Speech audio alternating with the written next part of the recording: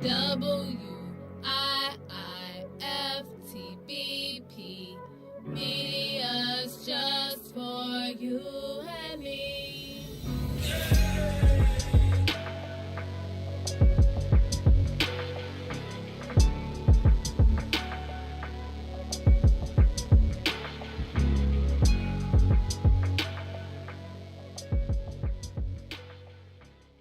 Introducing your trusted source for high-quality Black emojis, better known as Blackmoji. We believe Black is beautiful, and that beauty should be reflected in the digital market. Now there is an app that does just that, starting with Black Greek letter organizations. Blackmoji D9 offers more than an emoji app. It is a cultural experience of Black excellence. Download the app in the Apple or Google Play Store to access a specially curated catalog of emojis representing the Divine Nine. Use the emojis to celebrate Black Greek events, acknowledge current events, support social causes, and learn about esteemed Black Greek members who blaze the trail of Black history. A portion of every subscription goes toward a scholarship fund specifically for members of Black Greek letter organizations to help keep the legacy alive. Download the Blackmoji app today.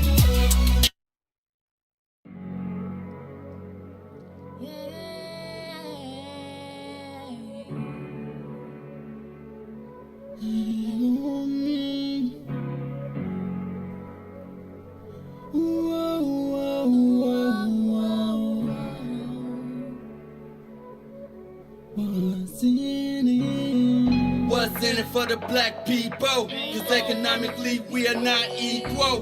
Waking up to lies, can't doze no more. I told y'all, yeah, this is a dangerous show. Don't go to church if you ain't trying to help us. Don't even try to be around and can't protect us.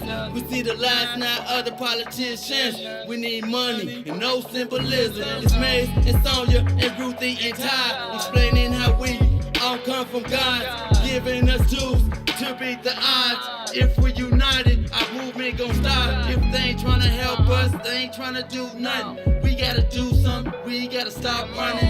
It's time to confront the problem. Really, you expect your oppressed to solve on. What's in it for the Black people? All the lies we heard before. Time to pay attention. You gotta do more to listen. Make some action with on the count of three. Let's Good afternoon, Chicago. Good afternoon, world. This is the collective. That's right. It's like, what is it, like X-Men? Is it like, what is it when you form like, what's that? Voltron. Avengers. Avengers. Oh, it's the Avengers. It's the best. We got Ruthie Moe in the building looking like ladies first. Ladies first. She got ready. She And I put my bears on just for the bigs. Hold on. Now check this out, Ruthie. I thought you didn't even get down with the. You be burning it down in the mornings. Talk about if we watching football, we against the people. What's up with you? But remember, because I said for Black men, I just be quiet about it because I'm with Cap. Look at finally we got a Black woman that know how to keep her mouth shut. Oh, here you go, man. This ain't the morning time. We ain't on air. We ain't on air. Look, y'all like don't. Yeah, it ain't. Look, so in the building, and I gotta be careful. I'm talking smack because sitting right next to me, is you know what? Right, man? you double teamed today. I am double teamed. I don't even know how to describe you anymore, Dawn. It's like we go way, way, way back, but Book of Dawn is now Dawn Millhouse is like the mother hen of With the Butt Media. She keep hatching plots and plans, and first thing she come up around here bringing all these newfangled celebrities and stuff, and now we sitting here this afternoon. You know what? So check this out, y'all. You may be asking what this is, the collective. I'm gonna come right back to you. What is this? The collective is, what? As we shift gears. You guys know that Herb and 2, I said what I said is moving to 3 to 6. And so with them moving from 3 to 6, until we fill the 1 to 3 spot, we're going to be doing this thing called the collective where we put a variety of combinations of people together that are on the network. We're going to be trying out some new people as well. We're going to be trying out some new things. And guess what? Alvin. We clapping back in the comments. So no, this is not the bootleg. I said what I said. Oh, who Did he said? say Oh, that? is this the? We clap back. We clap First of back all, in the comments too, look, Alvin. Look, everybody woke today. This ain't 3 o'clock. This ain't 6 o'clock in the morning. So y'all get yourself together. Yeah, because it's gonna yeah. think now. Oh, sitting right next to me in the building. We might have that. Might be the show right there. What? To get back at that. Clap back. We call it The clap back. Ooh, the clap back. For all the things that y'all done said in the comments that we've been holding back, the clap back is here. The clap back. Now, sitting next to me is from the Book of Dawn is the one and only Dawn. I'm going to do it this way. I'm going to do Dawn Hendricks. Yeah, that's a different person. Millhouse. Yeah. Now, That's the tell OG. us. That's the right. That's the OG, man. I'm telling y'all. Can I just tell y'all? I can't even tell y'all no names. Big shit happening at Wiftable Media. Just yesterday, we picked up Mark Aguirre. Yeah. Mark Aguirre. Play the air horn, Ron. Come on, Lil Ron. Get on top of your job. We picked up. That's not the air horn. The DJ All horn. right, we'll take that. We'll take applause. Enough applause. Okay, yeah. Hey, look, he hit me with the pump fake. All right, shout out to Don Millhouse for booking Don Hendricks Millhouse. Yes. Because Don Hendricks probably brought Mark Aguirre. Sure.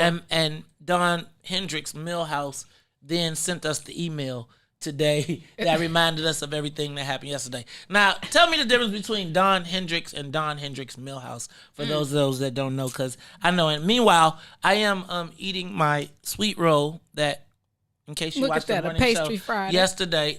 This is a blessed and highly favored treat. So I'll let you talk, Don. You go ahead and eat the bread, and I'll drink the wine. Okay, you drinking the wine? Communion. Communion we have at what time is it? 1:10 in the afternoon. Okay, Don, tell us, Don, for those of people who don't know, because maybe they haven't seen the Book of Dawn, who are you? Who is Don Hendricks Millhouse? Don Hendricks is a Gangster. facts. That's part of the book. I like, what did Marquel Jordan say earlier? The young bullshittery or something he termed the decisions you make when you're young. If it was out there to do, I did it. Okay. For no reason. I'm a private school, Christian school, baby, pre-K through 12. However, I decided when I was young, I was going to be that girl. And so the Cabrini in me came out. Why does everybody from Chicago always talking about they from Cabrini? From you to Alderman Burnett to Kim Fox to Jesus Now Christ. wait a minute. You know Alderman Burnett slipped on air with his stories. He legit. He probably know Lil Ron Daddy, because my Uncle Wayne he slipped and said, his business work at the DMV. Yeah, that's one of Jesse's kids. Man, Mr. White, you know what? Shout out to Jesse White. I know y'all give him a hard time, but Jesse White has fed and put a lot of kids through college, a lot of black kids through college. You know what though, low key though, Jesse White owe a lot of kids medical bills. You know how many of us messed ourselves up trying to flip? Watch it, Jesse White tumblers. Because she wanted to be a tumbler. He bogus for that. It wasn't no disclaimers or nothing. Like, I'm just telling you, Jesse, Mr. Jesse White, you bogus. For all the black kids, is he bogus? He bogus. Bogus. He bogus. Oh, see, He had everybody out here trying to flip. Okay. Knowing come on, Jesse, don't be. Y'all know. Nah, I just need to tell you, I almost choked on my roll when you said Jesse owe a lot of medical bills for some kids. Because I was a little nervous, like, She was about to start. What you know? Who you know? Right. What you know about what's going on? Okay, people do like. Never mind. let me Go stop. ahead. Fix the papers. Well, Mr. White loved it. Let me stop. So anyway, Don Hendricks. Dawn Hendricks is she's a rider. She is educated. She is gangster. She is a baby mama. She is she's an it girl. Something like a phenomenon in my LG boys. You dig? Dawn Hendricks Millhouse. Okay, hold on, Don. I got some follow-up questions. Okay, come on back. I'm so excited. I'm sitting in the studio with Rudy. I feel accomplished now. No offense. Wait, hold on. No offense. Oh, come on, don't. I had to. Okay, go ahead. Todd, you might be. We ain't gonna fire you. You just might put Y'all you got on. now. Look, y'all gonna stay off of Todd. Okay. We done had enough Todd problems. Y'all get up now. He gonna pop up in here because he like he gonna wake up from his nap and be like, "Hi guys, I'm here." Well, golly dang Worsker. So no, wait. I had a question for you. So, how did you acquire juice? ooh, That's a good. that's ooh. deep. Let Ooh, me that's say a good that. topic for the day. That is a good topic. Where did So, your juice come from? First of all, I earned it. You don't get juice without being, without your word being your bond. You don't get juice without making certain that you put people on. You don't get juice without having had some scrapes and bruises, and a couple expungements. I'm still working I'm on all that. clear. Shout out to Dorothy Brown though. I'm They gave her phone back. don't do Dorothy. You know I love Dorothy Brown. Me too. You have to be true to your word. I think you have to be a soldier, and you have to honor your word. I really believe Word that is bond. the heart. Word is bond. So, do you still believe in handshake deals? I do, but I vet differently because I've been burned too many times. They're not worth a nickel right now, but the stories are endless about people that you help put on, people that you crack cars for to get plane tickets so they can get on. Sean Combs. I'm sorry, I was clearing my throat. However, you have to be true to your word. I think your credibility comes from your loyalty. That's good, Dawn. That is good. Loyalty. Your credibility comes from your loyalty. You know, something that one of the first early things that Maze Jackson said to me before I even knew really who What's he in that was. cup? Water. Okay. It's some of Dawn juice. God's Banana juice. That's the nana nectar, juice. the nectar of the gods. All right, go ahead. You made me lose my train of thought, Maze. One of the things. Oh, yeah, it was loyalty pays. And I thought like, what does nigga think he? I don't know him. Who ain't talking to me like this? Right. Like, what do you mean? I don't even know you. Right. Right? Dang. I'm hurt. No, like why would you what do you mean? Like I didn't quite get it, right? But it stuck with me, and so that's why I wanted to just piggyback off what you said, is that it's really about loyalty. And I was kind of telling Todd and Maze that I think loyalty and trust are really, really important. And it's kind of like, do you have people around you that will look out for you when you're not there, or at least let you know that you need to watch your back in this situation? Well, you learn. It's a tough process. You learn it, and it's not always cute. I mean, we know that in real time. We're experiencing that as a media family right now. However, it will pay. It's not a cash exchange, but it is a black card. Loyalty is a black card. Let me tell you. I would say that I am 100% with you on the loyalty piece.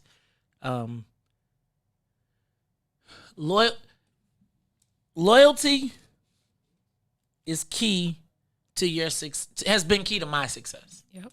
And I can tell my loyalty has not always paid, everybody that I've been loyal to has not reciprocated.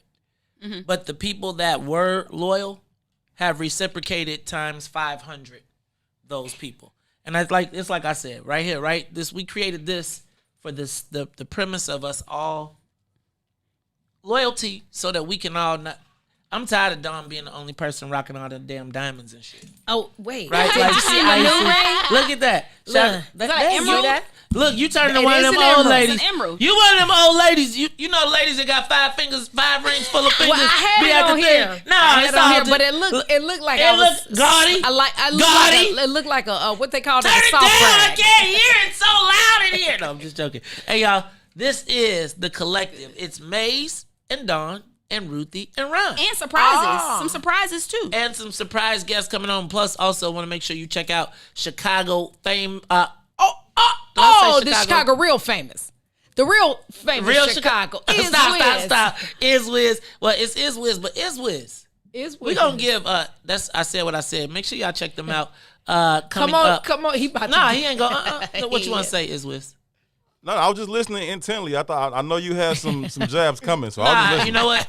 Shout out to Izwiz for stepping up. It's the Maze Jackson and the collective. It's all of us together. It's us. We'll be back. Hey, Esco. WIIFTBPM. The Chicago Legal Network is the collaboration of attorneys that concentrate in many areas of the law most needed in Chicago neighborhoods. The CLN lawyers focus on personal injury, criminal defense, and other issues. The CLN lawyers all average over 20 years of legal experience and are dedicated to helping the Chicago community. The Chicago Legal Network is committed to developing black lawyers through mentorship and co-representation. So if you were injured in a car accident, slip and fall, or injured on the job, or you need assistance with criminal defense, including driving violations and DUI, check out ChicagoLegalNetwork.com for more information or call 773-912-3545. 773-912-3545. Tune in every Sunday. Don't miss it. Live from the West End for the Black People Media Studios. It is the Kickoff Kickback. Join the conversation with the brothers, Eugene McIntosh, Herb Howard, and myself, Terrence Tomlin. We got analysis live from the stadium. The brother Joe Lewis will be following through. We got great guests coming in, players, personnel, people. Say what? We do our thing every Sunday from 10 a.m. to 12 noon, taking you right up to kickoff. We picking the full slate of NFL games. We talking fantasy football. Gino got you covered on all the bets. It's a kickback. Make sure y'all join the conversation. Smash that like button. Smash that share button. And continue to help us push the culture forward. Don't miss it every Sunday from 10 a.m. to 12 noon, live here from the West End for the Black People Media Studios. Shop at Black-owned and operated Solo Beauty, where you are appreciated and respected. Located at 8158 South Cottage Grove, Solo Beauty can supply all of your black hair care needs. Solo Beauty is open from 11 a.m. to 8 p.m., Tuesday through Saturday.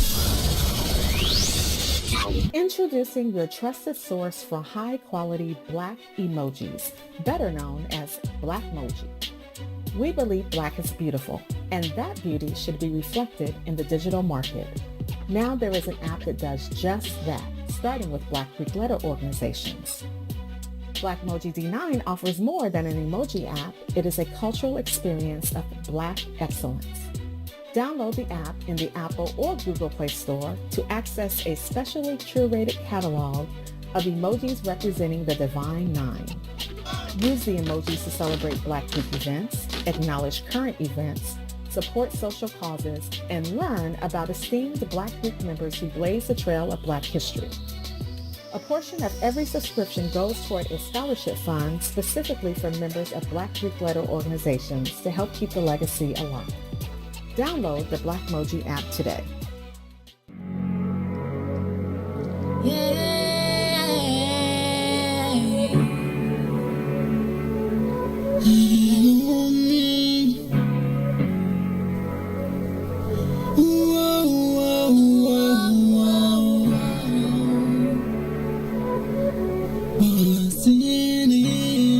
What's in it for the black people? Cause economically we are not equal. Waking up to lies, can't doze no more. I told y'all, yeah, this a dangerous show. Don't go to church if you ain't trying to help us. Don't even try to be around it, can't protect us. We see the lies, not other politicians. We need money and no symbolism. It's Maze, it's Sonya, and Ruthie and Ty, explaining how we all come from God, giving us tools to beat the odds. If we're united, our movement gon' stop. If they ain't tryna help us, they ain't tryna do nothing. We gotta do something, we gotta stop running. It's time to confront the problem. Really, you expect your oppressed to solve on. What's in it for the black people? All the lies we heard before. Time to pay attention. You gotta do more than listen. Make some action with on the count of three. Let's roll. What's up, world? This is The Collective. I'm your host, Maze Jackson. Got my girl, Dawn Millhouse, in the building, as well as Ruthie Mo. You know, Ruthie Mo taking care of some business. But in the meantime, speaking of taking care of business, shout out to my girl, Robin Patrice. Yeah. I'm all excited. You know I love getting gifts and boxes. And when we offered up our first advertising package for small businesses, Robin Patrice came on. Now you got to go to Robin Patrice. Yeah, commercials right here. .com, right? Go to Robin Patrice. That's ROBBIN Patrice.com. It smell all good in here. I'm putting all my. You know what I love when you go in the box. This is the soap. Okay. This is the natural soap. Okay. And then she has this. Look, she got the colored soap too with the Wickless candles, and the names are like Love Jones and Mr. Hall. I wonder if she mean Aaron Hall. Do they have a LBNAF candle? I mean, soap. What that? LGBAF. You don't remember that? No. Ice Cube. We should have a Wiftaba candle. Oh, we do need a Wiftaba candle. We need but you don't remember that? Candle. Girls, let's get Oh, Friday. It's freestyle. Yeah. Let's get butt naked and touch. Shout out to Robin Patrice. Now, you know what? Let me read it. Yep. Robin Patrice is the home of the flyest handmade gifts. They smell good, too. From natural soap. Look, I got some right here. And lotion that speak to you, from jewelry, wickless candles. I didn't know what a wickless candle is. This is what the wickless candle looks like. So, Don, how does a wickless candle, how do you set it on fire? You light a match to it. And what does it do? It melts and gives you the aroma. But it don't catch on fire. Does it just keep melting? It melts until it's gone. The difference in the wick, like when we went to college, you couldn't have a candle in your dorm room because you'll burn the building down. This doesn't have that catchability. Oh, they need to figure out how they do that with joints and blunts. Someone said, my cousin. Wickless joints and blunts. So that I'm dead.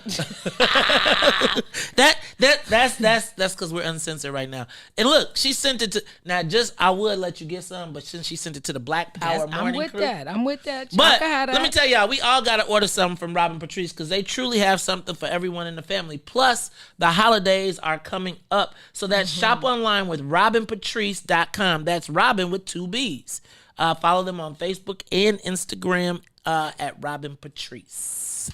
Which happens to be, we found out this morning, her mom and auntie's name. Her mama and her aunt. It smells so good, though. It smells really good. It does smell good. Like, I feel like you need to. And if you're my age, they got some over there for menopause, for people with insomnia. Menopause? What's that? Okay, hold it. I don't like to talk about female stuff. Like, you don't talk about female stuff. Well, you're good. You don't want no more babies. No, I don't want no more babies. So you'll no female stuff, though. Okay. Well, men have pause. It's called menopause. Y'all have periods. No, we don't. Stop it. No, we do not have periods. We do not have. No, men do not. Y'all do. No, what? And you don't bleed, but you have periods. It's periods of being tired of dealing with women's insanity. Are you crazy? Come again. Say what? I say come again. So what? Y'all have periods. No, that's the problem. That's what y'all have periods. Men, come on. Do we want to go here today? Go where you want to go. Because you got me thing. confused. Here's the thing. Y'all be tripping every month, just like a broad. You might not bleed, but y'all be tripping. Y'all talk more than broads. Like, it's a whole thing. Speak. So my wife used to describe it as this. She said that right after her period, then I would be on my period. And it makes sense because for tired of dealing with that bull. For 7 days, y'all just moody as hell for no reason. You coming home, you giving me attitude. Now I'm being as patient as I can because I understand what you're going through, and I'm empathetic to the natural process that y'all go through, and I appreciate it. Okay. But I'm a person too. So at the end of 7 days of this, you big my mad. attitude a little off too. Now I'm not doing it on purpose, but maybe the whole next week I'm a little impatient. Well, here's the thing: when you do that, you only give yourself 7 more days, maybe, because on the 21st day, the period process begins again. Oh, but for them 2 weeks, it's popping though. Wait. For them 2 weeks, okay, we're getting it. Just can I just say this? I just need to end this conversation now. Like, we need to stop this conversation now. I'm going to let you listen to Herb a little bit later. Because he is much more man.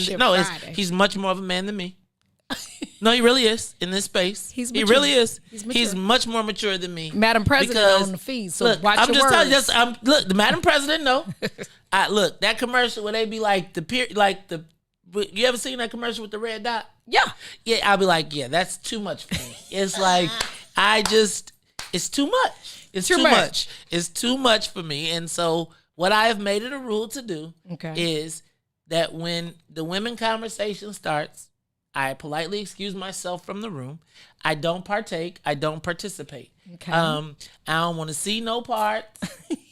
Right? Wait a minute. No. So wait. Okay, I'm gonna try to keep the words out. So you do know that you're married to a woman. Okay. You do know that you have a beautiful grandchild because your daughter has a period or didn't for 9 months, but that's where your grandbaby came from. We don't have to talk about it, though. It's like we don't have to talk about it. It's And like you had a granddaughter, so imagine we that. don't have to, and guess what? She will never, ever have to worry about granddaddy talking to her about. Any parts of that. I mean, no, I want to tell about these little Negroes out here. But as it relates to that, like I let the female stuff, there are things that women need to do that men really don't have a place in. And in that conversation, I do not feel like I have a place, nor do I want a place. I want you to feel free to talk to me. You want to come talk to me about drugs? You want to come talk to me about business, politics, sports, entertainment? You want to talk to Just don't ask you to go get the tampons from the store. Lord have mercy, Jesus, no. I'm not going to the store. Look, now I would for them, I would do it, but I better not have to ask nobody nothing. I need to be able to just walk in, grab it, and go to the automatic go checkout. to the joint and be like, swipe, beep, and they better have bags, right? It's like, so there's nothing I won't do for my family. I know. But there are priorities. And so, prioritize. That's like you really had to go through all your options before you asked me to do something like that. Right? That's all I'm saying. All right, Don, I don't know how we got on. Let's talk about your grandbaby. You know what? Let's talk about the baby. Well, the 8-pounder. The 8-pound, 12-ounce. You know what? Jersey J just got her shots today. I be wanting to post her pictures, but her mom says that I am not. She says I have to approve all pictures though. That makes sense. She like, I don't want no ugly pictures of my baby. I was like, first of all, the baby looked just like me, so there are no ugly pictures. What are you talking about? Well, you know what? Carrie's my sister, so I'm gonna rock with that. Thank you. Man, you're a handsome guy, though. I was about to say. You weren't handsome in those pictures that me and HH found when we were cleaning up over there with y'all didn't your like when pressing curl. Y'all ain't like when I and had my then when you pressing had curl. your dreads looking like Ruthie's real brother. Now check this out. All I was looking for was a Jerry curl picture, and that was going on my Facebook page. I had a Jerry. Well, I didn't have a Jerry curl. I had an S curl, and I had a red S curl that was my hair was a little bit longer than this on the top, and it was a red S curl. I'm paying for that picture. Red S curl? It's Red probably S-curl. in the cabinet. I'm gonna clean up again. So that goes way back to high school. There's not a lot of high school over there. Wait a minute. Bolingbrook High School had red hair and S curls. Man, and I had a big old part, and I made it myself, and I had a lightning bolt in the back. Look, Ryan is giving us the sign, which means we got to go to break. So he damn like a pitching coach. We're gonna respect the time because we honoring that. It's the Mays Jackson collective thing going on. We got the Book of Dawn in the building. We got Ruthie Moe. She done snuck out. She doing her thing, but I tell y'all what, we'll be back. WIFTVPM. Mays Jackson. If you could make up a social media holiday, what would it be? Randy said National Don't Let No One Put You Down Day. No one. What you gonna do? So when they say something crazy, you slap them? Be like May said. Remy said a Jukathon Day. Man, we're about 60 years old. I be done had a heart attack. You gotta get your heart rate up. Okay, not that far. All right, Mario said my favorite one. My friends and I do what we call National Call Off from Work Day. As a business owner, I don't. You don't like that, yeah. I don't like that. Because I'm the boss of this family. We got Marcus Garvey Day from Remy too. Marcus Garvey Day. All right, what will we do on Marcus Garvey Day? Call off from work. I'm going to need you to go ahead and come in tomorrow. That would be great. Okay? Yeah, right. Every black holiday has something to do with calling off from work. You're cool. I'm out. About National Join a Positive Black Organization Day, because I don't want to be recruited. I don't want to be recruited and the brothers be like, thank you. Thank you. How about National Tell White People the Truth Day? Tell them how you really feel. You can't handle the truth. Why don't we call that National Black People Get Locked Up Day? I'm going to tell them there's an African-American man threatening my life. Hello. The most dangerous show in the morning. Shop at Black-owned and operated Solo Beauty, where you are appreciated and respected. Located at 8158 South Cottage Grove, Solo Beauty can supply all of your black hair care needs. Solo Beauty is open from 11 a.m. to 8 p.m., Tuesday through Saturday.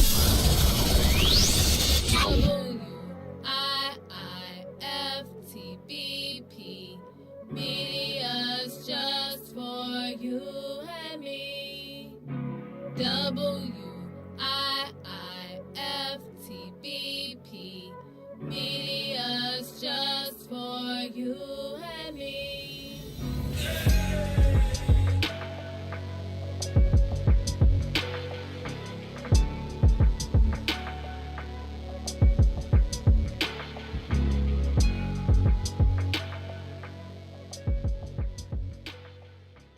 Introducing your trusted source for high-quality Black emojis, better known as Blackmoji.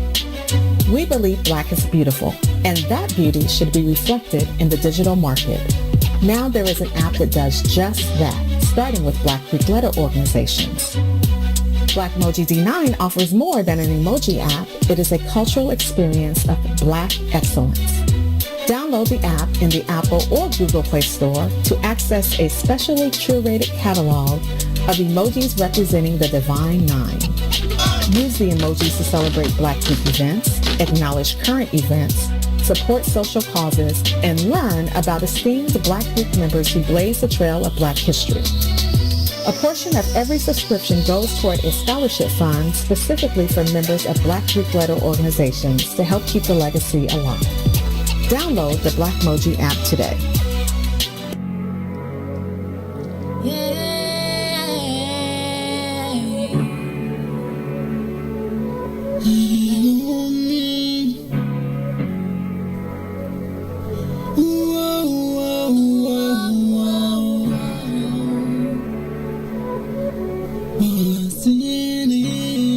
What's in it for the Black people? Cause economically we are not equal. Waking up to lies, can't doze no more. I told y'all, yeah, this a dangerous show. Don't go to church if you ain't trying to help us. Don't even try to be around and can't protect us. We see the lies, not other politicians. You are listening to the collective. It's Maze and Ruthie and Dawn. And Ron. And Ron. Oh, and Ron too, Lil Ron.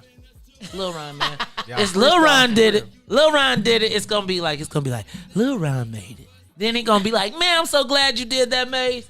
He gonna be like, Lil Ron made it. Cause it's gonna be like you know how people be like, check how it go. All right, y'all, this is the collective. Dawn. No, I'm sorry, I'm over here getting high off the smell. Robin good Patrice, she done got these soaps smelling good. Yeah. Like this the kind of stuff. You ever go to people's house and their house smell good in the mug?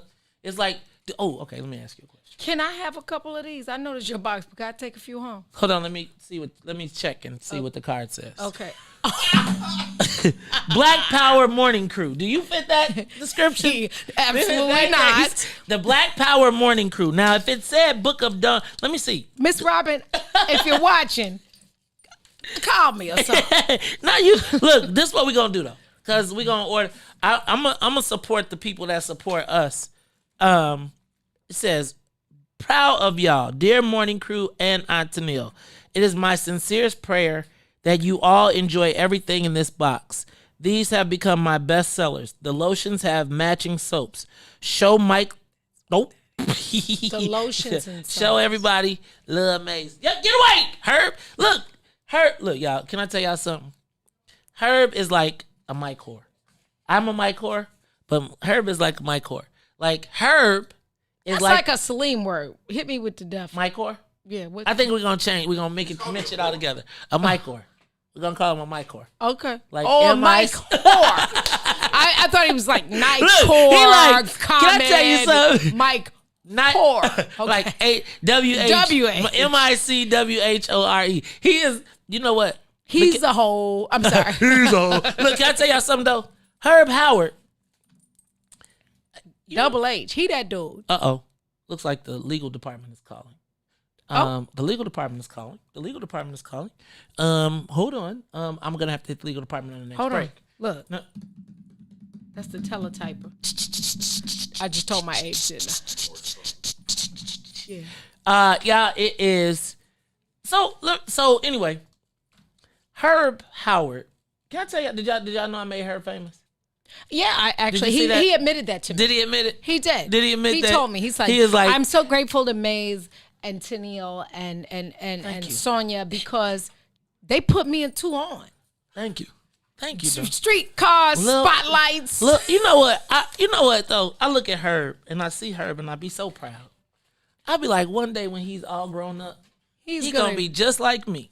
I would like to thank the Academy. And I'll be like, I look at when I see Herb come in. When I see Herb come in, I smile like a and proud I say pop. like a proud big brother who says that one day I'm gonna be so excited. Look, you know what I think? I always think to them, one day they will get numbers like me. Right? You like Nino Brown in this mug right now. You Nino Brown. Who made you? Can I tell y'all something though? They dope though. No, check this out. I am fired up about all the shows that we got on the network. I think, Dawn, between your relationships, this is what I want to understand. How the hell do you got everybody in your damn Rolodex? This is what I'm trying to understand. Like, how do I have a whole network and you got more guests than me on the show for everybody on all of this? Because, like, Dawn, you know everybody. And the thing I always think about, let's do this. Can we have a real conversation? Let's do it. Okay. So, Dawn, typically, I came from a hip-hop world. And typically in the hip-hop world, there was like the black dress girls.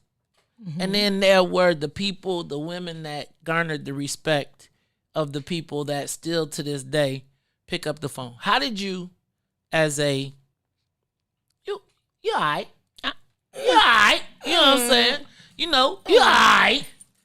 But how did you establish these relationships with, because you have like respect relationships with NBA players, celebrities. Like, if she be like, I'm gonna call up such and such, we be like, get your ass. Well, I don't say that. But the kids be like, Dad. Dawn, how did you build these relationships without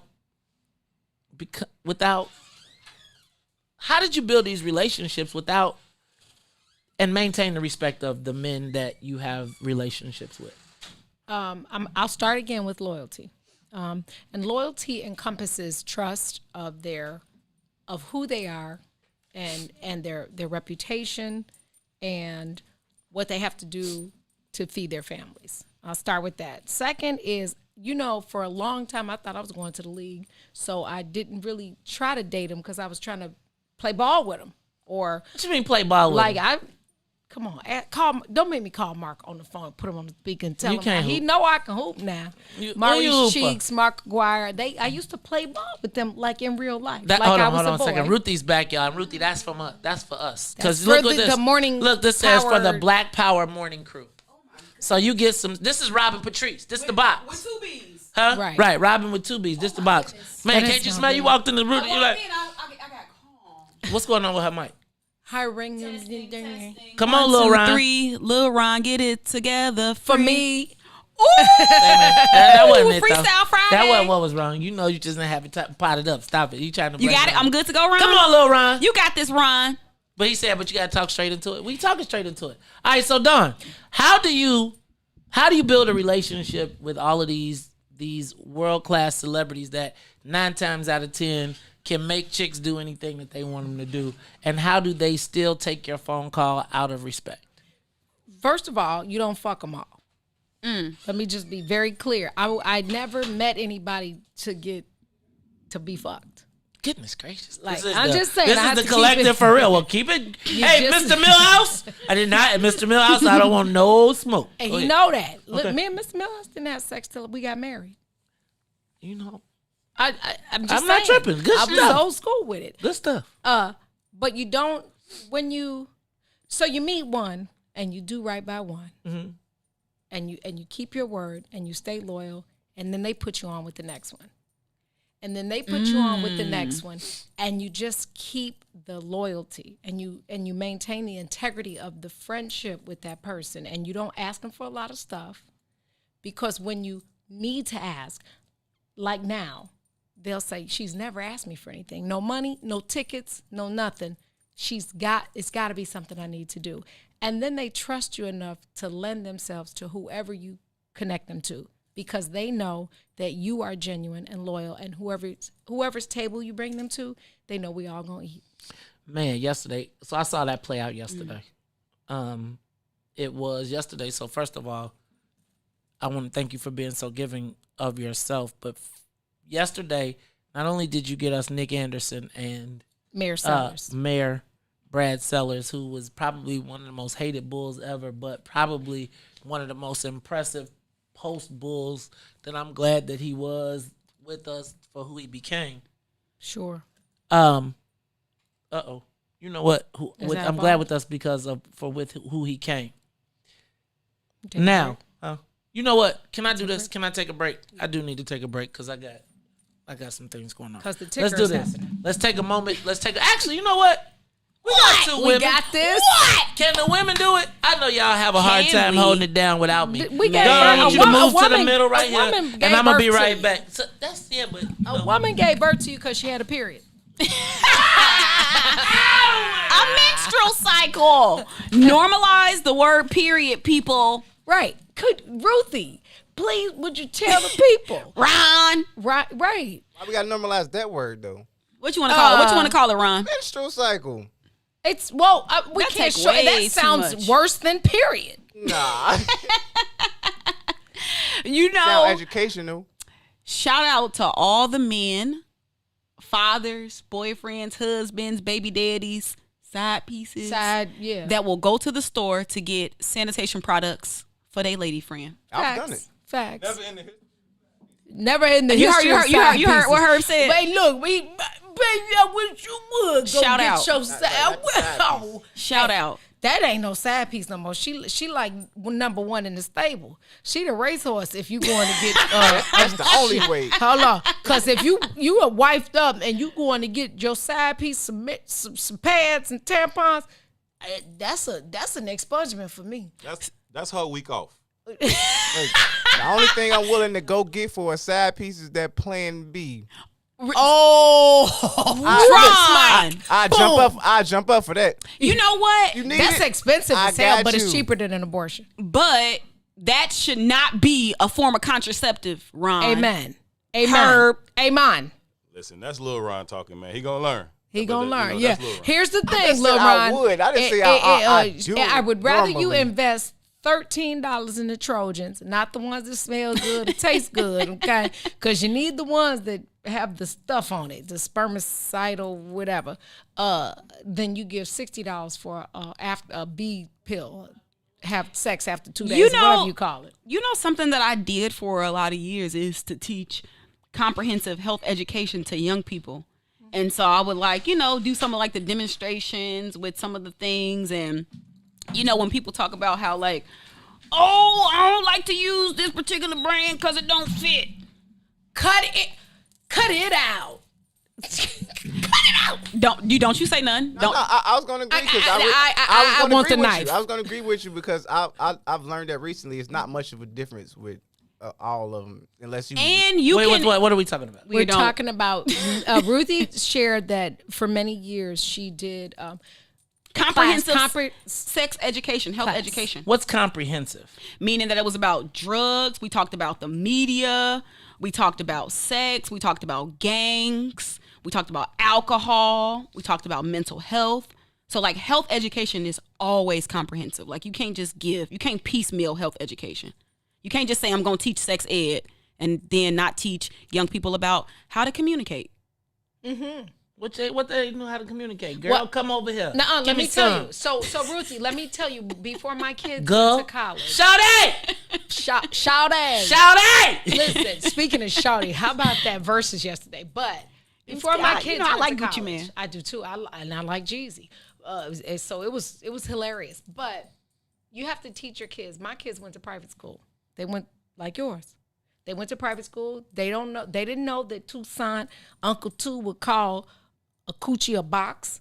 They didn't know. You have to, before you send them off to college, and maybe if they're in public school or sometime before, you got to teach them all the names of what you call it and all the ways that people will get at it because that's different when you go away to college.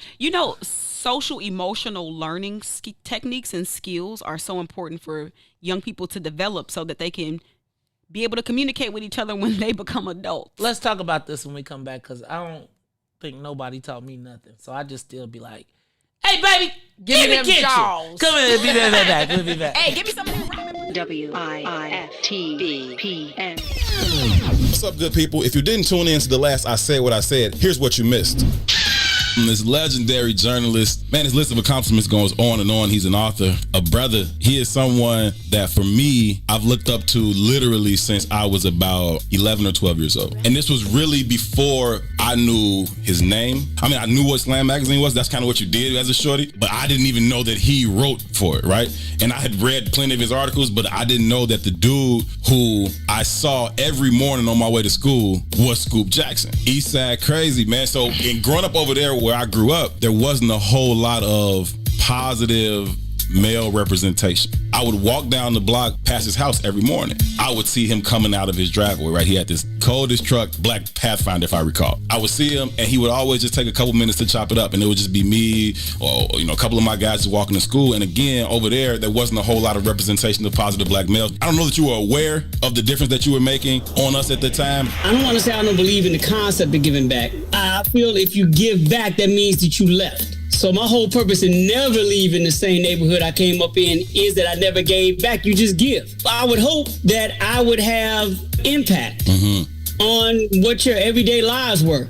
I could be the one dude in the neighborhood that stopped and spoke to you, which I think is really important. Yeah. Because young individuals in black neighborhoods, especially young men, get ignored very quickly. All the time. They get dismissed. Right. They get minimized. And the one thing, I still do it to this day. Say what's up to everybody, especially young brothers, because we have a tendency not to acknowledge one another. And I've never lived that life. My hope was that, us having the small time and me just being there and you all, just developing a relationship with me and me developing a relationship with you would have at least a small impact on you. It would give you like, all right, there's some decent people around me. There's something I can look forward to maybe. If I don't have anybody else in this neighborhood that I can talk to that can identify with me, right, I can ring Scoop's doorbell. You got a good memory. It was a black Pathfinder too. You good. Coldest truck I had seen. I was like, yo, that's raw. Cuz balling. I said what I said. Urban 2, every Monday, Wednesday, and Friday, right here on What's in It for the Black People Media.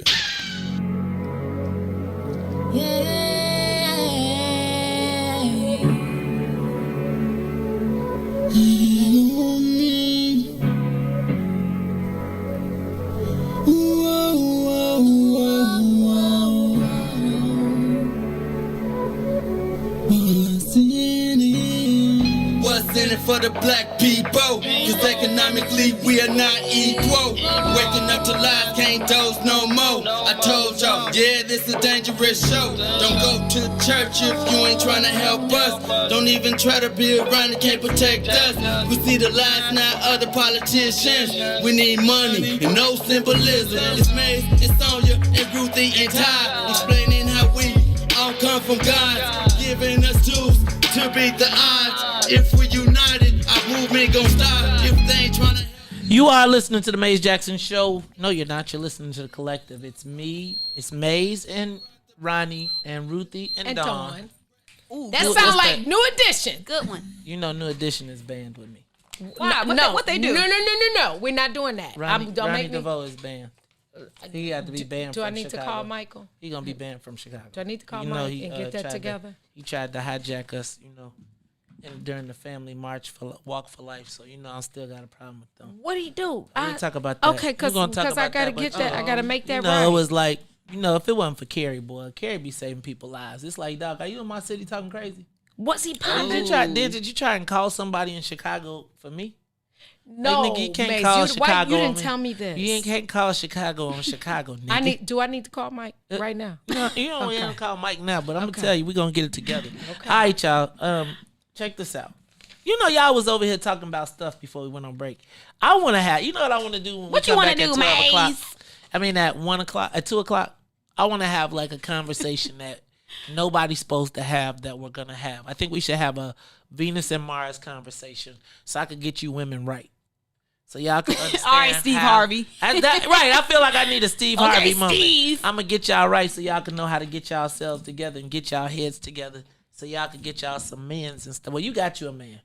Shit. But I can show tell you How to get him? Look, I can tell you how to get him. He ain't listening. He don't even know I'm here right now. So I'm good. Somebody text him right now. Did you know Dawn? Oh Lord. All right. What was y'all talking about before we went on break though? We were Ruthie was sharing with us that for many Oh, years the she worked nasty in stuff. comprehensive. Comprehensive sex education. Yes. So, can I be honest? Please. I don't ever recall. I do remember health class. Mm-hmm. And I do remember going to the Robert Crown Center.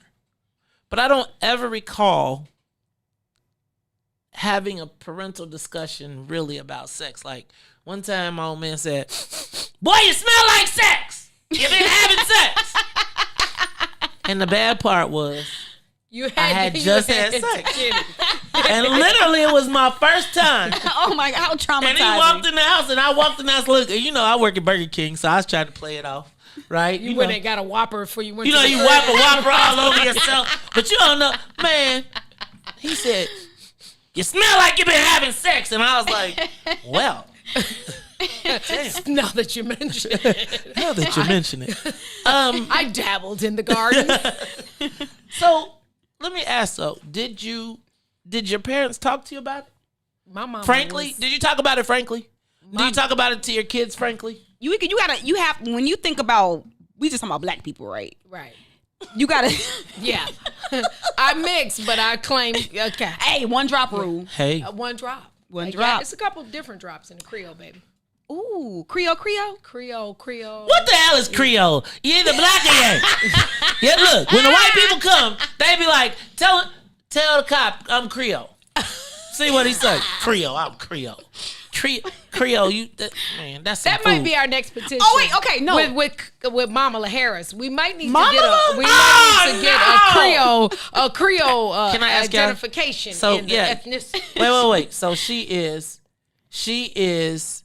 Let me ask y'all a question. Is she? Are y'all happy about Kamala? And are you excited as black women about the achievement of Kamala? And are you concerned at all that she will lead us over make black people and make the immigration story more plausible for black people? You know how they try to call You're going to us. go deeper than me. Let me say. I know my space. I'm not for that morning show stuff. I'm going to say this, though. For the big, huge picture of what my 21-year-old sees, I am. Because it's something they've never seen. On the deeper level of politics, you and Ruthie can talk about that. I'm going to plug my computer up. Look,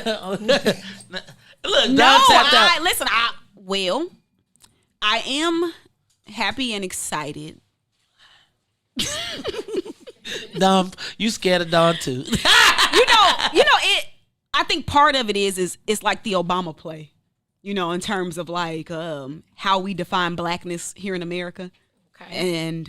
And I think that there is something to the certain type of blackness that is more acceptable within politics. But I ain't gonna even lie, Maze. I used to tell like this joke, or I used to just say this. It was true, you know, but it was, you know, I make you laugh with it.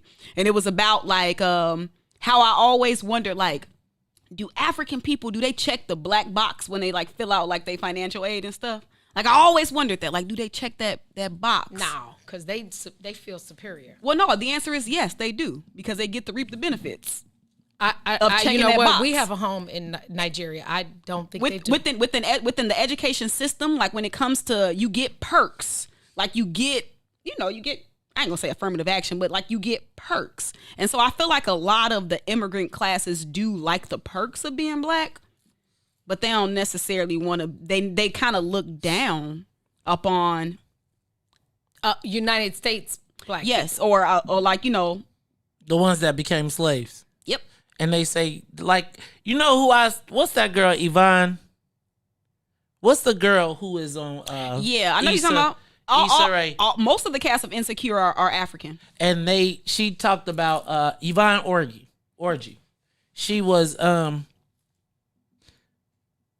Yvonne was she talked about being Nigerian, and like it was like we all love them from Insecure or whatever. I watch it with Carrie. I ain't going in front. I do watch Insecure. I like Insecure. But it was like they had a whole separate. They have a duality. Yep. Right. They practice duality in that they do claim black. It's a beneficial duality, though. Right. They claim black, but then they also they claim look back, down but they look down on the katas. On the who? Exactly. They got a word for us. You know, I guess I'm naive, but because I've only experienced them to perceive us as second-class citizens. I don't feel like, having been to Nigeria, I don't feel like we're their equals. In no shape, form, or fashion. That's Nigerians anyway, though. Okay. Nigerians think everybody is beneath them. Like, Okay. Nigerians and Ghanaians be like, I am from Nigeria. I am from Ghanania. But I do think that everybody thinks that. I think every group separate from, even though most people want to get to America, I do think that they all think that they're better than us when they get here. Absolutely. I think that is that's their measurement. As long as I'm better than the N words, I'm good. So here's the thing. Do they know the history of how some of the slaves got to the Yeah, blacks? they know. Oh, yeah, I think they they sold do. us. Yeah, facts. It was like, shoot, but they sold who they thought was the inferior people. Just tell me. So let me ask y'all a question. Let me flip this script. Go ahead. I'm a mixed kid. I always wondered about that. Pretend that I was the vice president-elect. Would I be black? Yes, but you've lived the black experience. Or you know what? This might be like petty, but I would say like what you mix with. Like I would. I'm Irish and Creole. Then I would ask you more about like your family lineage and how you identify yourself. Kamala said she was Indian. Right. Like, so you don't get to take it back now. Yeah, Right. True. So, you know. I think I've always said black because I was raised in private school. My mother, we left Cabrini and went to an all-white town, a Ku Klux Klan headquarters, and we were the only black people there. And even though my mother was as brown as maize, I wasn't. But they didn't see me like that. They saw me dark as that shirt. And so I grew up with that. The duality. Yeah. You know what? We're going to talk about it all when we come back because it is 2:00. We're going to continue the collective. It's Maze and Ronnie and Ruthie and Dawn. We'll be back. Good one. WIFTVPN. Introducing your trusted source for high-quality black emojis, better known as Blackmoji. We believe black is beautiful, and that beauty should be reflected in the digital market. Now there is an app that does just that, starting with Black Greek letter organizations. Blackmoji D9 offers more than an emoji app. It is a cultural experience of black excellence. Download the app in the Apple or Google Play Store to access a specially curated catalog of emojis representing the Divine Nine. Use the emojis to celebrate Black Greek events, acknowledge current events, support social causes, and learn about esteemed Black Greek members who blaze the trail of Black history. A portion of every subscription goes toward a scholarship fund specifically for members of Black Greek letter organizations to help keep the legacy alive. Download the Blackmoji app today. Maze Jackson.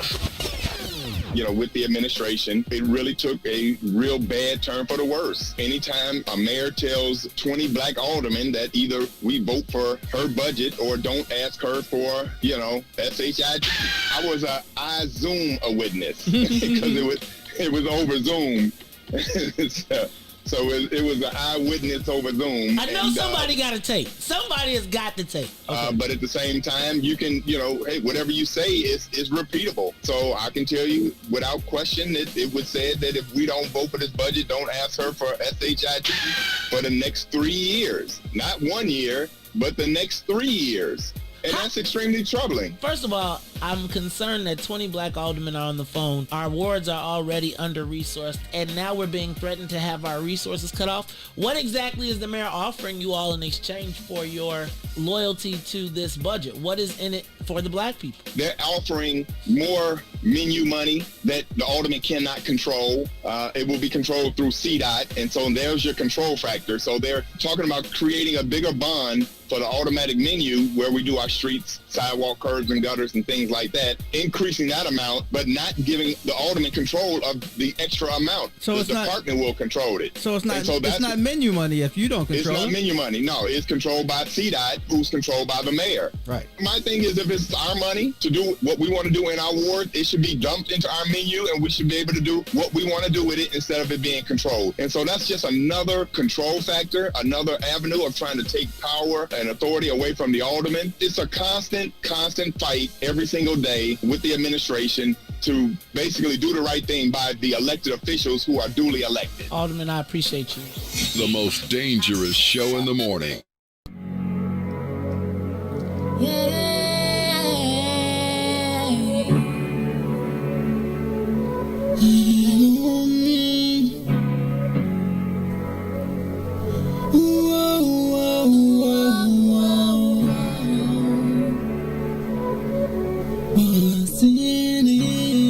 What's in it for the black people? Cause economically we are not equal. Waking up to lies, can't doze no more. I told y'all, yeah, this a dangerous show. Don't go to church if you ain't trying to help us. Don't even try to be around that can't protect us.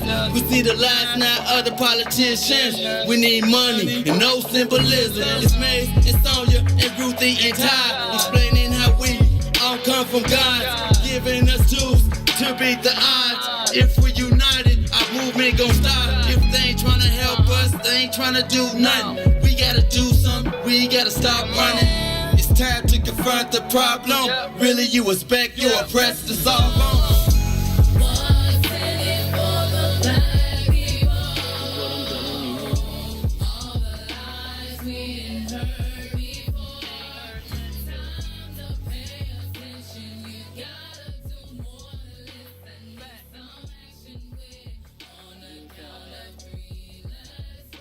You are listening to The Collective. It's Maze Jackson, Ruthie Morris, no Sonya Escobar. It's, what is it? Maze she and in the Ron comments. and Ruthie and Dawn. What up, Sonya? We see Sonya Escobar in the comments. Shout out to Robin Patrice. Also, y'all, so check this out. Thanksgiving. Ruthie, did you decide you want Cornish turkey? Yes, jerk, I Cornish asked my sister. We would like the jerk Cornish hens from Rome's. Okay, so let's face it. Right about now, you all are gonna deserve a break and one less trip to the grocery store. So let Rome's Joy Catering cater Thanksgiving dinner for you. Now, Dawn, you used to have a big shindig for a holiday. I was a little upset. As you talk about it, I'm just gonna say, That was Friendsgiving. That was Friendsgiving. That was all girls. Hold on. That was all girls. I'm just gonna check because Dawn. Look, Dawn will be like, yeah, you listen to Dawn and she get to talking. She be like, yeah, and then we had this party and then we was all over. I'll be like, straight up, I missed. No, here's the missed thing. it. Here's the thing. I do a Friendsgiving. We won't be able to. Cousin Juan is there. What's up, Cousin Juan? Did y'all invite Carrie? Because if I see Carrie, I'm gonna be like, no. Let me tell you what I've learned the art of. What? Knowing who to invite to what. Right. Everybody, you don't put people that prefer this scenario with these people. And let me be very, may I? Sure you may. Maze, may I? That's not Mother, may I? Maze, may I? Yes, my office hours though are from 9 to 5. I have a different ability, given my experience as a youngin' in the streets, in a restaurant, as a server and an owner. I have a different ability to know that people can't stand me and still smile at them. I can't. I know. I'd be like your mama. And sometimes I feel like certain people's spirit I'd rather protect because I can fight that fight, but they don't need to be in that space. What's your sign? I'm a Taurus. And so if it was... you be on that bull! Baby, listen, and I keep dates. So if it was me, you, Wilbur, and Carrie, it would be one thing. I got you. But if it's Carrie with people that I know don't even really fuck with me, then I'm not going to bring her in that space because I don't need her to be a recipient of any negative energy that's directed to me. I heard that. That's real. Energy is real. Energy is real. Thank God. You feel that better energy? I feel so much lighter. I felt lighter day before yesterday, but go ahead. I felt lighter. Just stop it. Okay. Apparently, there were some things that had to move pretty quickly. Won't he do it? Okay. Look at Ruthie's face. That would be the missiles have been launched. The key has been turned. We need the ghetto air horn, Ron. We gonna find it. I'm gonna find it. We gonna have Just it. type in ghetto air horn. Type in. I don't think you gotta type in the ghetto part. Listen, Sound fake. Hold on. Ron. Lil Ron. Don't be tripping on the. You know she got you here. You got to remember how you got in the building, right? You know what I'm saying, Lil Ron? You know they be forgetting. We were just talking about loyalty just a few minutes ago. You know they be forgetting Maze. We look like I be forgetting I love people. Ruthie. You got the you remember that? I got you. Okay, all right, y'all. What are we doing? I really like those things right there. Yes. Now she can do that, and you can't.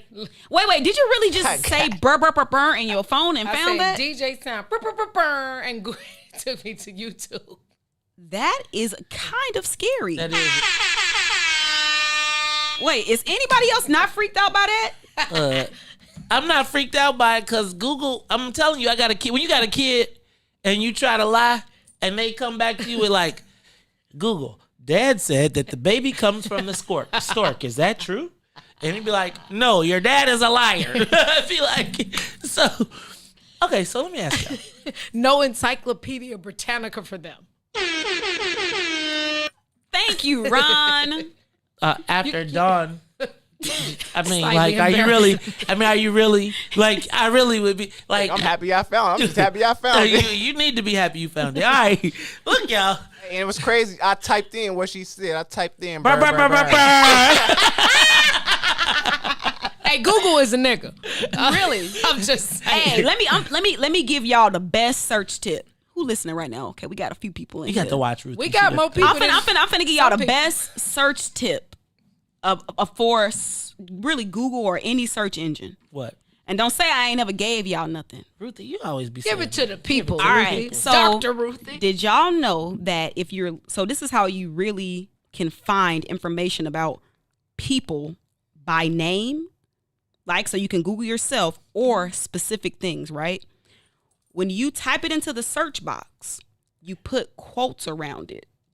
And what that does is it tells the algorithms to only and specifically look for what you typed into that search box. So if you don't put the quotes, it will search everything that might look like what you put in that box, everything around it, who paid to put this at the top.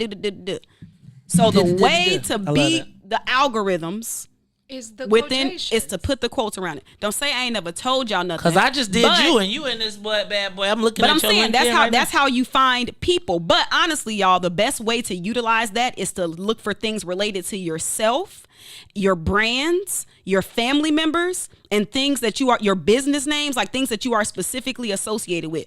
Put the quotes around it. Don't say I ain't never gave How y'all did nothing. you even this learn is that? a collective. Because Ruthie is, You I'm know? telling you, you got to understand. After 6, Ruthie is like a guerrilla warrior. She had like when we dressed up like the Black Panthers. Y'all killed that. I ain't gonna lie. I'm telling you, when we dressed up like the Black Panthers, she had all that in her closet for real. Ruthie got combat boots. No, let me tell you why I knew that. Because you right here when I did it. But if y'all notice, I ain't really on social media like that. You're not. And it's because Do you have any social media? I got Facebook. I got them, but I don't use them. And it's because back in college, right, I was chatting, like internet instant message chatting, one of my friends, and we was talking about being sick. And I saw an ad for Kleenex. Oh yeah, because they get out like that. But I was like, what? I didn't know what targeted advertising was. So I ended up going down the wormhole. I went down a cybersecurity wormhole, and I was just like, I'm finna get off social media. They have enough of my digital footprint. And if they want some more, they're gonna have to do some work. I ain't just about to give it to them. Yeah. And honestly, I don't like how everybody have a microphone on social media. I ain't trying to scroll through no feed and see what people say. Yeah. That's wild to me. What you mean? That gives me no type of pleasure. seeing what people social gotta say. media. Everybody's 15 minutes of fame. Yeah, it doesn't fire the synapses in my brain. What fires the synapses? Dear Mark Aguirre and Ruthie and all you fucking DePaul graduates. Right, like fire synapses. Like, is that like a 45? What is I know a synapse is the space between nerves, I believe, but that's DePaul. That's that DePaul. That's Bolingbrook High School. Actually, we learned about the synapses, the space between your. Y'all funny. But you didn't even know what she was talking about. Though. I did. No, I know what synapse is. I just was. He was playing just the being game. funny. No, he ain't know. Why not Google it? Google what's a synapse. He keeps talking y'all about just Google, the brook. Look yourselves up. Oh, and by put the quotes way, around it. the grand opening is postponed for Uncle Remus Bolingbrook. Man, check She's this out. gonna update us. Can I just tell y'all though that Bolingbrook, the fact that there was this is a stream of consciousness conversation. In Bolingbrook, I remember growing up, we used to pray for it to be just a barbershop, like because it was like 30 black people out there.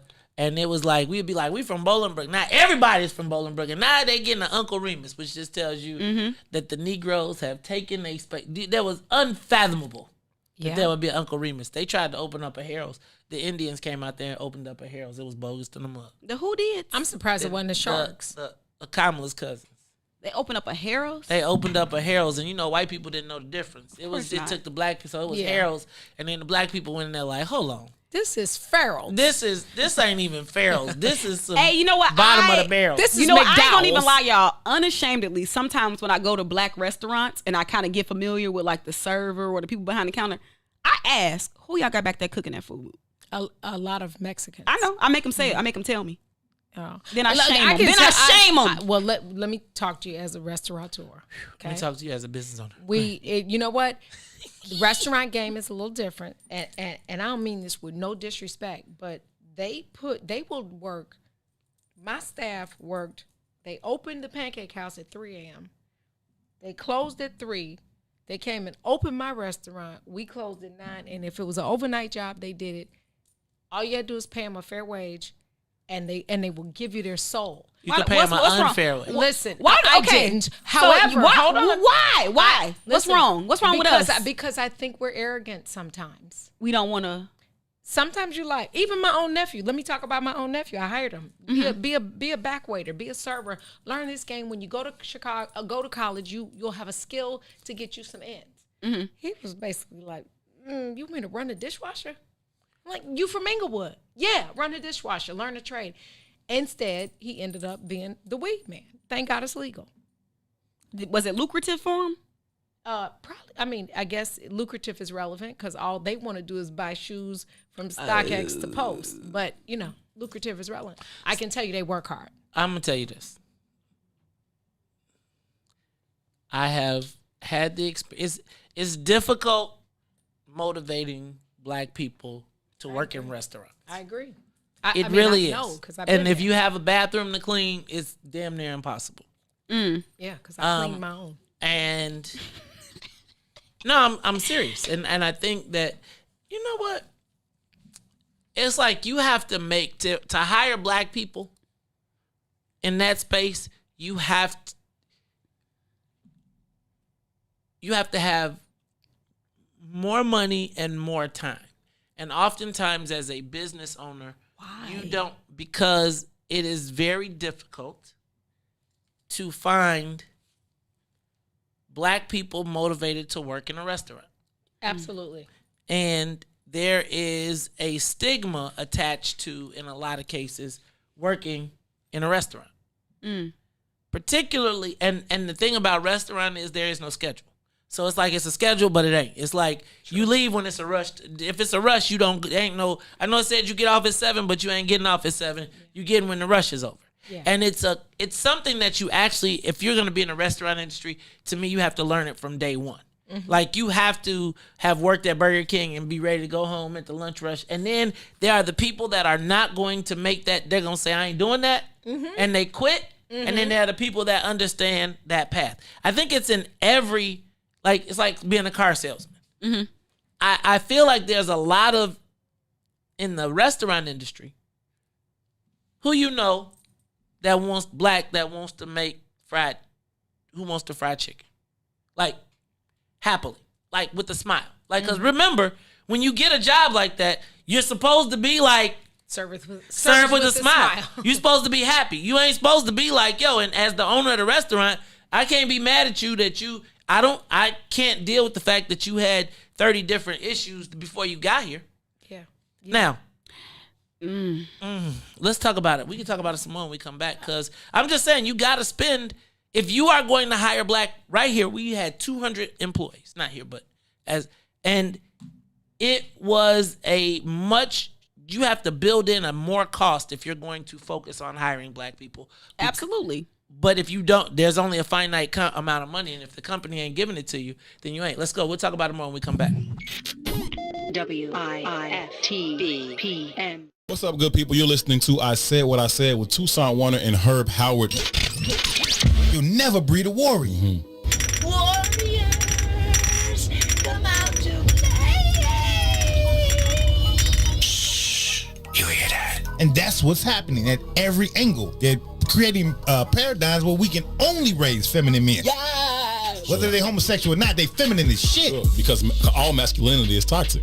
All masculinity is toxic in a war-torn society where the dominant society is saying to your ass, we don't never want no warriors. Right. You bastards. Any book you've ever read, you can read the Bible, goddammit. When they go and they destroy some shit, they kill all the boy babies. Yeah, for sure. I don't even want you growing up to think you're going to do some shit to me. Animals do the same thing. If I come over here and I take over this village now or whatever, like this gonna be my pride. First thing I'm doing, killing the male boys, like killing the male babies. Don't you even grow up with that attitude, Don't you little even nigga. think about it. Ever. Okay? Bitch. Right. You ain't my daddy, you damn right I ain't your daddy. Fuck your fort, little nigga. Fuck your fort. You're not my dad. That's fucked up. Oh man, I hate that I laugh at this shit in public. That's real. I hate that I laugh at this stuff in public. That's real though, right? Toussaint Warner and Herb Howard live on What's in It for the Black People Media, Monday, Wednesday, Friday, 1 p.m. to 3 p.m. Shop at Black-owned and operated Solo Beauty, where you are appreciated and respected. Located at 8158 South Cottage Grove, Solo Beauty can supply all of your black hair care needs. Solo Beauty is open from 11 a.m. to 8 p.m., Tuesday through Saturday. The Chicago Legal Network is the collaboration of attorneys that concentrate in many areas of the law most needed in Chicago neighborhoods. The CLN lawyers focus on personal injury, criminal defense, and other issues. The CLN lawyers all average over 20 years of legal experience and are dedicated to helping the Chicago community. The Chicago Legal Network is committed to developing black lawyers through mentorship and co-representation. So if you were injured in a car accident, slip and fall, or injured on the job, or you need assistance with criminal defense, including driving violations and DUI, check out ChicagoLegalNetwork.com for more information or call 773-912-3545. 773-912-3545.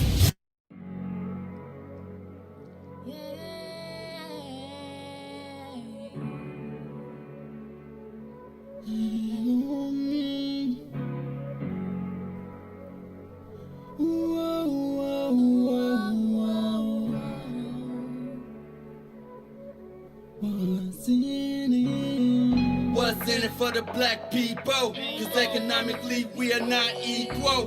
Waking up to lies, can't doze no more. I told y'all, yeah, this a dangerous show. Don't go to church if you ain't trying to help us. Don't even try to be around and can't protect us.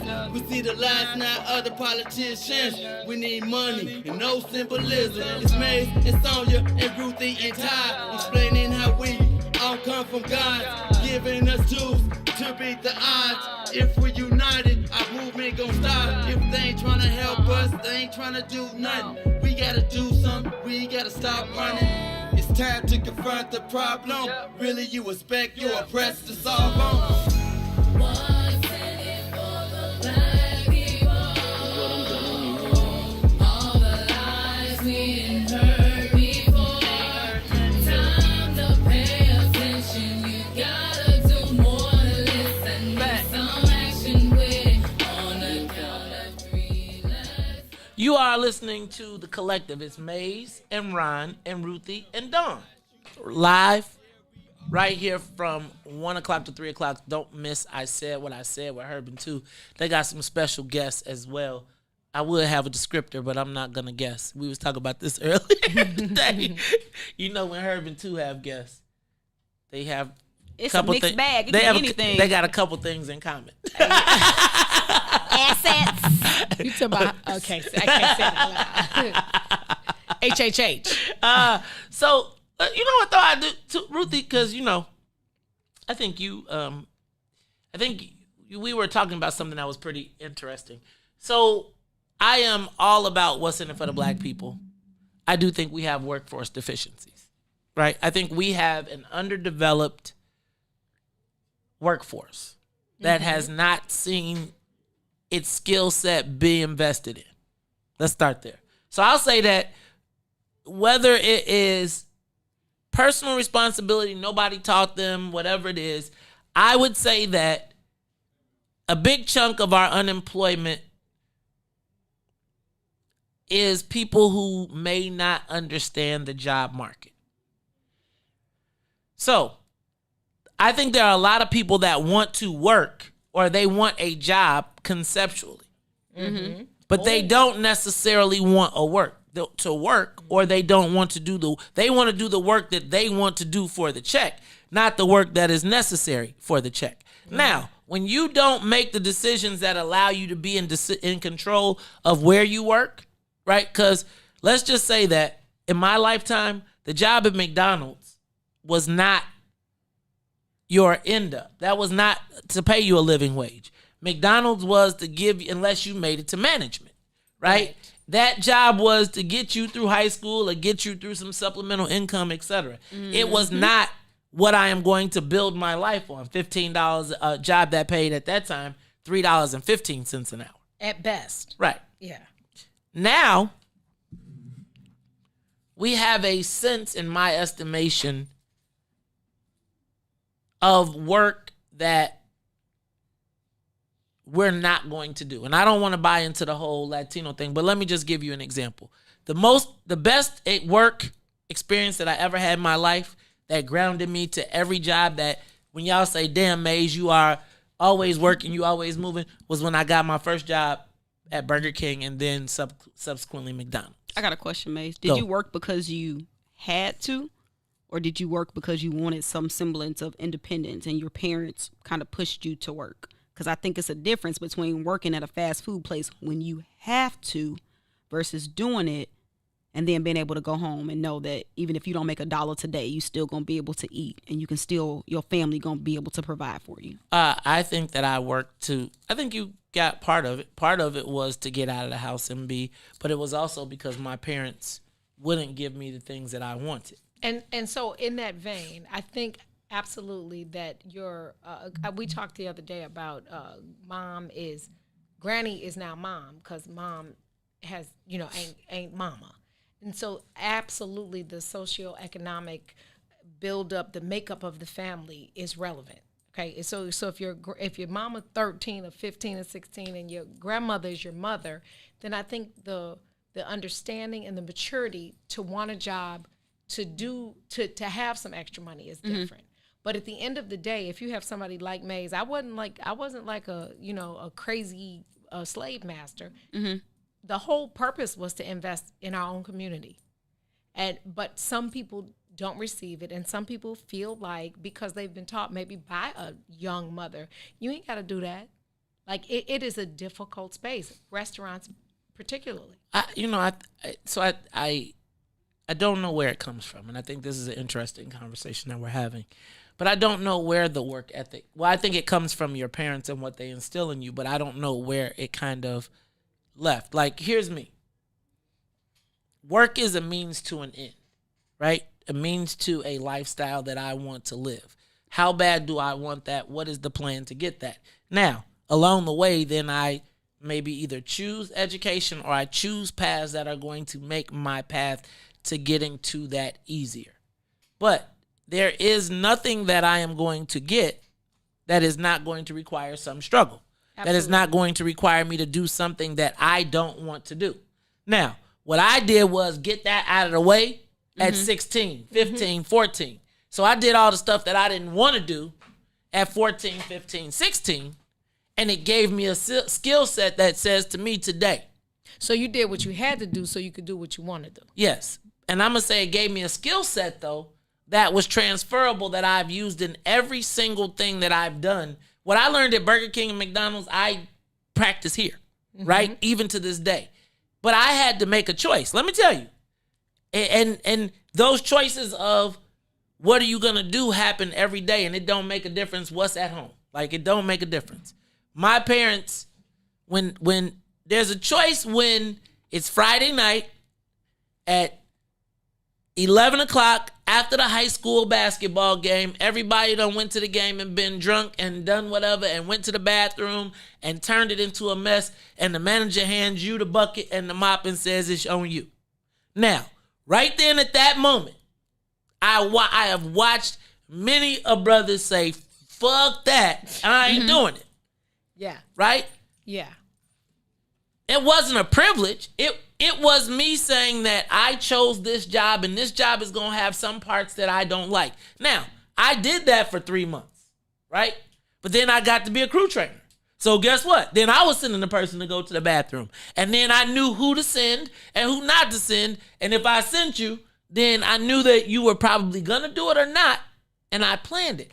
But I do feel like there is something in us that makes us say, like, there isn't, somebody owes us something. And I don't think that anybody owes you anything, but I do think that there are paths out. Now, you have to make, they may not be the easiest path out, but you have to make choices. And if you say, I choose not to do that, then you dwell and you wallow in the space that you exist. Hold on, Maze, because that sounded a little bootstrappish to my ears. Come on. Because I think that there's a difference between working for survival and working with a plan to get to your next level. Because that some people who work at McDonald's are doing that because they don't have no path forward, or they don't, I shouldn't say a fast food place, because they need the money to support their people. They don't have a plan. They don't have a path. They just know I need to work these hours to get this check to basically pay these bills. A lot of us wouldn't taught that. We wouldn't taught to work with the plan. So let me say something though, also. And then that's where you are at McDonald's. And so first of all, you always got to have a plan. Like, and I don't think that whether you are rich or poor or whatever, that doesn't prevent you from trying to make a plan to be better. Now, when you go to McDonald's, then you gotta see that the person that's the manager had the opportunity to move up. Like, there's steps. It's like you gotta work to survive only until you get the next raise that takes a little bit more pressure off. But how hard or how much am I willing to do to get from making $20 an hour to $40 an hour, right? I think whether you're an apprentice, as a plumber, an electrician, there is going to be a grunt time. There is going to be a time when the job sucks. I said like this, even at a garbage company, like if you are on the back of a garbage truck, you probably don't like that. But they get paid pretty good. Okay. So let's say that you're a minimum wage. I ain't gonna lie, I wouldn't do that. But they do get paid well. So let's talk about it more when we come back. It's the collective Maze, Dawn, and Ruth. Ronnie too. Little Ronnie. Lil Ron. WIFTBPN.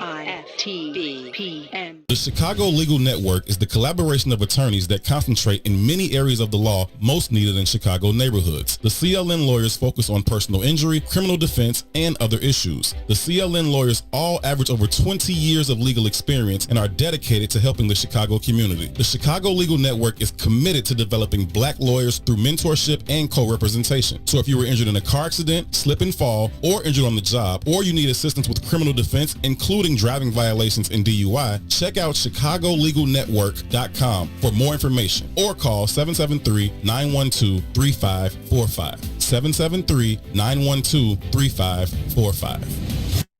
Introducing your trusted source for high-quality Black emojis, better known as Blackmoji. We believe Black is beautiful, and that beauty should be reflected in the digital market.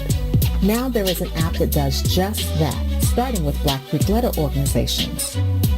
Blackmoji D9 offers more than an emoji app. It is a cultural experience of Black excellence. Download the app in the Apple or Google Play Store to access a specially curated catalog of emojis representing the Divine Nine. Use the emojis to celebrate Black Greek events, acknowledge current events, support social causes, and learn about esteemed Black group members who blaze the trail of Black history. A portion of every subscription goes toward a scholarship fund specifically for members of Black group-led organizations to help keep the legacy alive. Download the Blackmoji app today.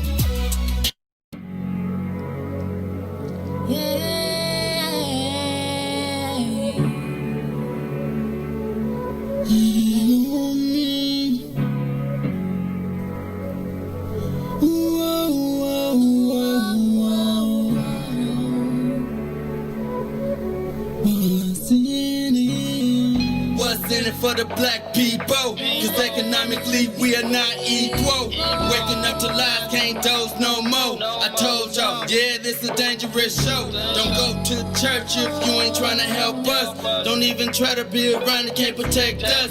We see the lies, not other politicians. We need money and no symbolism. It's Maze, it's Sonya, and Ruthie and Ty, explaining how we all come from God, giving us tools to beat the odds. If we're united, our movement gon' stop. If they ain't tryna help us, they ain't tryna do nothing. We gotta do something, we gotta stop running. It's time to confront the problem. Really, you expect your oppressed to solve them.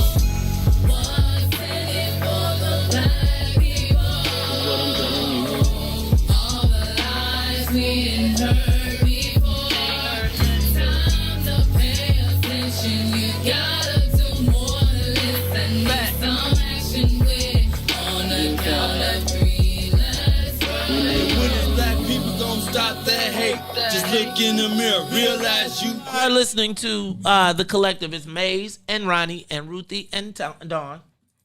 Ty. To Dawn. To the break of dawn. Okay, can I say this and then I'm going to let you get in and then Ruthie, you can get in. So, here's the deal. I think we have seen throughout life people who have stories of being disadvantaged. And there has always been somebody, like you think about how many success stories have come out of Cabrini Green. Amen. Right? Just think about how many people said, man, I was from Cabrini Green and now they to this, to that, to this, to that, to this, to this, to this. In every situation, there is going to be people who say, in spite of my circumstances, and I don't know what's put in them, right? Because there are people from the same family who rise above their circumstances, right? Now, somewhere in there, maybe they made better choice. Not that you're faulting people because they grew up in a circumstance or they didn't have role models, but somebody says, this is too much, I'm not doing this again. Mm-hmm. I'm not going to continue this legacy. If you are 40 years old and your job, your livelihood depends on you and a minimum wage job at McDonald's, you have clearly made some wrong choices. I don't agree with that, Maze. I think sometimes circumstances can be beyond your control. Give me. Yeah. So say, for example, if you have a mother of 3. Wrong choices. No, I'm not saying she's married, go ahead. Recently divorced or separated.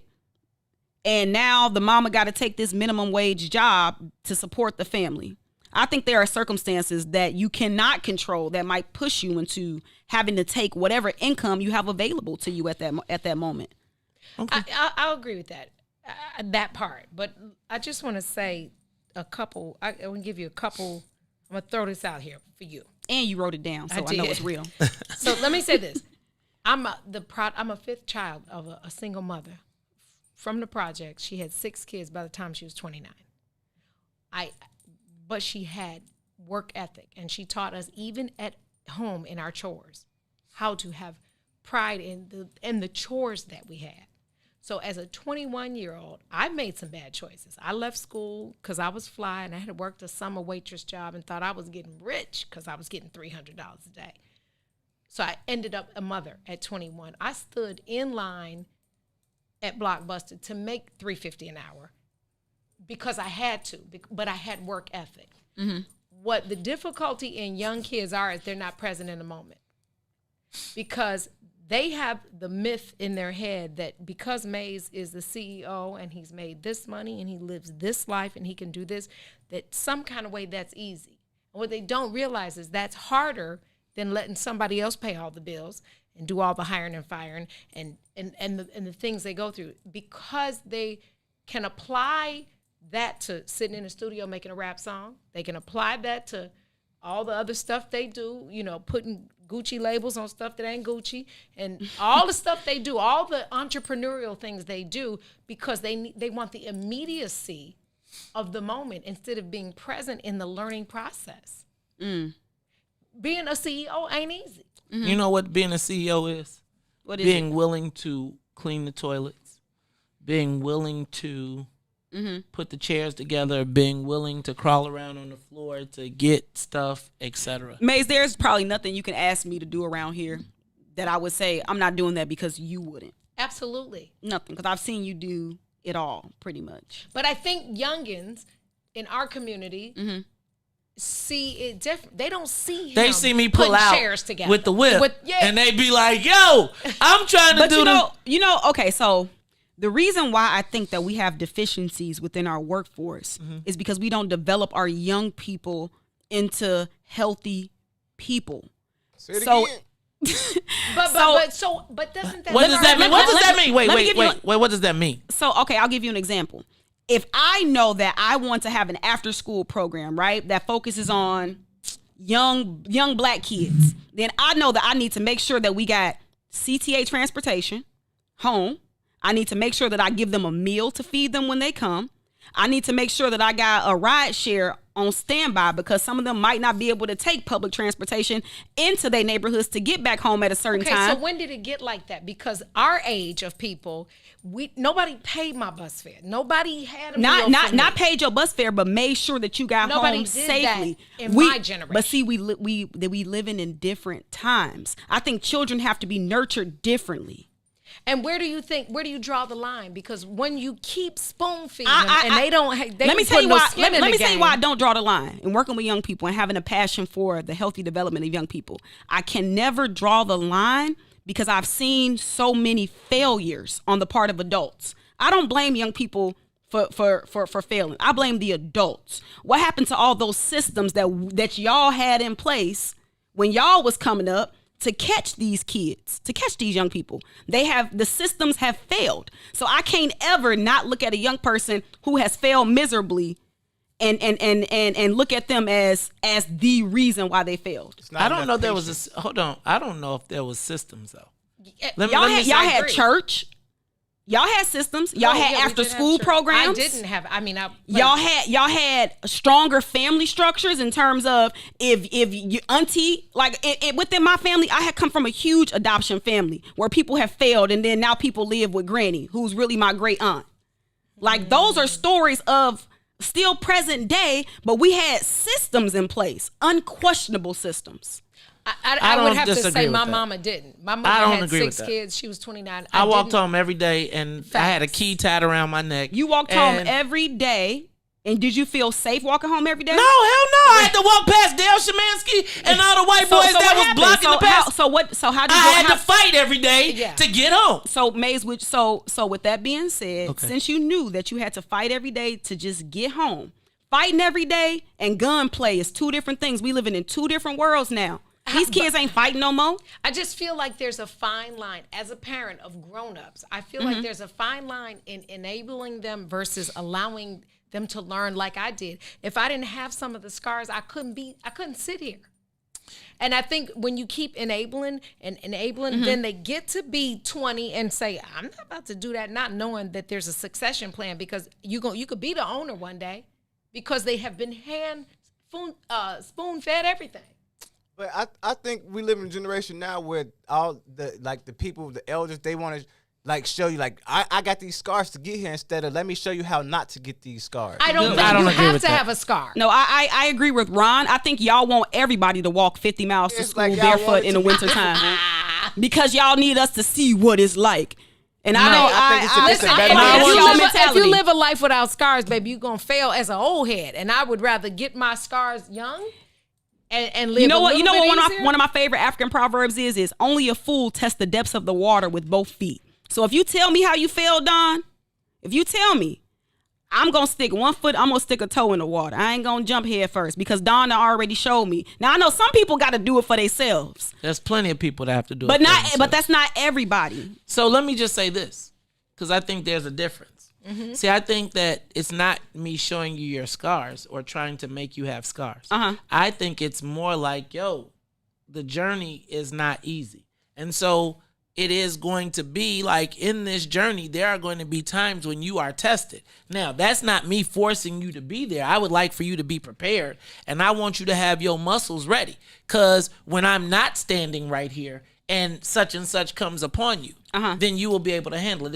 It's interesting to me because what I find a lot of cases is that a lot of young people, if the answer is not the first thing that they get, they have a challenge trying to figure out challenging situations. What you and mean? They're looking What you mean by that? Like, if something's not easy, it's like, Mom, what's up? Help somebody.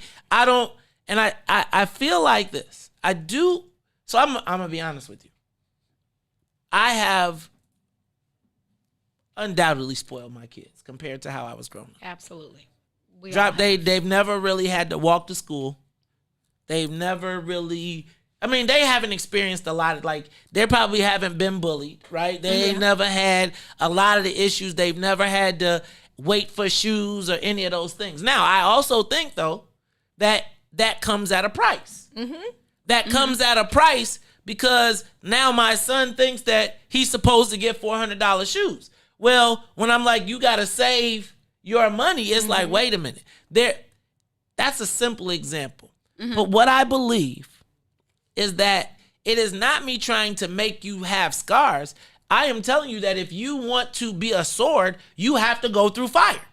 Now, it's not me saying I'm going to put fire on you and let me burn you extra. But at least help get through the fire, though. That's where the parenting piece comes from. But what about, we had this conversation on the morning show a long time ago, and me and Ty argued about it. And I said, well, what happens when those parental systems fail? Yeah, we don't have a lot of mazes. Whose job is it? You do, though. But because I think you live in a microwave Google, you ain't got to look nothing up. You ain't got to do all the work. I'll get a better example. And I don't Go ahead. Go ahead. You don't necessarily want to hear what I'm telling you, right? So I'm going to give you a perfect example. I'm going to use you. We were talking the other day.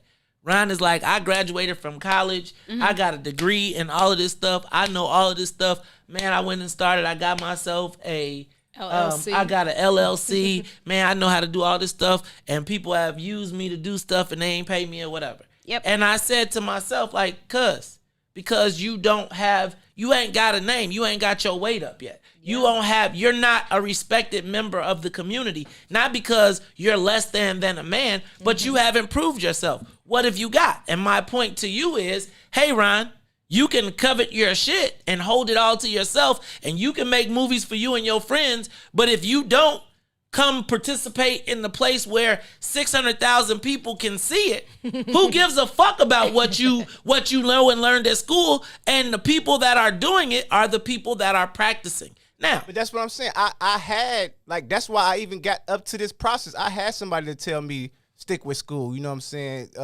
If you plan for what you want. A lot of people I got a lot of friends who didn't have people telling them, like, man, if you want something, you have to strategically plan for this. Like, I got here because, you know what I'm saying, I knew where I wanted to be. I think what he's saying is, we talked about it that, Ron, okay, you went from the ground floor to the fifth step. Yeah, but the staircase has 40 stairs. Yeah, levels to this. And I've learned it's people like Maze who can tell me that. You know what I'm saying? Like, it's still a lot of my friends didn't have that. But it ain't a lot of use, man. But it ain't a lot of, like, so here's what I'm saying, because a lot of us missed the foundationals. And it's been missing foundationally for years. So now we think it's normal. And when somebody's like, yo, cuz this ain't like that. It's like this the way somebody said, I don't want to hear that shit. Let me piggyback off this Ron example. Okay. Because I understand that if I'm working with black children who are sometimes at a deficit, then it's extra steps that I got to take to make sure they good.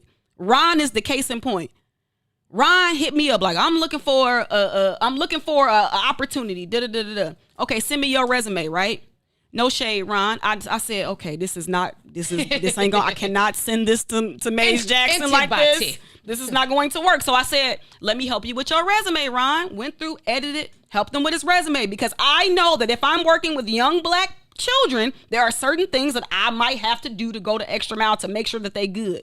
Now that's different though, Ruthie. But hold on. But let me finish. So when Ron was in the internship program, that's the same idea, the same mentality that I keep, because I know that sometimes our children have certain deficits. So it might be up to me to follow up with Ron, even though I already told Ron, this is a job that's available to you. I checked in with the person. You still ain't checked in with them, Ron. Come on, Ron. What's up? But like May said, and I concur, that Ron might be the exception to that rule, as may you. Okay, I got more examples of Ron. I don't doubt that. What I'm saying, Ruthie, is that we have you guys are the exception. We have so many people that live in this moment of immediacy. Dawn, for some reason, Dawn, like when I've been working with young people since I was a young person, like to the point that I didn't even know I was old until I started not knowing what the heck type of words they was using. And then I became an older young person. And the narrative and the stories, it seems to all be the same. So let me ask you this. I know we got to go to break, but let me ask you this so you can, when we come back. When do the skin in the game is relevant? Rich or poor, skin in the game is relevant. Y'all can call it scars. We can call it skin in the game. I'm saying that if you give somebody an allowance or they have a job and they don't learn to save, the shoes are $400. I just need you to give me 30, brother, so you can show that you understand the process. We can't give it to them in a hand basket, because then they'll be lazy grown-ups who feel like that when the person doesn't say, okay, you can have this, then they want to go get the next job. You had skin in the game. You did your homework. You graduated from one of the most respected universities in the country, but you did the work. Yeah. I mean, But I'm so saying a lot of people not told to do the work. You know what I'm saying? We not getting, or don't even know what the work looks like. Knows, like the work. I ain't gonna say this, but I feel like y'all stereotyping a whole lot. I was a poor kid. I didn't know I was poor though. But you know what, Don? There are exceptions like you, and we I have those. Poor. In My the community. mother had 6 kids. She was 29. Yeah, but Don, $3,000 a year on public aid. There are people with drive. There are people who want to do it themselves, and but a lot of us in the community don't have that motivation. Like it's generations that's been. Is it just that, or is that some of y'all want the stuff because you see it in the instancy of Google and social media? It's a double-edged sword, because it's both. It's both, because some people want it and don't have the, and some people just lazy. You know. So I'm gonna just say this, Ryan, you took us over the break. We only got 5 minutes, so look, you better do a quick break and you better bring it right back, because we only got about 4 more minutes. We'll be right back. WIIFTBPM.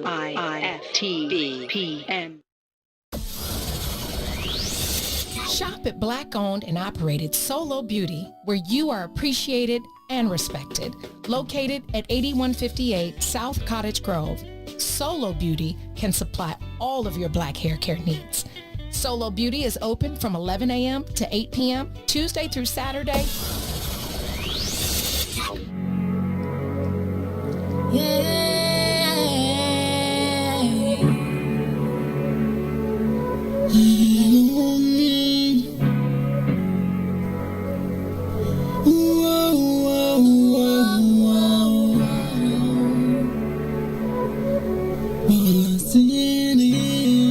What's in it for the black people? Cause economically we are not equal. Waking up to lies, can't doze no more. I told y'all, yeah, this is a dangerous show. Don't go to church if you ain't. You are listening to the Maze Jackson No, you Collective. not. No, they're not, Maze.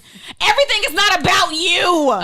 Your boss, Tennille, said, let's revisit this conversation. I just told y'all that offline. Y'all need to do this Monday. No, I think we need to do this. I think we need a broader perspective, because I need somebody strong, because Ruthie is over here plotting already. And she done got Lil Ron in it. And they around here trying to gang up. She done got her Queen Latifah Ladies First hat on. I put this on for the first collective. Oh, I'm blocked in the camera. Oh, you blocked in the camera? Oh, it's all good. You need a booty cushion. Like a booty pad? What, Don? Is that what I need to get a man? Sit up taller. Yeah. No, I got I don't want to say where I got it from because I don't want to walk into Ruthie is cut off dead in the middle of it. That's hilarious. It's all good. All right, y'all. We only got a few more minutes to go. This has been so much fun. I have really enjoyed soaking in y'all's knowledge. You've been arguing with us. You ain't been soaking in. You ain't even been listening. You've been telling us why we got to give the young people everything they want for free for nothing. Baby, like, they don't want to pay no. You need some calluses Can I on look your at that, hand. though? That's the thing, though.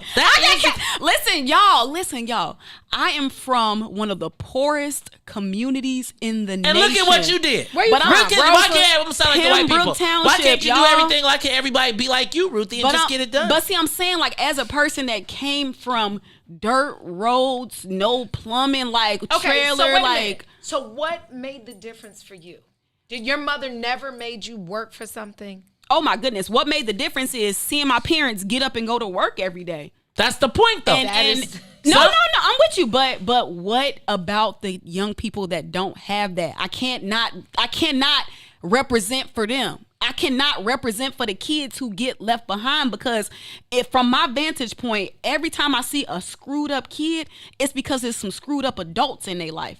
I think the name of her show is Mother Ruth. Mother Ruthie. Look, you know what, y'all? This has been a really good conversation. It really is. And I think we are going to have to revisit it. We're going to have to bring some young people in. We see Lil Ryan. Lil Ryan be like, he be trying to do his thing. He be like, Ryan trying to be a radio personality. Lil Ryan done made himself a star in you everybody's got a damn voice, show. my brother. Right. Black man. That's that hat. Let that hat talk. Look at Ruthie. I'm telling y'all, I know Ron. Like I was like, when Ron was like, I'm looking for a gig, and I knew Maze had internships available. And I said, Ron didn't want to be no intern. He was willing, but I said, did you come on my station? Talk about somebody? All right, you about to get. But I knew, but it's just trying to look. Get your horn. Sometimes you gotta look beyond what you see when it comes to young people to sometimes give them a chance. And I knew that being in an environment like this with black men that unapologetically make space for other black men would be a perfect environment for somebody like a Ron. That's why we call him Lil Ron. That's why we call him Lil Ron, because he done ingratiated himself into the family. But it's like, but he still take out the trash. But you know what? But He that does work can I tell you what though? But can I tell you what? That taking out the trash goes so far with me. It's like when you call me and say, can I help? That's priceless to me. Mm-hmm. Y'all don't know, just these 3 months been here got me looking at some of my friends differently. Y'all don't understand. Come on, you elevate, my brother. Elevate yourself. I always say I want to be the person doing the worst in my crew, right? Which means that everybody around me is doing better and they elevate you, and that's essentially what we want to do here. So I'm not gonna trip. It's like, I think it's a difference, but I do think, like, man, my parents used to make me go outside and sweep for the heck of sweeping. Yeah. And I'd be like, it would be leaves outside, and you'll be mad. Is that what this comment was? You'll be mad, right? Mop a pool, sweep a beach, right?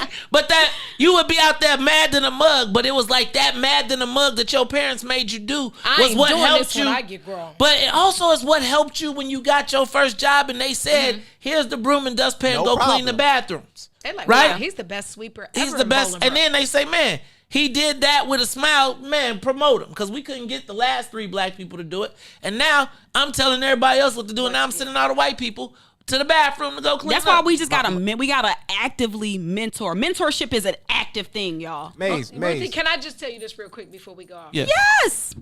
You are what I wish I was, because I did not go to high school and then go to college and understand my people and do what you're doing. I don't. But no, listen.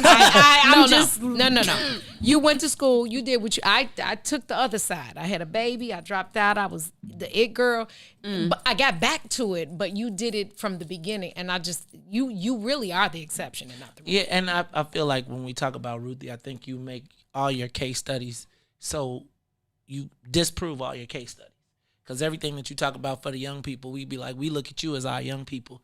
And we see. I'm old now, though, y'all. I'm in my God bless. 30s. Ooh, If you don't baby, sit my your, daughter on is that in note, her 30s. On that note, if you don't sit your narrow behind down and mind your business, talk about some I'm old now. Just And I got a 34-year-old That's child. right. I'm talking about around here, grandparents. Look, y'all, this is the collective for Maze and Ron and Ruthie and Dawn. Hey, y'all, we gonna be back. We Do gonna your check thing. this out. Do your thing. Okay, so every your single thing. day, I ask the question for Dawn. I actually ask it for all black folks, really. But today I'm asking it for Dawn Hendricks Millhouse, for Ruthel Mo, for Lil Ron, for the whole What's in It for the Black People family. I'm asking what's in it for the black people every day. And if you don't like it, you can still tell them, Mason, we out of here.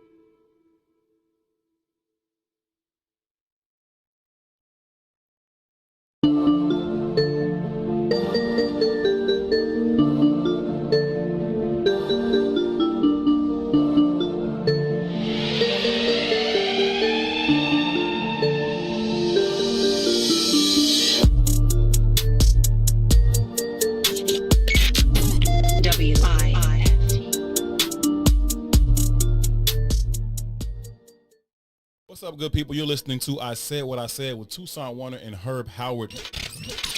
You'll never breed a warrior.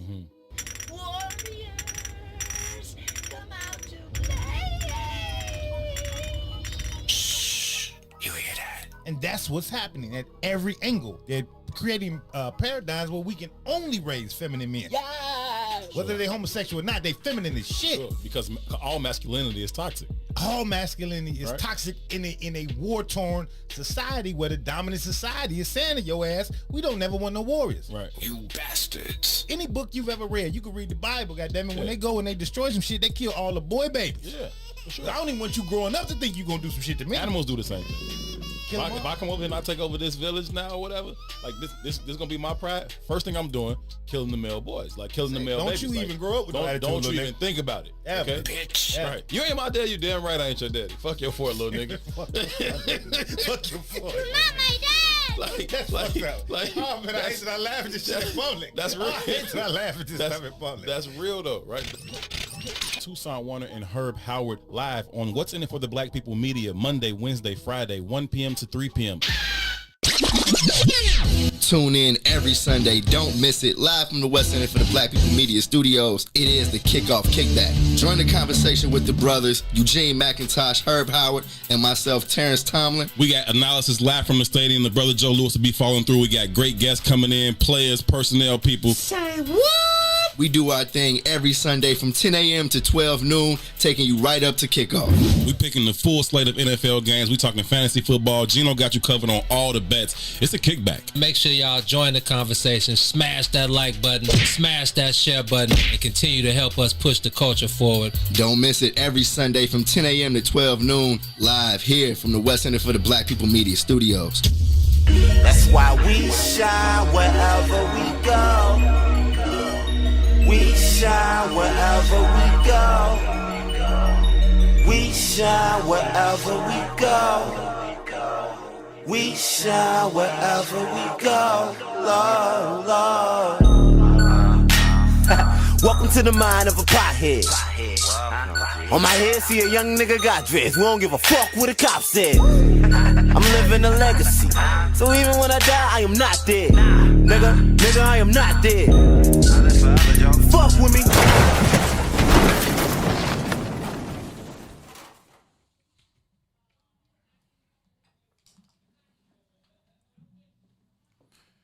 Great afternoon to you wonderful people. Welcome to this Friday edition of I Said What I Said. We are live from the What's in It for the Black People Media Studios. My name is Herb Howard alongside my esteemed co-host. His name is Toussaint Warner. Each and every Monday, Wednesday, Friday, Tuesday, and Thursday.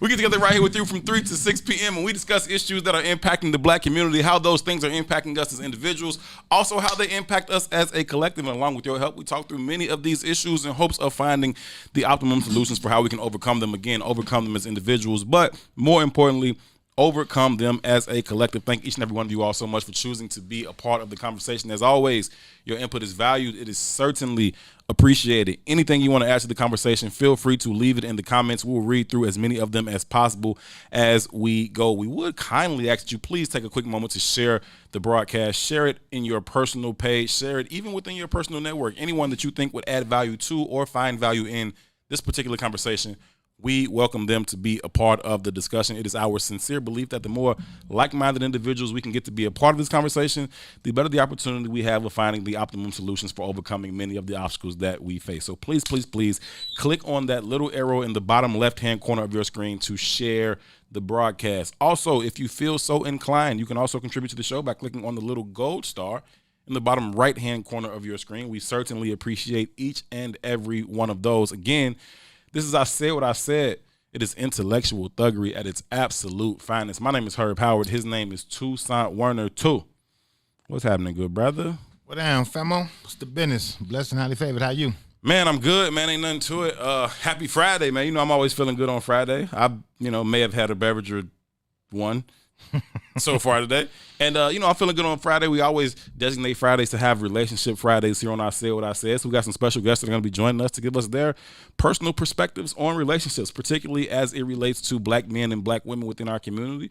We have that conversation every single Friday because we sincerely believe that until we get that foundational relationship repaired, we can't stack anything else on top of it. Education, business, agriculture, none of those other things can be successfully built until we get that foundational piece of the relationship between black men and black women and black women figured out. So that's why we have Relationship Fridays. We offer all perspectives, right? It ain't about being right. It's about having a conversation and trying to figure out how we can best get this thing solved. So that's what we do here on Fridays, man. I tend to like it because I got some shit to say in relationships.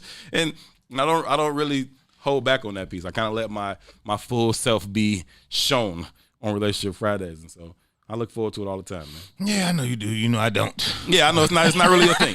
It's not really your thing to peel that particular curtain back on yourself. But, for me, man, nobody, like, I just enjoy chopping it up with the people, for real. Like, I just enjoy, like, being honest and having that conversation because I think that all of us are uniquely made. All of us are uniquely made with a purpose here on earth.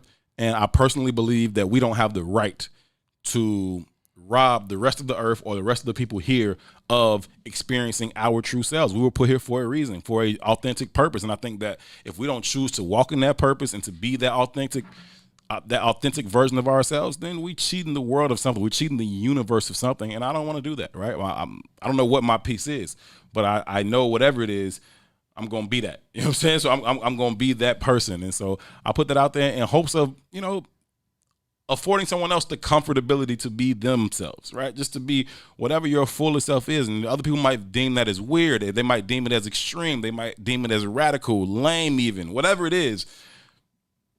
So be it, right? They can deem it as they want. There is a place for it in this universe. So part of my pushback, even why I don't really like having this conversation, which, we talk about this all the time, is like, and it goes into the statement you just made about being your authentic self.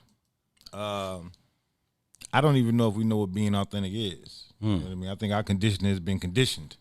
And I think what happens in that conversation, because we don't truly know what it means to be, one, black in opposition, the narratives around how we create relationships is usually rooted in a white supremacist philosophy. Sure. Right? And when you push back against that because we don't fully grasp and understand white supremacy, which we can go into the quote, which we haven't said a lot often, is that when you don't fully understand white supremacy, everything you think you understand will only confuse you.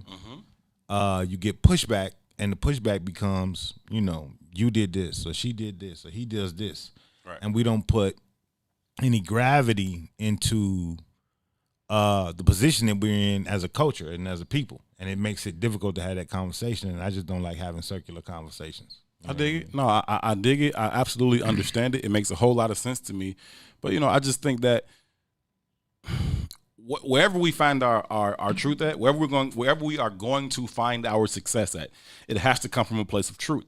It has to come from a place of honesty, from a place of transparency, if it is going to then be sustainable. Nobody can fake it for fucking 40, 50, 100 years. Like, you just can't fake it for that long. And I don't care if you're talking about friendship. I don't care if you're talking about partnership in business. I don't care if you're talking about partnership in love and romance. Like, you can't fake it for that long. The truth is going to come out. And I think for me, the sooner we can all live in our truth, the better chance we have of building something that is then sustainable over the long term. I think you can fake it forever when you don't realize you're faking it. You understand? The lie becomes the truth. You know what I mean? I think so. Like, I think we operate out of accordance of nature in regards to the narrative, right? So, but when all you know is the standard of the narrative, then your truth seems to be abnormal, right? Nature seems abnormal. I agree with you. You know what I mean? I agree with you. So that becomes a difficult conversation to have, and you start to question or threaten people's belief systems. And what you realize is that we're more inclined or more connected to the idea of, rather than the reality of relationships. We're not interested in relating. We're interested in maintaining the idea most times. Yeah, I agree with you. But in terms of like trying to sustain this thing over the long haul, I don't think that you can really do that, right? I think that nature wins. You might be absolutely right. I think that ultimately nature wins. You can fake that thing for a long fucking time, right? I'm coming out of a marriage right now, a marriage that lasted for 10 years, a relationship that lasted for like 13 years, right? Not a super long time when you compare it to other people's relationships or whatever, but long enough nonetheless, right? And I think that you can fake this thing in a way for so long. That's not to say that you live in a lie every single day, but it's just not being your fullest, most authentic self. And that may seem like a small sacrifice in year one, right? It may seem like a small sacrifice year 2, year 3, year 4. I think ultimately, right, when everything else wears off, right, when, yeah, you still fine, but you the same fine motherfucker I've seen every single day for 13 years, right? Yeah, you still funny and charming and all that shit. You the same funny and charming you've been for 13 fucking years, right? Now, where am I? How much of myself have I compromised to maintain this thing? And I think that the more you give, the further you get away from yourself, right? And then one day you wake up and you be like, I'm too fucking far away from myself. I don't even like this shit. You know what I'm saying? And because I don't like this version of me that I'm being, now I don't like you, right? But part of I don't think we having different conversations. I think we starting at different spaces, though, right? I think from the inception, we have an idea of who we are. And that idea is even shaped by the social narrative, right? So it's not even a nature versus nurture conversation because the nurture has shaped what we believe to be the nature. Sure. You know what I mean? Sure. So when you say, you can't stand that place, I don't want to disagree because when you look at it, you see the failure rates of our families and, something is wrong. Something's wrong. But even in getting back to what's right, we're operating from the wrong space, in my opinion, right? Because even if you get back to the core tenets of who you think you are to be, even that, in most instances, is a falsehood. You understand what I'm saying? I do. So it's an interesting dynamic. But I also think that the cure for all of the ailments in our community is love. I really do. We talk about reparations all the time. We talk about politics all the time. And even when I talk about that stuff, I talk about it as in the sense of, or in the context of it being a Band-Aid. It stabilizes us to get to a place and space where we can operate in the space and place of love. You know what I mean? But it's very difficult to love yourself when you don't have a full understanding of your identity. And we talk about that from the context of blackness. Agreed. You know what I mean? But I don't even think we understand it from the context of humanity. Agreed. You know what I mean? Agreed. And when you start to threaten people's belief systems around that shit, they push back. They fight back. It's uncomfortable. It's uncomfortable. It's uncomfortable. But that's the same conversation we have about many things in Absolutely. our existence as black people in this country. Whether we talk about our relationship to politics, whether we talk about our relationship to economics, right?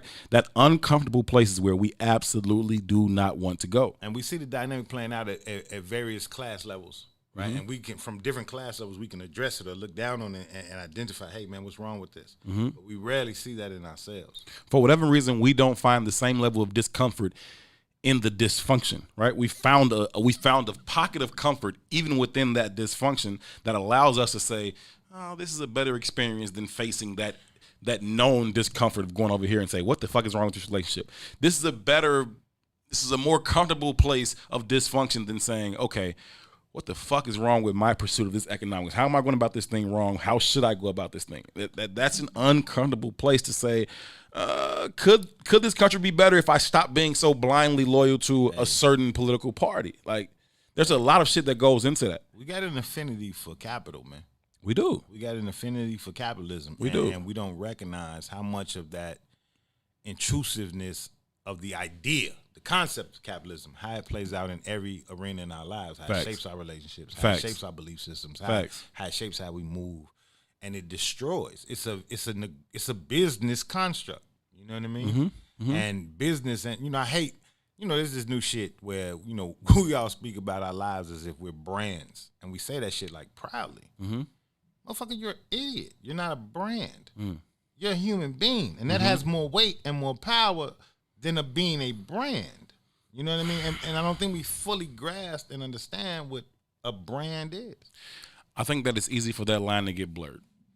I think it's very easy for the line between your brand as an existing person, right, within this society, especially the current climate, versus the person that you are. We spent a lot of time yesterday. We spent towards the end of the show yesterday talking about the versus battle, right? That happened last night between Gucci and Jeezy. I watched it. I thought it was dope as fuck. Did you watch any of it? I watched some of it because I got my hair braided last night and they was playing it when I was getting my hair braided. Okay, good, right? And so, like, in those two things, you have two dudes who absolutely have a brand.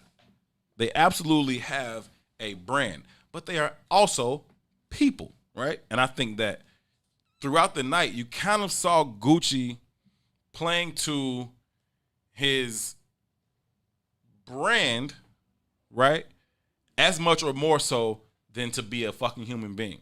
And then you saw Jeezy like, fuck the brand, bro. I hit you up. I extended this olive branch. Let's be real dudes. Let's be grown-ass men about this, and let's have this conversation. We've been doing this shit for 15, 20 years now. Motherfuckers have died behind this. It's back and forth. Let's kill it.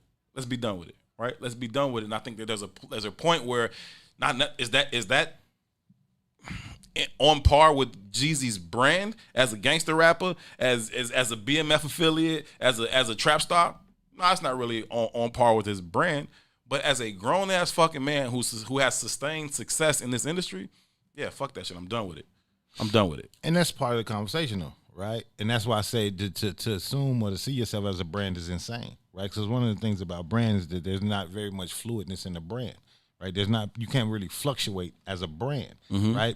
The red that you see on the banner at Target is called Target Red. That's never going to change. It's going to always be Target Red. Yeah. You understand what I'm saying? Yeah. So when you start thinking about the Jeezy just in comparison, Jeezy Sure. and Gucci comparison, Sure.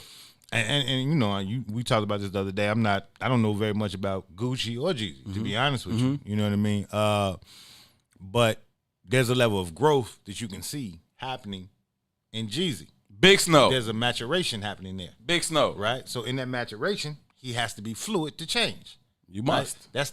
Which is the journey of life. This shit is like a classroom. After every passing grade, you should move to some different shit. You got to go into another thing. You got to go to another thing. But if you are a brand, then you're stabilized in 101. No, you don't get past 101. I think you can grow your brand, right? And I think to a certain level, Jeezy understood that early. His fucking first album was called 101.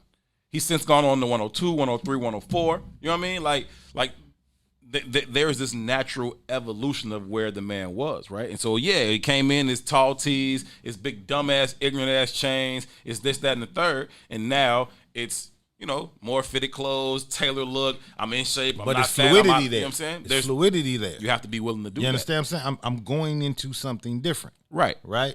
It's fluidity there. There is that fluidity. Now, in the look, in the appearance, the other guy, what's the other guy's name? Gucci. He might look different.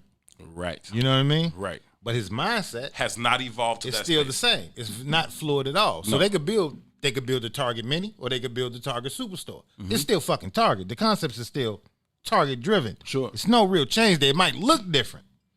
But the concept is still the same. Buy in bulk, buy cheap, sell high. Master capitalism. And so therein lies the difference of what I'm saying to you. We're not saying nothing different. We're saying the same thing. But that's why I said, so in the construct of what brand means from a business perspective, right? There are stabilizers within all brands, which is why I said Target Red on purpose. Sure. Right? Because it's not just red. It's Target. Target owns this fucking color. Yeah. You understand It's what I'm cubby saying? blue. And, right. And everything, every promotional piece they ever put out is going to be Target Red. Sure. They're going to use a certain type space. We was having that conversation. Sure. They're going to use a certain font style. Sure. They're going to use certain. And all of that is it's all gonna solely be- registered to them. Right. That is theirs. And it's going to be symmetric because it creates a imprint on your brain. Absolutely. This is what this is Absolutely. specific, right? Absolutely. So you see the golden arches of McDonald's. This is what they might change that menu 1,000 motherfucking times, but you have a mindset of what this is, and what the mindset is cheap, easy, affordable, fast. The thing is to be able to bring your brand along with you in terms of your growth, right? And so if I knew two in 90, 95, And I'm still the same dude in 2020. Is he the same dude? Yes. Is it the exact same sauce? No, it's not. It has to be different, right? And that is what I'm saying about Gucci. His different is only to a level at this point, right? So I eat better. I've gotten myself in shape. I work out now. Cool, right? I came out of prison a new person on that level. But then I still get up on stage with Jeezy and I say, I'm still on fuck shit. Put your partner in the dirt. What the fuck he gonna say now? You know what I'm saying? Like he still get up there and say, let's appraise my outfit. I got on $10,000. Look at my opponent. What he got on? Jeezy like, fam, I own half Atlanta. I bought the whole fucking, I bought the whole city. You know what I'm saying? There's a different conversation here, right? So yeah, I got on the fucking jersey, some jeans, and some ones. You have on $10,000 worth of whatever the fuck you have on, right? All liabilities, not assets. You know what I'm saying? Even if you're thinking about from the construct of value and capitalism. Right. Right? All liabilities, no assets. Right. So now, I don't give a fuck about Jeezy or Gucci. I do. Fuck with it. I mean that in the I was context excited about of, I don't, them specifically. Right. But what I do give a fuck about is that those two mindsets, those two prevailing mindsets, permeate in our communities. So this morning, even though I'm not a super fan of those two cats, and I wake up, because I didn't watch the whole shit. Again, I sat there while I was getting my hair braided, watched the shit because it was on TV. You know what I mean? But when I get home and I wake up this morning, there's another conversation circulating online about they net worth. There's another conversation circulating online about Jeezy saying, I own half Atlanta. Then motherfuckers look it up and they see he has 2 houses in his name. Right. Right? Right. And it bothers me because I'm looking at this shit and I'm saying, here's a whole class of what is considered to be essential workers. Sure. Right? You motherfuckers had to face COVID head on because you didn't have any other options. Sure. Right? Having the audacity to make a judgment on 2 motherfuckers that got 10, 13. Even if Jeezy does only have 2 properties. I know the numbers. You don't have 1. Facts. Who the fuck are you to make that judgment? Right. Right? But we live in that space because it's easier than, just like a relationship, to look in the motherfucking mirror. Mm-hmm. I could point the finger at, look at this goofy. It's much easier to do. Yeah. That's much easier to do than the assess the decisions that I made, the actions that I made, the way I moved. Right? It's easier to say, oh, Jeezy said he owned half Atlanta, he owned 2 things. Right? Mm-hmm. And even that, but even who that gives a shit? And even in that, whoever looked that up and found I don't necessarily believe that, but who gives a shit? Even that, right? If you really getting money out here, if you really winning in capitalism, the shit shouldn't be in his name. It should be in the name of an LLC. Mm-hmm. So even the person who looked that shit up, they don't even understand the construct. Not only that, they don't even understand. Like you can't bump a whole bunch of Jeezy shit, right? And be like, oh, I'm a Jeezy friend from day one. When the man said I came in with X amount of dough off dope money, right? Nothing's in my fucking name if I'm a dope boy. You know what I'm saying? Like nothing. Not the fucking car you all excited about. Not the fucking crib you walked into. None of this shit is in my fucking name, right? Because all of my money comes from a space where it can't be in my fucking name, right? Mm-hmm. Now, even when I get to this level, right? Now I'm saying I own this, I own that, which I'm sure he owns his fair share of shit, right? The same people that then turn around like, oh, his name ain't on this.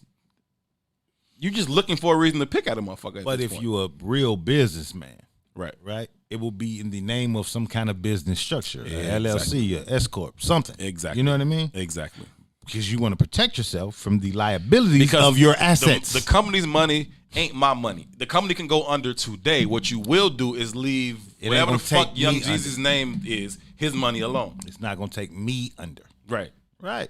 And successful business people do this all the time. That's right. That's why Donald Trump filed went bankrupt. bankruptcy 5 fucking times a year. All his businesses failed. You ain't been in his pocket yet. And them businesses didn't even fail. That's just a way to opt out of taxes. You ain't been in my pocket yet. Mm-hmm. You know what I'm saying? Like whatever. You know what I'm saying? It's in my auntie's name because she worked. Exactly, Salim. Like that's what it is. You know what I'm saying? Like you everybody spit all of these fucking bars all the time, but then when it's time to really understand what that means, I want to use it as a weapon against you. But what Fuck it that. is, though, I thought it was dope as hell last night. Again, not to get into to the conversation of those 2 fellas specifically. What it is, though, is an indictment of our community and our lack of information. Right? So going back to the relationship construct, the reason why we continually fail is the same thing. Lack of information. Mm-hmm. You know what I mean? Again, but it's lack of information based on a narrative that's prevailing in our community that we don't explore. We don't explore any deeper than the surface. Right. Right? Right. So even though we're all, it's like we always say these Chris Rock jokes, like fat people don't fail cooking, right? But just because you fat don't mean you know nothing about cooking, right? Same thing, like if you black don't really mean you know nothing about blackness. Right. Right? True. So even though we all admire and strive toward wealth, when you see us having conversations around it, we don't know shit about wealth. True. So when I come in and we have conversations with data attached to the conversations we have, we get pushback from motherfuckers talking about, I just feel like. Mm-hmm. You just feel like don't mean shit compared to information. Don't matter. How you feel ain't worth a shit. How you feel is not important. How you But feel that is and $1 will legitimately get you how we 4 win chicken arguments nuggets in our from community. Wendy's. I just feel like I don't give a fuck. I don't give a fuck how you feel. Fuck how you feel, fam. How you feel is not relevant to the conversation. Can I ask you a question, man? Because last night you said a bunch of things that was irrelevant to the conversation based on how you feel. You said that Boyz II Men was trash. And you said I just said I don't like them. You can love them. You said that, Versus is whack as hell. It is though. That's a format. That's valid. Versus is trash. I found a video on Instagram that I said, this is fucking Tucson. And I sent it to you. Can you please pull that up?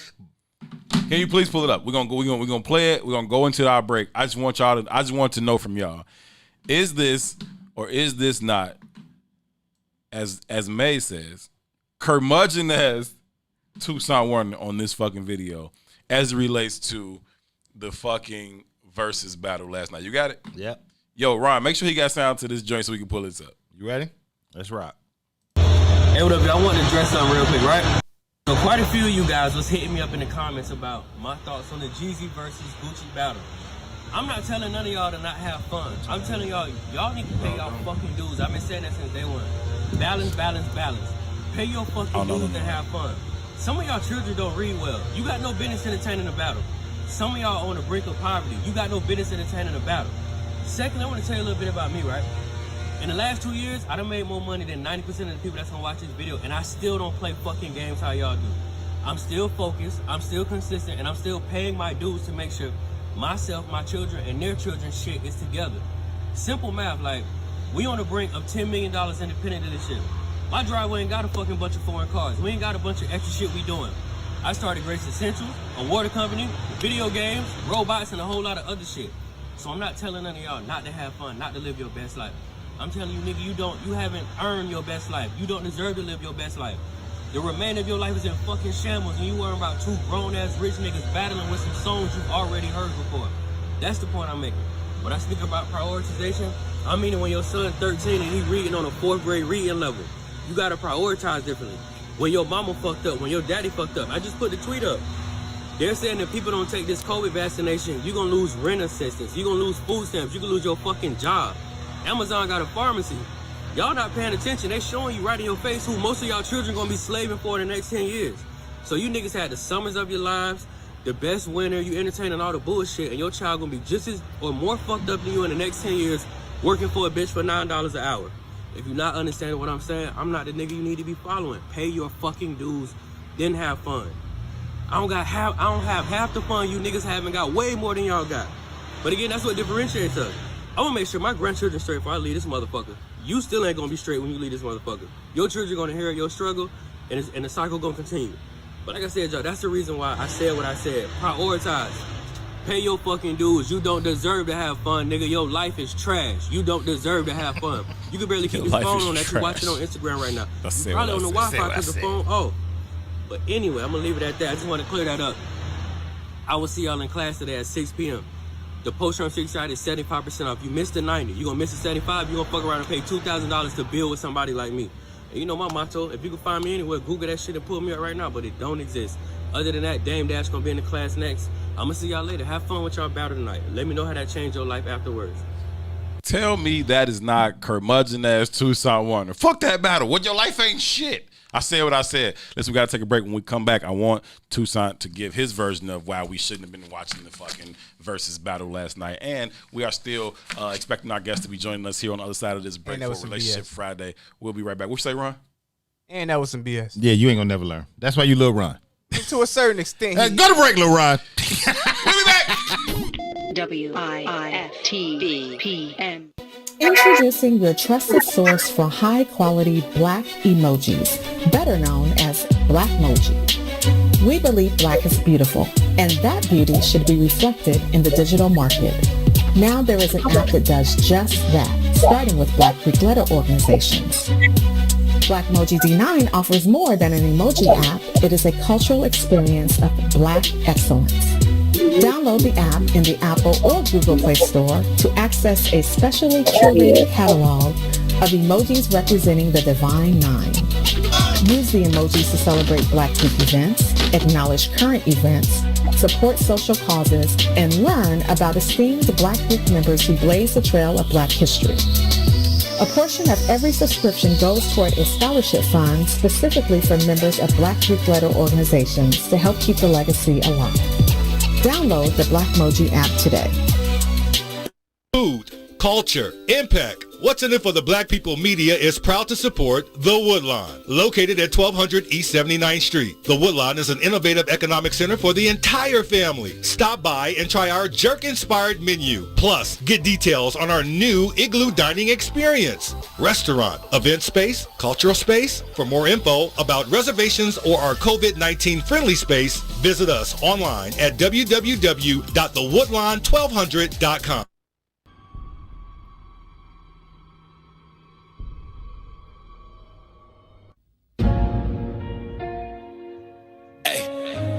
Hard to go to sleep. I'm really man, hard to go to sleep.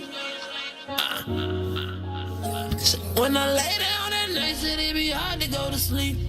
I done felt some pain to make your heart skip a beat. Same old church. Swoo.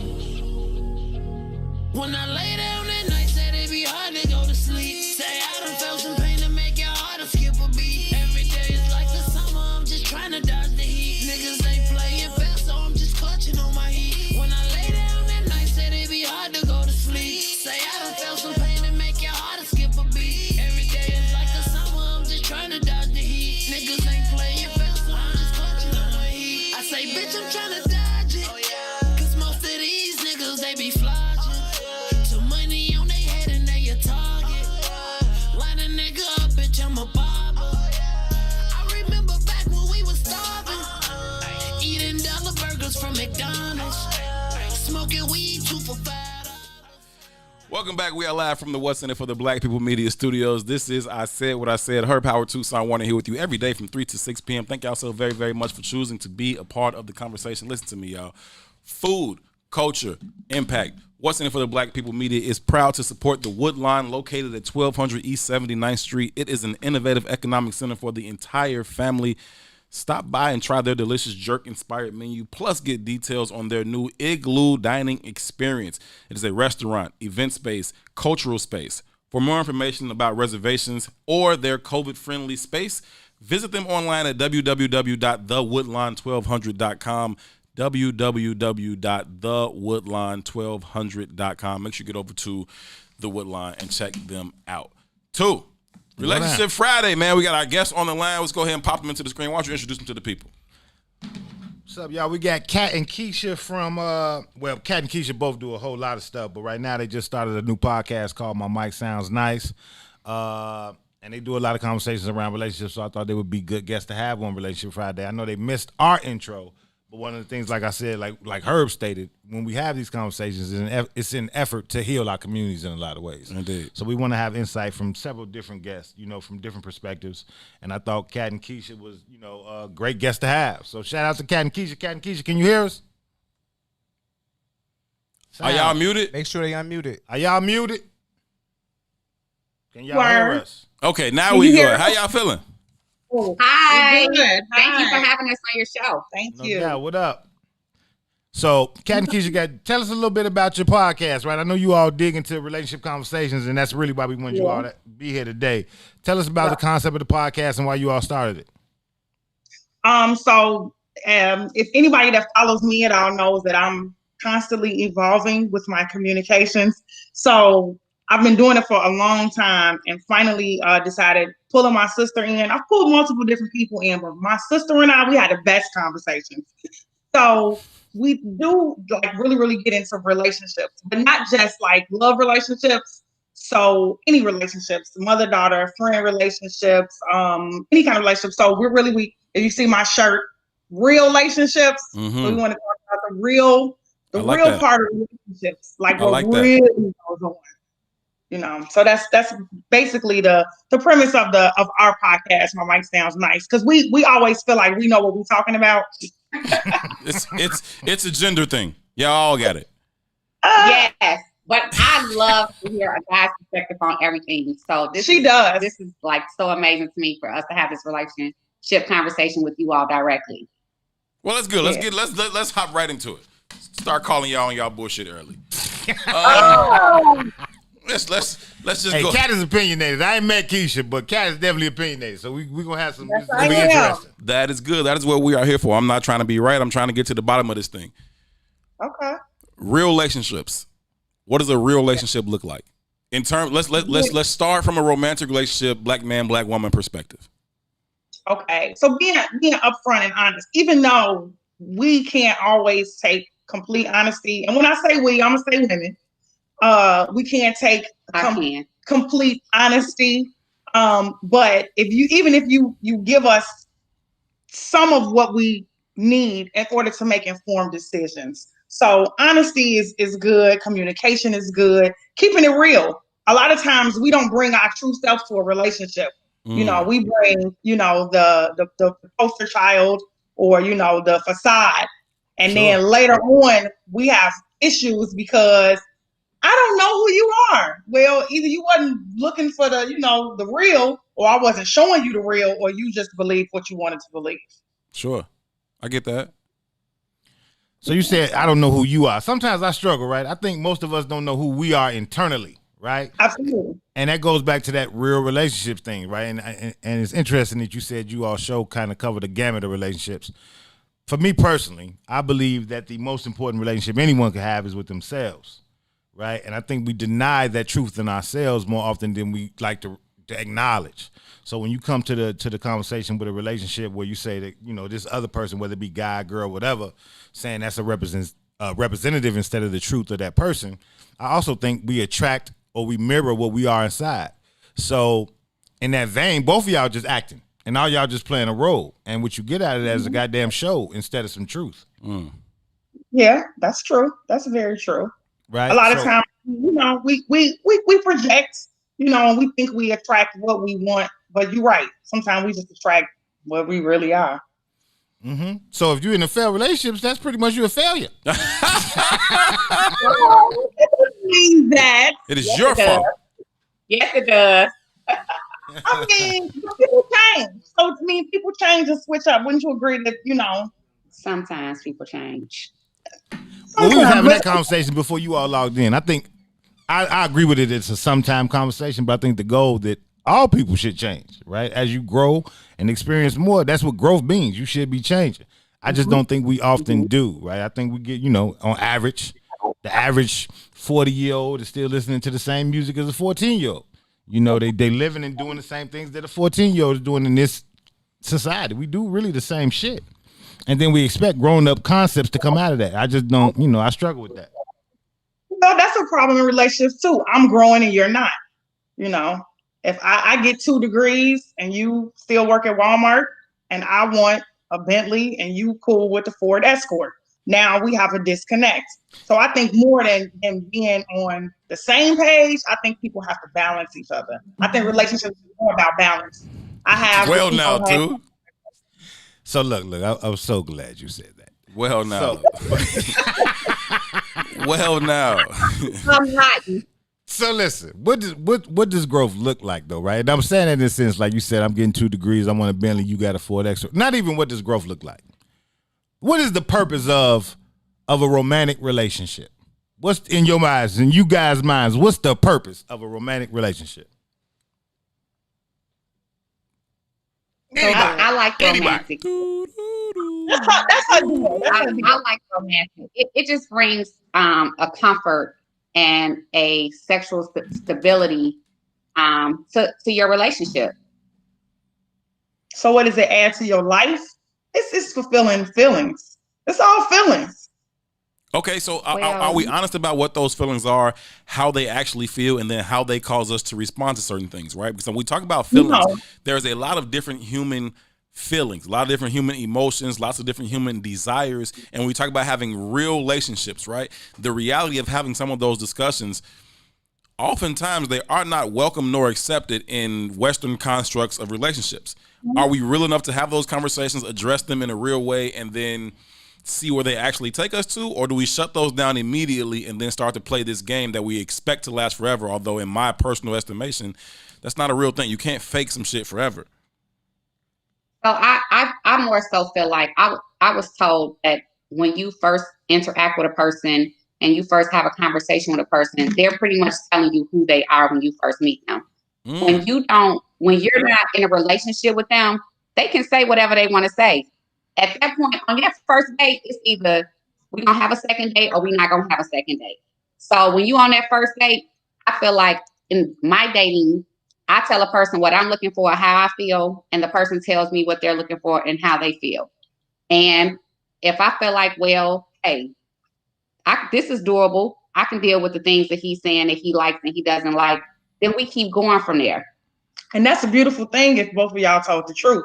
But if both of y'all was lying, then the problem's going to come on later. Because like you said, you can't take it forever. Do y'all keep it a buck off GP? Like when you like say you entering the prospect of a new situationship, interaction, whatever it may be. Are you entering that thing in your fullest self? Or are you sending your best representative to this initial meeting? No. I'm 42 or 3, maybe. And so now I'm about to be honest. Now, absolutely. I'm gonna come with 100. Then when you got to think when we're younger, especially women, we are naturally catering. So I'm gonna see what you like, what you don't like, what you're interested in. What did the last girl not do? So my conversation might be more geared toward catering to what I think you like. And so I might tell you that I don't like weaves when I just took my wig off, but I'm only doing that because you said you don't like weaves. So I'm not being honest. You know what I'm saying? So back then, no, not bringing the whole full real self. Now I've always been honest.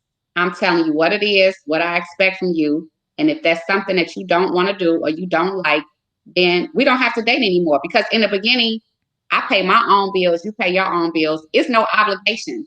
So I'm gonna put out there what I want and what I expect from you. And if you don't like it, or if I don't like yours, we're not going out anymore. She is an exception. I rock with it, Kish. I think it should be the norm. So look, we moving fast. And I asked, like, what's the purpose of a romantic relationship? Because I think they have a purpose. You know what I mean? I think the very nature of us being human beings, like, we need other people. We need relationships. Like, that's how this shit legitimately works. We seek out friendships. We seek this shit out, right? You go to the joint, they put your ass in solitary confinement because that's the greatest punishment you can have as a human being, not being able to relate to another fucking human being, right? So there's a purpose to this shit, like a scientific purpose. And when I asked that question, like, what is the purpose? What I got was surface answers.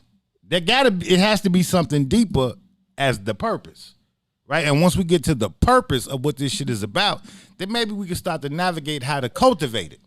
But again, going back to the narratives, I don't think we really know the purpose, right? So if we're attracting what we are, if you all coming to the table with expectations, any expectations, right? I expect stability. I expect this, whatever the hell you expect. You're denying the very purpose of a relationship because you attract what you are, because that mirror, what it really does is reflect the flaws in yourself. And the real purpose is to grow you. So if you come to the table with this expectation of, oh, my man, this nigga he has to have whatever that makes me comfortable. Sure. Right? And whatever that is that makes me comfortable, growth don't usually happen in comfortability. It can't. It happens in conflict. But we so goddamn afraid of conflict, we run from it. But when really conflict is the real value. And that's hard for us to see, I think. I think that's what I'm saying about it not being sustainable when you're faking it, because you fake it for so long because you're avoiding that conflict. But what I'm saying is your nature is eventually going to take over. That conflict is coming no matter how much you try to post-date it. That shit is coming due at some point. And when it comes due, if it is the first major conflict, it's going to kill everything you thought you built under this false pretense. Man, I don't disagree at all. Have you all ever seen relationships where they say they never had an argument ever? I've seen relationships. I've heard it. Where they've never, like, oh, we don't argue. I've heard it. Yeah, I ain't never been in that room. They go on for years. It really means that one person is always compromising. Somebody is unhappy. And those relationships usually don't have a lot of romance in them. The best part of making up, is breaking up. You want to have your best sex and all of that. Let me find out you be picking fights just so you can get some. After you have your conflicts and arguments. I disagree. I was in a relationship with somebody and we never had an argument. Argument and conflict is different. You're not agreeing with nobody all the time. Me and you never had an argument, but we do not disagree. Right now, we don't agree on everything all the time. But wait, y'all sisters and y'all ain't never had an argument? No. Somebody lying. We disagree. So how do y'all handle y'all's disagreements to the point where they don't reach the level of what you would describe as arguing, and then how do you juxtapose that to how you handle disagreements in your romantic relationships? And this is how I was in a relationship where we didn't have an argument. I can take her perspective, and I understand her perspective. But fuck that nigga perspective. No. What do you say? Fuck that nigga perspective. I don't agree with it, but that's fine for her to feel how she feel, and I feel how I feel. it's no reason to argue about it. I'm sure that you all have, especially at the age that we are in, you don't argue with your friends at this point. Silence. I hope you don't argue with your friends. I don't argue with my friends because we don't necessarily have to, right? We can disagree and we can have this conversation, and it can be as passionate a conversation as it ends up being. But at the end of the day, we just friends. You go about your motherfucking business. I'm gonna go about my motherfucking business. If we are under the same roof, this thing has to reach a conclusion, right? Well, maybe since we're not under the same roof, she go home and then I go home. Yeah, that's what I'm saying. I think therein lies the difference between platonic friendships or sisterhood or brotherhood versus romantic relationship. I still think that the word argument, is subjective because you can debate something and you can disagree on something, living under the same roof, being in a relationship, sharing a life with somebody. And I feel like I share life with her, not, intimately, but I share a life with her. No, very much intimately. Well, not in a physical. Not a physical intimacy, no. Right, yeah. So, but my point is that I can do that without being aggressive. I can do that without getting in my feelings or upset or pissed off to the point of having an argument. Because when we start arguing, I don't hear nothing she's saying and vice versa. So I want to get my point across. So we can agree to disagree. We can have a conflict. That don't mean we having a full-blown argument. You can do that with your partner. I agree. I know women, we can piss a man off all day long. He ain't gonna punch us in the face every time. Nah. And I don't mean that an argument should ever escalate to that point. Yeah, I'm definitely not with the punching in the face shit, but I am with the argument shit, right? And I think there's a level of. I think it's a what? sign. She was to ask you what your sign is. That's important. I'm a Leo. Why? What does that mean? Because different people, different signs. I dated a sign, and I would never date that particular person because I dated a couple people and they were the same sign, and they were just alike. So when were you dating these Leos? What sign was that? Obviously, it wasn't a Leo. I never dated a Leo before. Have you ever dated a Leo before? Yes, and they were that guy was one of the most level-headed people that I have ever dated. And to this day has taught me a lot. And I don't have romantic feelings for them, but they have, he really when it comes to relationships, he really implemented in me the bigger picture. Yeah, we usually leave lasting impressions. He acts like this. Yeah, like Leo man, I love it. Just straightforward and sensible, will make you feel kind of stupid. So that's what you're doing? So let me ask you all a question. In conversations with women nowadays, at the growth that we are in as adults, can't you determine one or two conversations with a person how that person is? 100% you can. I disagree completely. I don't. Really? I disagree completely. Every time I've met somebody, almost always, in the first interaction with them, I know what our relationship is going to be like. Whether it's going to be good, bad, whether it's going to be friendly, whether it's going to be romantic, whether it's going to be contentious. I know that shit almost immediately, and very, very rarely in my life have I been wrong about that. I'm an Aries. So here's why I disagree, though, right? And part of the reason I disagree is, and again, it goes back to us being in tune with our natural selves or us operating within the social narrative construct kind of deal, right? Even if I'm looking internally at myself, like I lost my mother in 2017, right?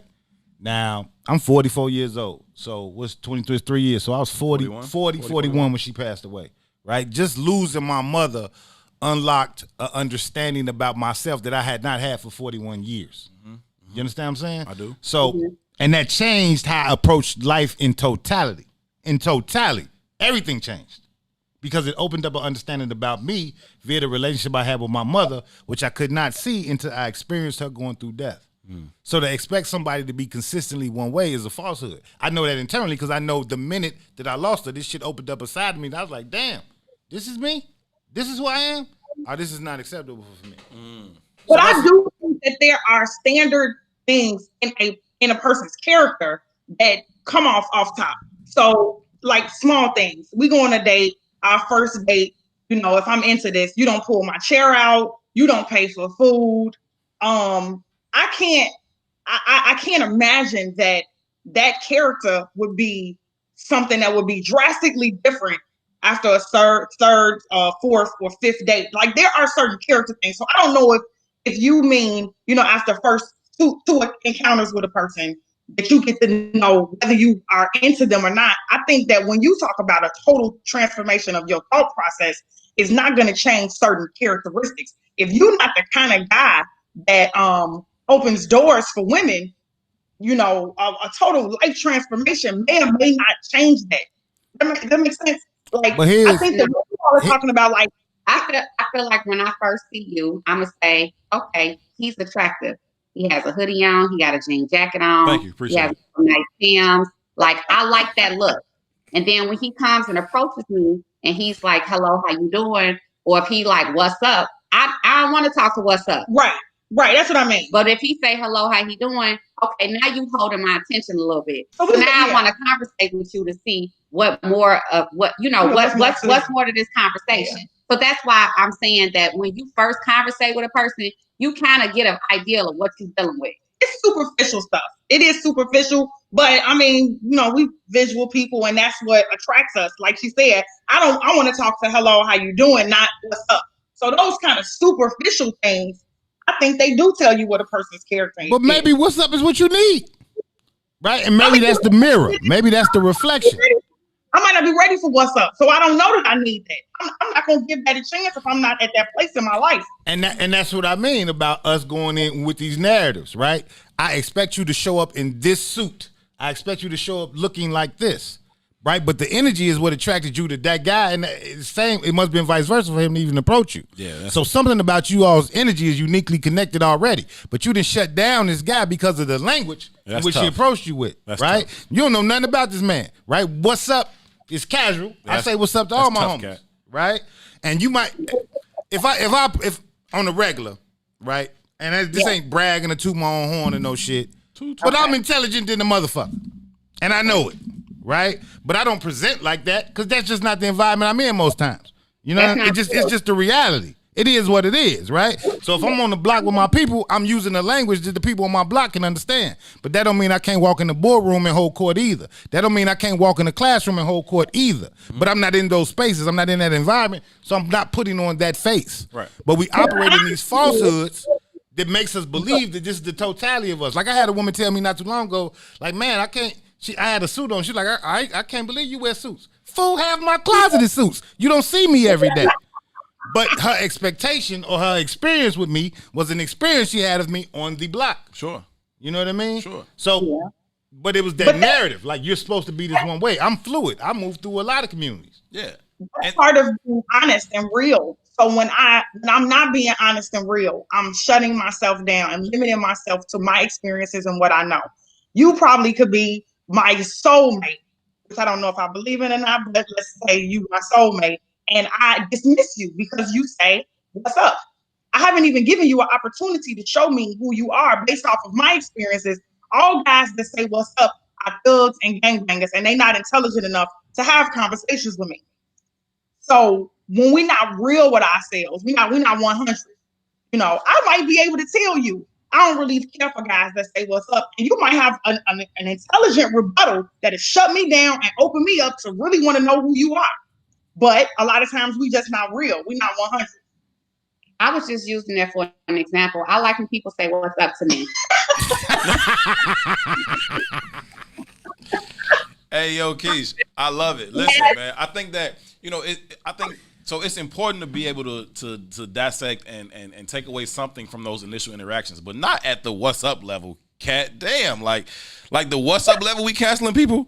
Like I'm saying, like after the first interaction, y'all spent a little bit of time. We had a conversation or two. I can kind of decipher some things about you and make some type of assumptions, if you will, right, about you, right? But not under the what's up level. That's an early level to be canceling people. I'm so glad you brought that up. Let me tell you something that's really crazy. So men, a lot of times, get down on women that have certain standards that they like. So we have checklists. We do the checklist. You got to have this kind of shoes, this kind of shirt, say this kind of thing, do this kind of thing. And that's terrible. I don't think it's anything wrong with that. But a lot of times men argue that that women are not being open-minded. You don't know what he got. Just because he got on this don't mean he don't got that. But it's okay to really have your picks and chooses, because guess what? If I don't like what's up and you say what's up to me, then you're not for me. And if I miss out on that, then you still not for me. And I'm probably not for you. Because do you want to be dealing with somebody that don't like somebody to say what's up? Nah, and you like to say what's up? So there you go. No, I feel you, and that's what I'm saying. If everybody shows up as their authentic self, we can save each other a lot of time here. You know what I'm saying? Yes. Like, is there an initial physical attraction, which in my opinion is mandatory? Some people try to play this high role like that doesn't matter. It matters, right? Is there an initial physical attraction or not? Cool. And then is there an initial chemistry based off how that initial interaction goes? And if it's not, cool, shut it down. We don't got to waste each other's time. We can keep it pushing in a polite way, right? I'm not finna smoke you. I don't want to be smoked either. Like, everybody put themselves out there. Nobody want their motherfucking feelings hurt. In a respectful way, nah, this ain't gonna work out for us, right? But I'm saying, can it get past what's up? God damn. Listen. It can if I'm open to that. If I'm open to that. But if I say I don't like what's up and you say what's up and I cancel you out right then, do you really want me to take it further? And then later we get into it about something totally off. And I'm like, and I should have done with you anyway, because you feel what's up and I hate that. I feel that. Listen, we're gonna continue the conversation on the other side of this break. We gotta take a quick break, right quick. Keish, you got fans in the building. I don't know if you know Donnell, but he's a good dude. He owns shit. he owns shit. He say, "What's up, Keish?" Hey, Donnell. Listen, we gotta take a break. When we come back, we will continue this conversation with Kat and Keish. This is I Said What I Said. Herb and 2 here with you to 6 o'clock. We'll be right back. WIFTBPM. Introducing your trusted source for high-quality Black emojis, better known as Blackmoji. We believe Black is beautiful, and that beauty should be reflected in the digital market. Now there is an app that does just that, starting with Black Greek letter organizations. Blackmoji D9 offers more than an emoji app. It is a cultural experience of Black excellence. Download the app in the Apple or Google Play Store to access a specially curated catalog of emojis representing the Divine Nine. Use the emojis to celebrate Black Greek events, acknowledge current events, support social causes, and learn about esteemed Black Greek members who blaze the trail of Black history. A portion of every subscription goes toward a scholarship fund specifically for members of Black Greek letter organizations to help keep the legacy alive. Download the Blackmoji app today. Shop at Black-owned and operated Solo Beauty, where you are appreciated and respected. Located at 8158 South Cottage Grove, Solo Beauty can supply all of your Black hair care needs. Solo Beauty is open from 11 a.m. to 8 p.m., Tuesday through Saturday.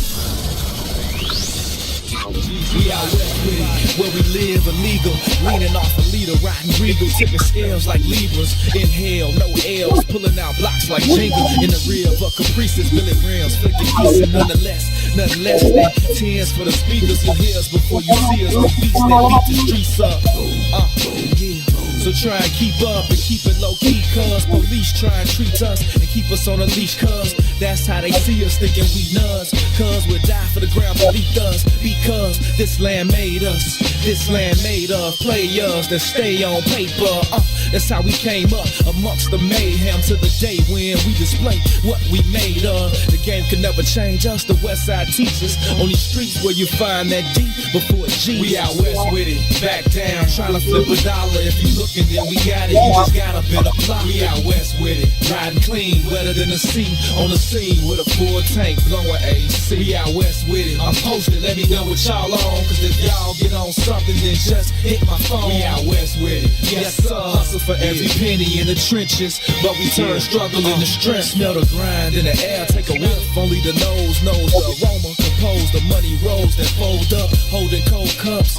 Searching for those that got the purple O's for the $4. And we can go nuts and stay at the stove like grocers, and post up with O's on the table like coasters. That's how the game coached us, made us. Hey, yo, welcome back. We are live from the beautiful What's In It for the Black People Media Studios. This is I Said What I Said, Tucson One, Herb Howard here with you every weekday 3 till 6 p.m. Thank y'all so very, very much for choosing to be a part of the conversation. Listen, if you have not already had the opportunity to do so, please take a quick moment to share the conversation. Click that little arrow in the bottom left-hand corner of your screen. Share the conversation so that other people can know that we are here. Now, I think we left a lot of people in the 1 o'clock hour, bro. I think we left a lot of our IsWiz fam in that 1 to 3 o'clock slot, man. Yeah, they ain't adjusted yet. We didn't kind of tell them. We kind of threw it on them abruptly and be like, yo. Yeah, we'll get them there. We'll get them there. We'll get them back, man. Y'all make sure they know that we have slid over to the 3 to 6 slot. And so share the conversation so that they can get the word. We'll do our best to do the same thing as well. Shout out to everybody that is on the line. Shout out to all the IsWiz OGs checking in. Nicole, Adrian, I see y'all in the building. Appreciate y'all so much for rocking out as y'all always have. Martin is back, man. I like Martin, man. I think he popped in yesterday for the first time. R.O. Double sent her husband through, and he been rocking out. He come through gangbanging early. It's my kind of brother. He came through gangbanging early. He said, did somebody say holding court? 5-point stars. Crescent moon. Like, you know what I'm saying? But shout out to you. We appreciate you being in here, brother. You add something to the conversation. And as always, we appreciate it. We are also absolutely thrilled to be joined virtually by Kat and Keisha. My mic sounds so nice. We appreciate y'all for following through. How y'all sisters feeling? Great. Good. There y'all go muted again. Y'all muted? Don't worry about it. We mute y'all every commercial break anyway. Unmute yourself. We shouldn't be, but can you hear us now? We got you loud and clear now. We are great. We're great.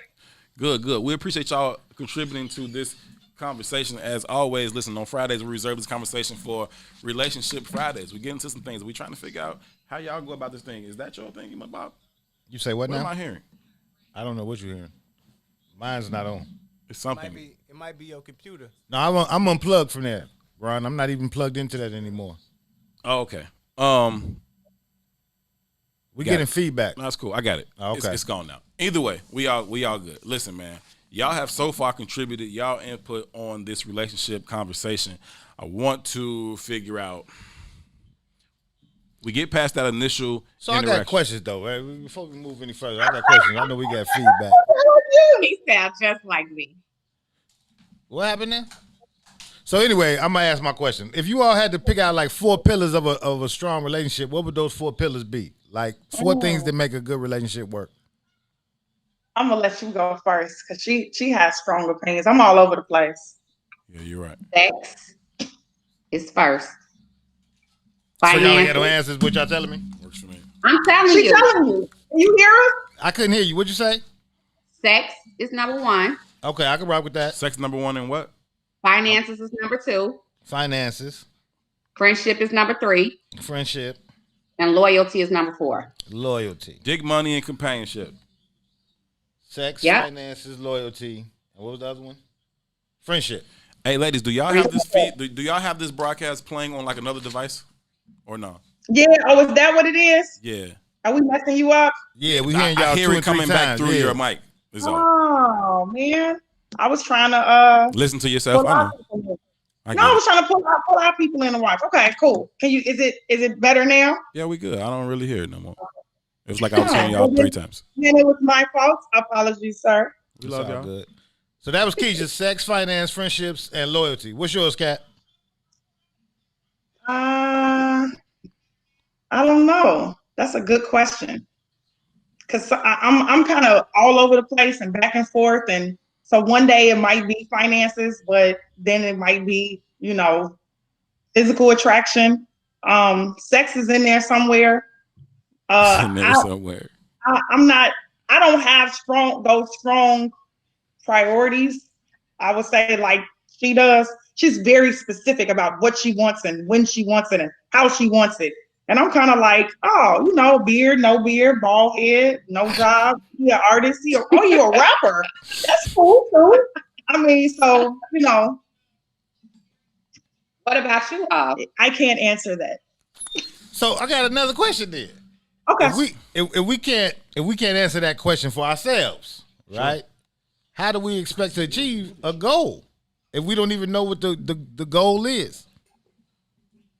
I mean, but it's okay to interact with people without a goal, I believe. Like, I feel like it's okay to interact with people without, having a goal or a plan. Sometimes, like I'm going to go back to my age. I mean, I've been having a plan and a goal for 40 years. I still haven't reached the the pinnacle of exactly what it is I want. Okay. So if that strategy hasn't worked thus far, then it's okay for me to link up with somebody that might just be all over the place just like me, or just looking for whatever they looking for. When they find it, then they'll have it. She needs somebody that has. Don't worry about it, Maze. I got it. What did I say that again? She needs somebody that what now? That knows what they want, and they can allow her to be all over the place. So both of y'all said finances, right? Finances is important. Very important. So y'all date outside your race? I would. I have. Y'all would and have. Ugh. Yes. Oh, okay. That's interesting. Yeah. So is that the goal though? Is that where you want to land? No, that's not even a standard or nothing. No, I mean, my black men are beautiful, beautiful. I wouldn't change them for anything in the world. Now, if you all just keep messing up, then I'm gonna have to flip over.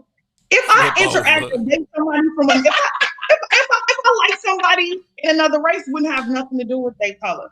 But I preference black men because they me. Oh, that's my man.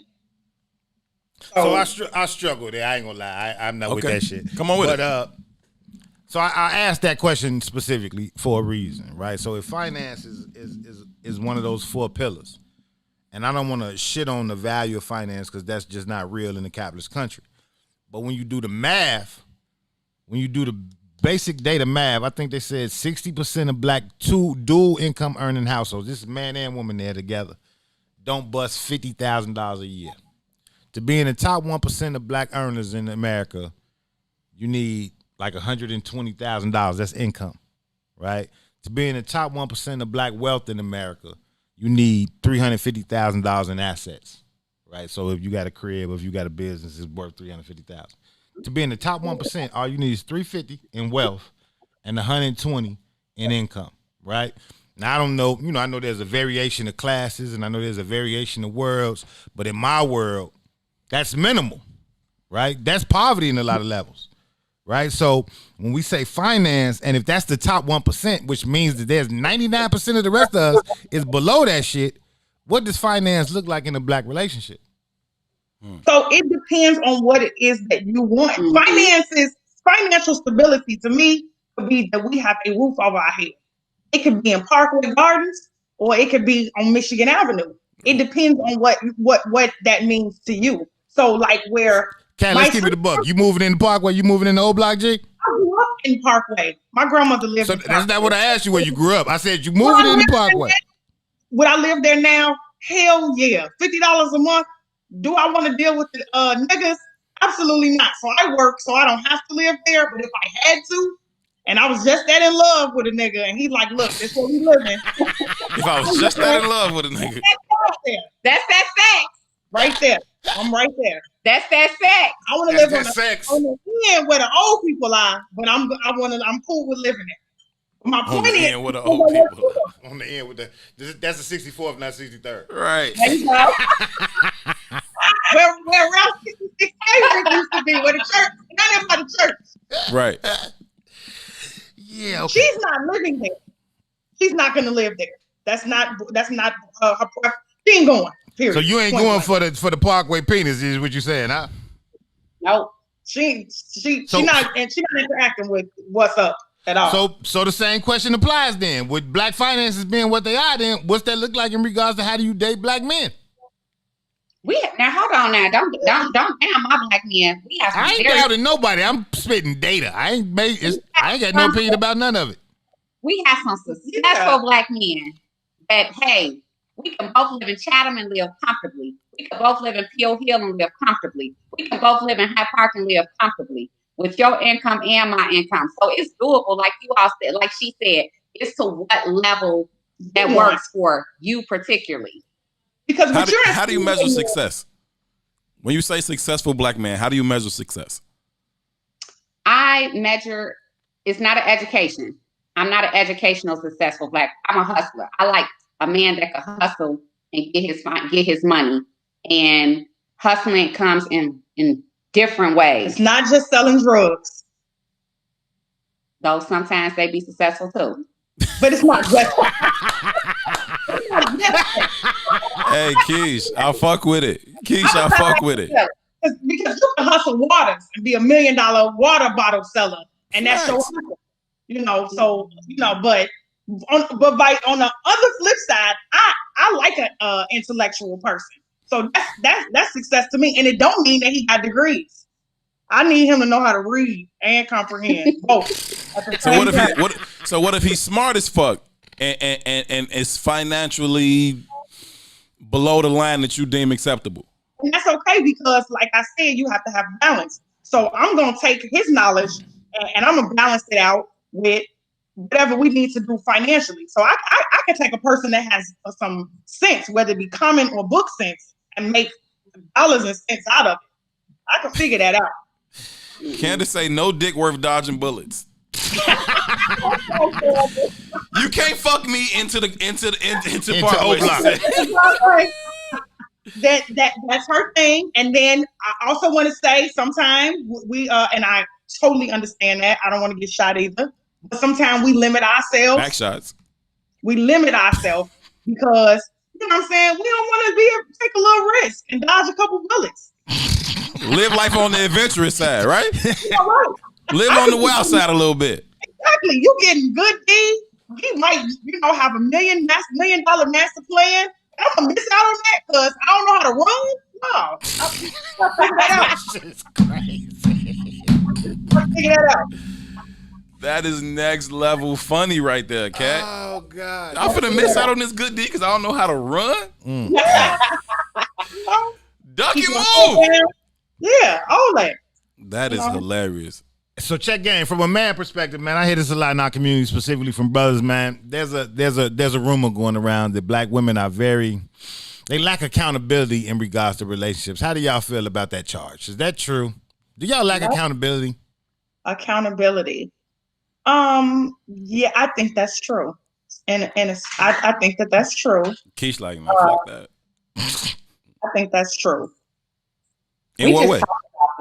That's why relationships are only in jeopardy when the woman's unhappy. Yeah, they don't have any accountability in the relationship in the first fucking place. So when you're unhappy, happiness don't mean shit. It ain't to me. even my fault, fam. When you're unhappy, that's not even my fault. That's not my problem, motherfucker. When I'm unhappy, that is solely your issue. Well, that's because y'all don't express that. Y'all don't express it, or you don't put accountability on the woman. Y'all got to do that. Y'all got to make us accountable. If you allow your relationship to go, well, every time she get in a funk mood or you do something that she gets to control or dictate the mood of what's going on, then that's on you. Because in my mind, you need to tell her too. You need to go off when she's on the. In my opinion, it's because we understand something that y'all don't really seem to understand. And what this is that? shit ain't that big of a fucking deal. That's really what it is. This shit ain't that big of a fucking deal. You're pissed about some simple ass shit. And as opposed to me standing in this fucking kitchen going back and forth with you about this simple ass shit, I'm gonna take my ass in the basement. I'm gonna chill down here. We'll address this shit soon and we can get back to some regular shit. If we address it through a long ass conversation that you wanna have, cool. If we address it through when I come back upstairs tonight, I'm gonna rub your shoulder and then I'm gonna fuck the shit out of you, we'll address it that fucking way. But however we're gonna address it. But what we're not gonna do is sit here and argue about this shit. Oh, this is some petty, simple ass shit. We're not going to address it that way, right? And so I think there's different ways of going about handling these situations. We just kind of handle them differently. It's not that I don't really see your feelings as being valid or valued or any of that shit. This just ain't that big of a deal. And so you on 10 about some shit where I understand your issue, but I see it as like a 6, right? I'm not finna go to 10 with you. When you come back to 6, let's address this shit. Until then, I'm downstairs, shorty. Like, I'm not finna do this with you. But do men say that? Or do they just cater and sit there and act like they're listening, but don't listen and let her go on a rant and let her do the whole 9 and then go downstairs? But do you say that? But that's part of the problem. I'm just again my opinion, right? But that's part of the problem too. So when I start thinking about those 4 pillars, my 4 pillars, right? It's gonna be respect. And I know yours. You say what now? You tell me your 4. Yeah, my 4 is gonna be respect, communication, accountability, and forgiveness. Right? That's gonna be my 4. And I said communication specifically, right? Because I think there's this expectation from women and dudes too. Well, I ain't gonna say dudes this much. But I think there's this expectation that we are like similar beings. Me being male and you being female create variances of differences, right? The way I communicate versus the way you communicate is totally different. right? Most male communication is nonverbal. Most of it. Even when you with your homies, right? Even when you just with your dudes. We ain't finna sit, like a woman is sitting having an argument with another woman for 20 fucking minutes. If it gets to that point, I'm finna punch you in your motherfucking face. We're not going that far. Yeah, I'm not finna We do it. communicate differently. So when you say, well, you know, why did you say that? We don't communicate the same way. We don't even internalize information in Didn't the you same see way. me walk downstairs? Why the fuck I gotta say I'm That's going the downstairs? communication. I'm not listening to this shit. But you are understanding that we don't. So that's why we don't argue. Because I understand that you understand things and communicate this way. I understand and communicate things this way. So wouldn't you rather give yourself some peace earlier and say, I'm about to go downstairs. I would like you to bring it to 6. I care about this issue. Hey, let's fight and fuck it out later. And then let her sit there, think about it, and then walk away versus just walking away. Because now I'm not thinking about, well, he is going to hear me out later. I'm thinking about this nigga just walked away from me. Yeah, here's what I'm thinking. Here's what I'm thinking. I'm thinking, man, shut the fuck up. In this moment, I'm thinking you aren't going to hear me anyway. Right? Anyway, Whatever I yes. say, when you are on 10, and I already told you that I think this thing is about a 6-level issue, you aren't gonna hear me. So when you come down off them extra 4 levels you on, then I'm 100% here for the conversation. And if that takes a little bit of time and space for you to come down those 4 levels, if that takes an orgasm for you to come down those 4 levels, whenever you get back to level 6, we can have that shit as pillow talk. We can have it as fucking dinner talk. We can have it as breakfast talk for all I give a damn. But you're not gonna get me to 10 because you on 10 about some shit that's not a 10 level issue. It's just not. And I'm not going there with you. You're not gonna get me out of my body because you out of yours. I'm not going there. I'm not. It's not So happening. at what point though do you say this is how we can solve this? At what point? So I'm going to 10 and you like, and you walk away and you go in the basement, right? Then I have to get that. That's me trying to get myself to a level 2. That is my compromise, right? So we 4 levels apart. I'm at 6, you at 10. We 4 levels apart, right? Ideally, I would like for you to come back down to 6. But perhaps what might need to happen is I need to take my ass all the way down to 2 so I can come back here so humble enough to deal with your bullshit. And so when you nigga, I can be like, okay, baby, I hear you. You're right. I should have done this. But going back to right? them 4 pillars though, right? That's why respect is in my shit. Right? Because if we respect one another, we're gonna have the validity, or let me not even say validity, right? We're gonna have the room to move how we move and still understand that the love is not being lost. Right? I'm not dealing with this shit right now. I'm going to walk the fuck away. Hence, that's Not okay dealing because you respect me and I respect you, you're gonna give it some room to breathe. Don't come chasing me down and about this not shit. only even if you're on 10, your 10 should never be a 10. I got a question. What is this small thing that's not important? Give me an example of what this disagreement can consist of. Is it you leaving your drawers on the floor? Because I'm not gonna argue with you about no drawers. I'm just gonna pick that shit up and put it in the laundry basket. If this dishes washed, I don't mind. I like my house to be clean, so I'm not gonna argue with you about no dishes. I'm gonna wash that shit and put it in the dishwasher and put it up. So it depends on the woman.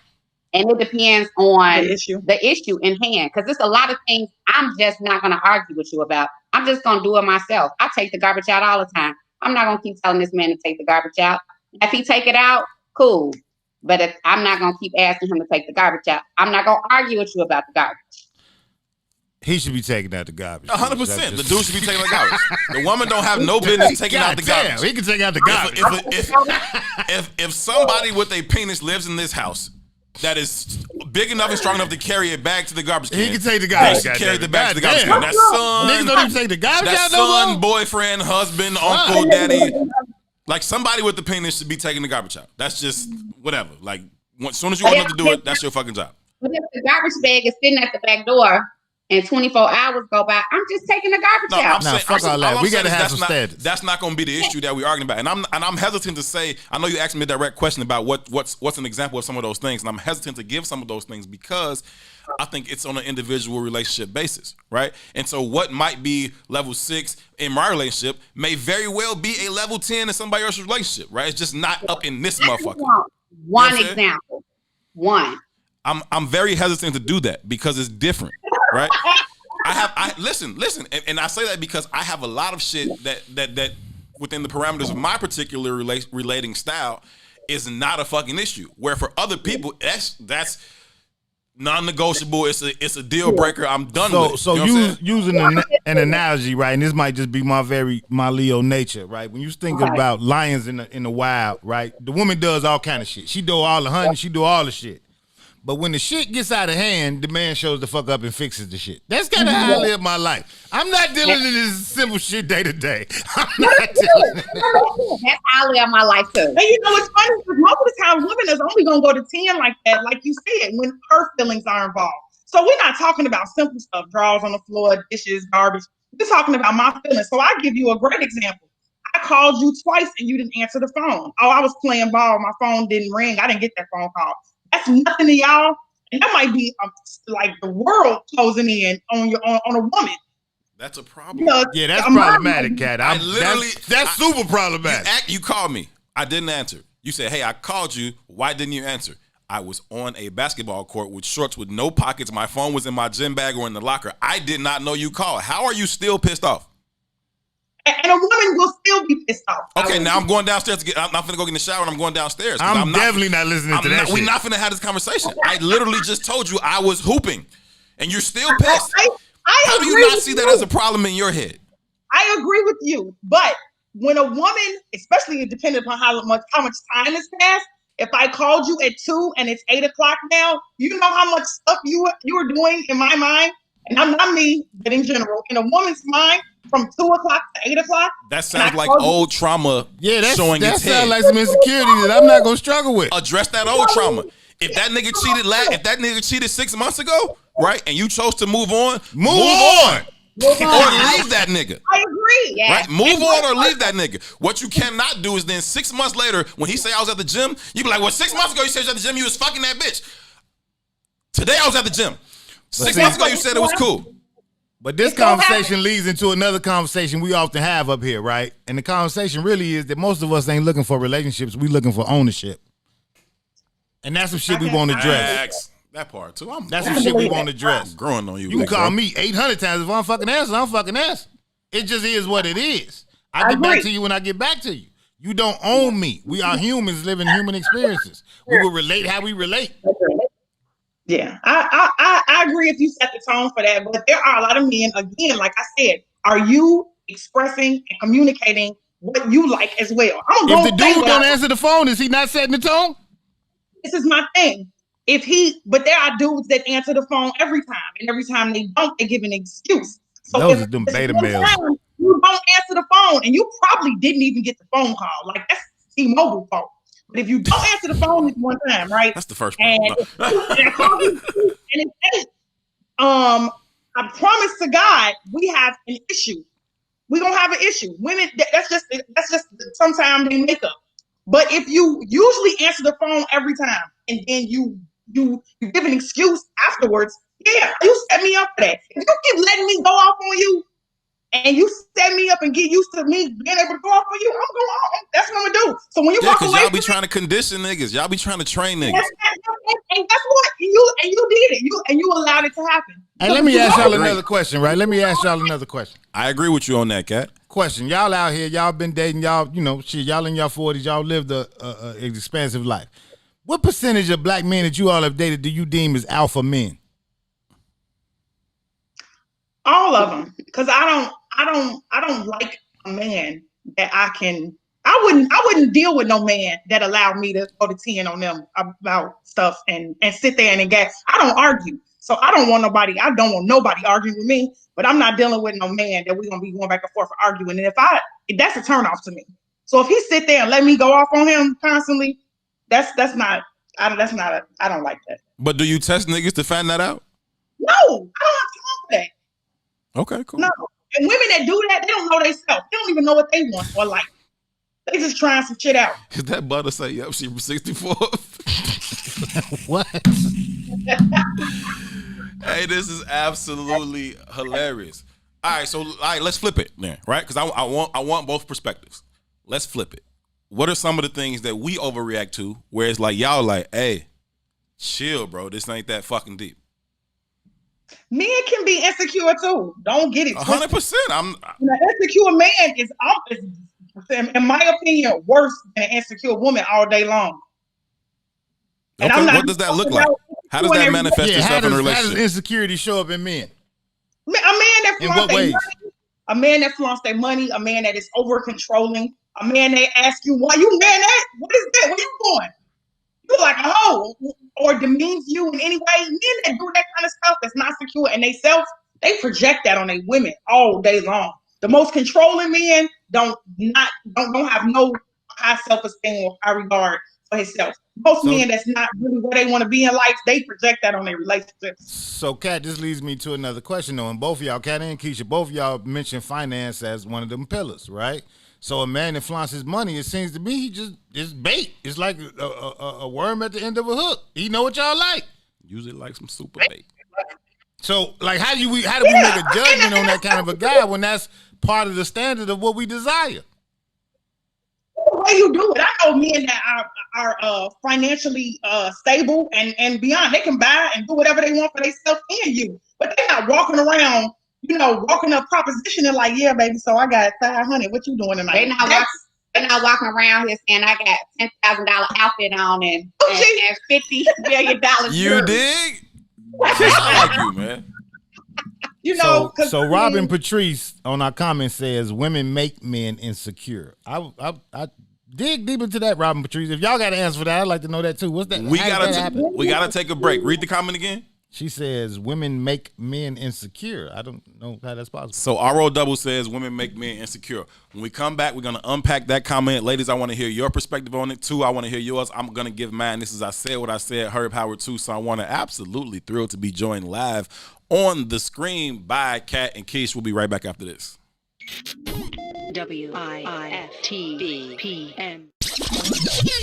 Tune in every Sunday. Don't miss it. Live from the West Center for the Black People Media Studios. It is the Kickoff Kickback. Join the conversation with the brothers Eugene McIntosh, Herb Howard, and myself, Terrence Tomlin. We got analysis live from the stadium. The brother Joe Lewis will be following through. We got great guests coming in, players, personnel, people.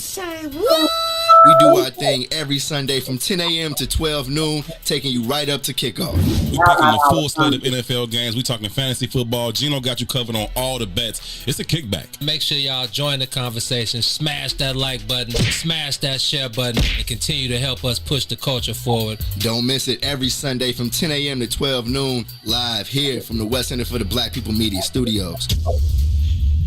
Food, culture, impact. What's in it for the Black People Media is proud to support The Woodlawn, located at 1200 East 79th Street. The Woodlawn is an innovative economic center for the entire family. Stop by and try our jerk-inspired menu. Plus, get details on our new Igloo dining experience. Restaurant, event space, cultural space. For more info about reservations or our COVID-19 friendly space, visit us online at www.thewoodlawn1200.com.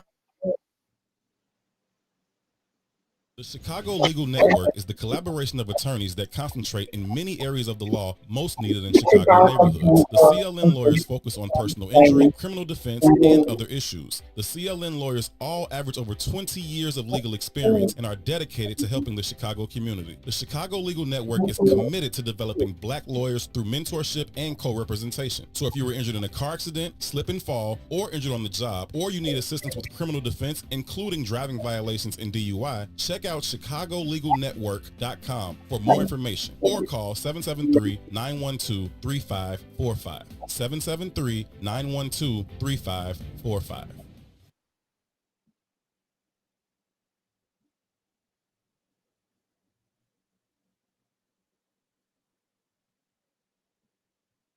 We out west with it, where we live illegal, leaning off a leader, riding regal, tipping scales like Libras. Inhale, no L's, pulling out blocks like Jenga. In the rear of a Caprice's Billy Rams, flicking decent nonetheless. Nothing less than tens for the speakers. You'll hear us before you see us with beats that beat the streets up.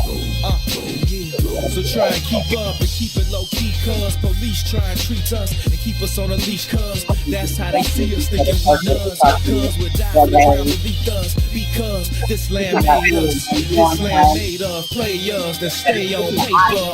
That's how we came up amongst the mayhem to the day when we display what we made of. The game could never change us, the West Side teaches. On these streets where you find that D before G. We out west with it, back down, trying to flip a dollar if you looking, then we got it. You just got up in a plot. We out west with it, riding clean, wetter than the sea. On the scene with a full tank, blowing AC. We out west with it. I'm posted, let me know what y'all on. Cause if y'all get on something, then just hit my phone. We out west with it. Yes, sir. Hustle for every penny in the trenches, but we turn struggle into strength. Smell the grind in the air, take a whiff. Only the nose knows the aroma. Compose the money rolls that fold up, holding cold cups. Searching for those that got the purple O's for the $4. And we can go nuts and stay at the stove like gross us. And post up with O's on the table like coast us. It's how the game coached us, made us. All in the soldiers, now that dough is the focus. So know that we own this. Molded by the hood, roll models. The latest model, drinking good, raising bottles like we just missed the pothole. You got to know that it's impossible to stop our flow. We've seen it all from watching cops. We roll 30s a throw while drinking the night away until the block got slow.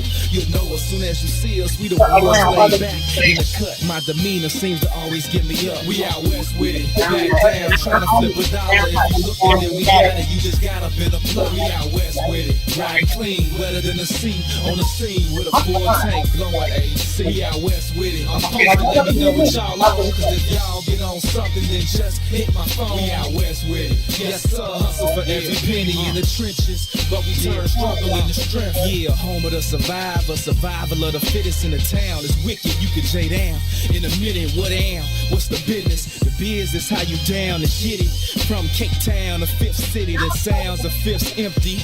When we tipsy, it's risky. Where the lick be, at least 10 deep, it tempts me. But there's no mystery where the chips be, the tips G. Just our history from the 60s. Pimping ain't easy, but we bleed it. This here game is in our veins, in the air we breathe in. Believe this, it's no game. But the key is your mouthpiece, spit your game. But believe, turn nothing into something. We suffer without supper long enough. Struggling from summer to summer, the same place where the dope is sold. It's home to the Oprah show. The same place I know is home. We out west with it. Back down. And we are back live from the beautiful What's in It for the Black People Media Studios. This is I Say What I Said. It is intellectual thuggery at its absolute finest. Hey, yo, Lil Ron. Yes, sir. Gino said if you keep playing the music that he sent for On the Soil, he gonna beat your ass. Hey, look, I just told Lil Ron we playing Mick. Yeah, I just asked too, like, yo, should we, tone it down to? Hey, play that shit. Hey, peace to the guy Gino, man. He ain't up here. Fuck that nigga. Peace, God. I'll let you Sunday. He gonna beat your ass. All this shit I'm talking right now, when he run up on you, I'm gonna be like, damn, Lil Ron, you got to learn how to fight. Hey, y'all, where does this narrative come from? Cause my name got Lil in front of it. Just you had to learn how to fight, Lil Ron. They threw that Lil Ron in front of your name because I got hands, y'all. Okay, Lil Ron. You the youngest person in the Wiftable Media family, and you be letting Big Red hold you all the time. Back to the conversation. Yeah, let's get this conversation. Now you want to act like he got your back. He really don't. He just want to pretend like he got your back so he can keep holding you. Wait. Adrian, what's Adrian saying here? This is moving too fast. Shout out to Ron Really, though, for real, man. We appreciate you doing all the hard work behind the glass, man. I don't even think we said what's up to you at the top of the show. How you feeling? No doubt, my brothers, you already know. All right, man. Well, look, keep Big Red off your ass, man. Listen, this is a Relationship Friday. We are talking to Keisha and Kat. They are the co-host of My Mic Sounds Nice. Appreciate you ladies following through, man. It's been an absolute pleasure hanging out with y'all. Y'all been saying some real shit, but y'all have also been saying some bullshit. How y'all feeling, man? It's the very nature. Good. It's the very nature. Question, y'all. Question. What's three limiting beliefs about yourselves that y'all have? Like, what's 3 insecurities that you all have about you all selves that you all bring into relationships with your partners? And if you say none, I know y'all flat out lies. No, that's not. That would be a flat out lie. Body imagery, absolutely. Look at everything that's going on around us. That's big with every woman. I don't care what she say. So how I feel about myself and what I look like. Mm-hmm. That would be first and foremost. Our past. Yeah, definitely. Pass. So we talking about a little flab here, a little flab there, and a body count here and a body count there. Yeah, and decision making. I'm talking about relationships, not no body count. I didn't say what the body count was. It could be 3. It could be 4. You still feel a way about what that particular body was, or who that particular body was. But in general, not just the body count, but past decision making. You know, things I shoulda, coulda, woulda done. You know, you get with an amazing person first, and you like, oh, I wish I would have met you 10 years ago. You know, so those kind of. I wish he was my kid's father instead of the one. That type of stuff. Wowzers! Wowzers! Even who you were with before, that's an insecurity. Like, hey, mama is, you know. So if you see my ex and she super cold, yeah, that. You feel a way about that? I wouldn't care. You can. It's a possibility. Listen, I'm just being honest. I feel you. I understand. Like, we all people, right? And whether you internalize those feelings, you see her, no less, right? You see her, right? You see how she looks, how she dressed, what she drove, what she into. Like, you can see that shit. You know what I'm saying? So I can imagine that playing a factor. Keisha over there, real name is Kenneth or some shit, because she moving like a dude. She be like, I don't give Keisha's a whole dude. I fuck with it. I fuck with Keisha's whole vibe. She like, yeah. Like that, but she knows that exists. You know, we and I'm gonna tell you a good example. A person that we may have dated, they get a new girlfriend, and now they girlfriend stalking our social media or looking at us sideways when we see them out. I don't know her, but she's feeling some kind of way about me. It could be who I am, and I'm not being arrogant, but it could be, you know what I'm saying? But who we are. That's an insecurity. But she an ex for a reason. Somebody made that comment. She's an ex for a reason, right? She's a thing of the past for a reason. If it was that dope, he'd still be there, I assume. Absolutely. And I mean, so but that's an insecurity. Another thing that can be an insecurity is a man that is successful, or if he's put together by my standards, and I might feel like I can't match up to him. Believe it or not, women they feel like that. Most women be like, oh, he got himself together. Let me see what I can get from him and what he can put into me. But there are some sensible women that say, I gotta get my shit together before I start interacting and dating or trying to get up with him, because he only date supermodels, or he only date business women, or he only date this kind of person, and I'm not really that person. I have a question. I have an answer. What was the question that you before we went to break from Robin about insecurities? What was it? Robin made a statement. It was about women can make men insecure. Do women make men insecure? Was that what it was? I think that's what Robin said. Yeah, she said women make men insecure. Okay. I'm asking from a man perspective. What's your question specifically? She asked, do we think women make us insecure? No. Do we? No. Okay. I think that men are insecure. I'm gonna disagree. I see, because you wouldn't even let me finish. Go ahead. But I'm gonna let you finish. But I'm gonna disagree from a totally different perspective. Sure. Go ahead, finish your statement. So I think that no, I would say no. Women do not make men insecure. Men are insecure on their own. I think the same thing in reverse, right? I don't think it's about that. I think that there's an insecurity that is somewhere within you, right? So men talk all this shit, right? That's my woman. That's my woman. Fam, you don't trust her any further than you can see her. As soon as she out your line of sight, you got this question, that question. What's she doing? What's she doing? That ain't your woman, fam. If you gotta move like that, if you gotta behave like that, she ain't yours, fam. Like. And again, I use this analogy a lot, but it's not to objectify women in any way, shape, or form. But my car, right? I don't have to drive it every fucking day. I can leave it in the garage. I can leave it around the fucking corner and not look at it. I don't expect that it's gonna be gone when I go around there to get in that motherfucker. It's my car. But a nigga say, that's my woman, that's my woman, that's my woman. But the moment he can't see her, right, he's all insecure about what it is that she's doing. That ain't yours, fam. Like you for whatever reason, you have an issue about that. Either she's betrayed your trust in the past, or you haven't dealt with some other shit from your own personal past. Either way, that insecurity is about you. It's not necessarily about her. Same thing if you think, oh, she into this type of shit, she into this type of shit, she about this money. That insecurity is not because you see her as being about money. The insecurity is you see yourself as not getting to the level of money that you think appeases her, right? That's your own personal shit. You think, oh, she want to fuck all day. She's insatiable. She ain't insatiable, fam. You just don't think you can keep up with her fucking. Like that's really what it is. That is your own insecurity. All day, dog. That's kind of insatiable. And she may be insatiable, right? But again, she's not creating that insecurity in you. She's being herself. The insecurity is coming from your inability to keep up. Okay, I follow. You know what I'm saying? Like that's all I'm saying. Like, so no, I don't think that women create that insecurity for men. Nor do I think that women create that. I mean, men create that insecurity for women. So I'm gonna provide pushback. Sure, I'm gonna provide pushback in this manner. Like part of the reason why I don't like having this conversation, but when I do have this conversation, and I mean the totality of relationships, this shit irritates me most times. But the reason I talk about it though is because I am a race man, and I think that the value or how we overcome oppression in this country and how we grow as a people is through family. I believe that.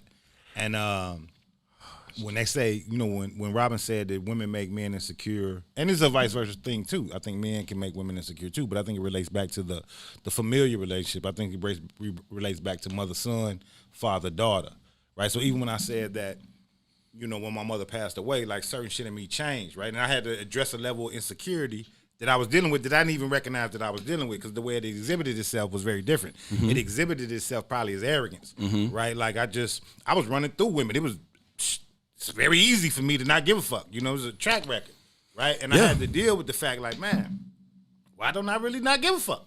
It's easy what I mean? Not to. And I had to relate that back to the relationship I have with my mother. Now that I got children too, I see the differences, right? I see in how I deal with my daughter and her level of confidence, and how my son deals with his mother and his level of confidence.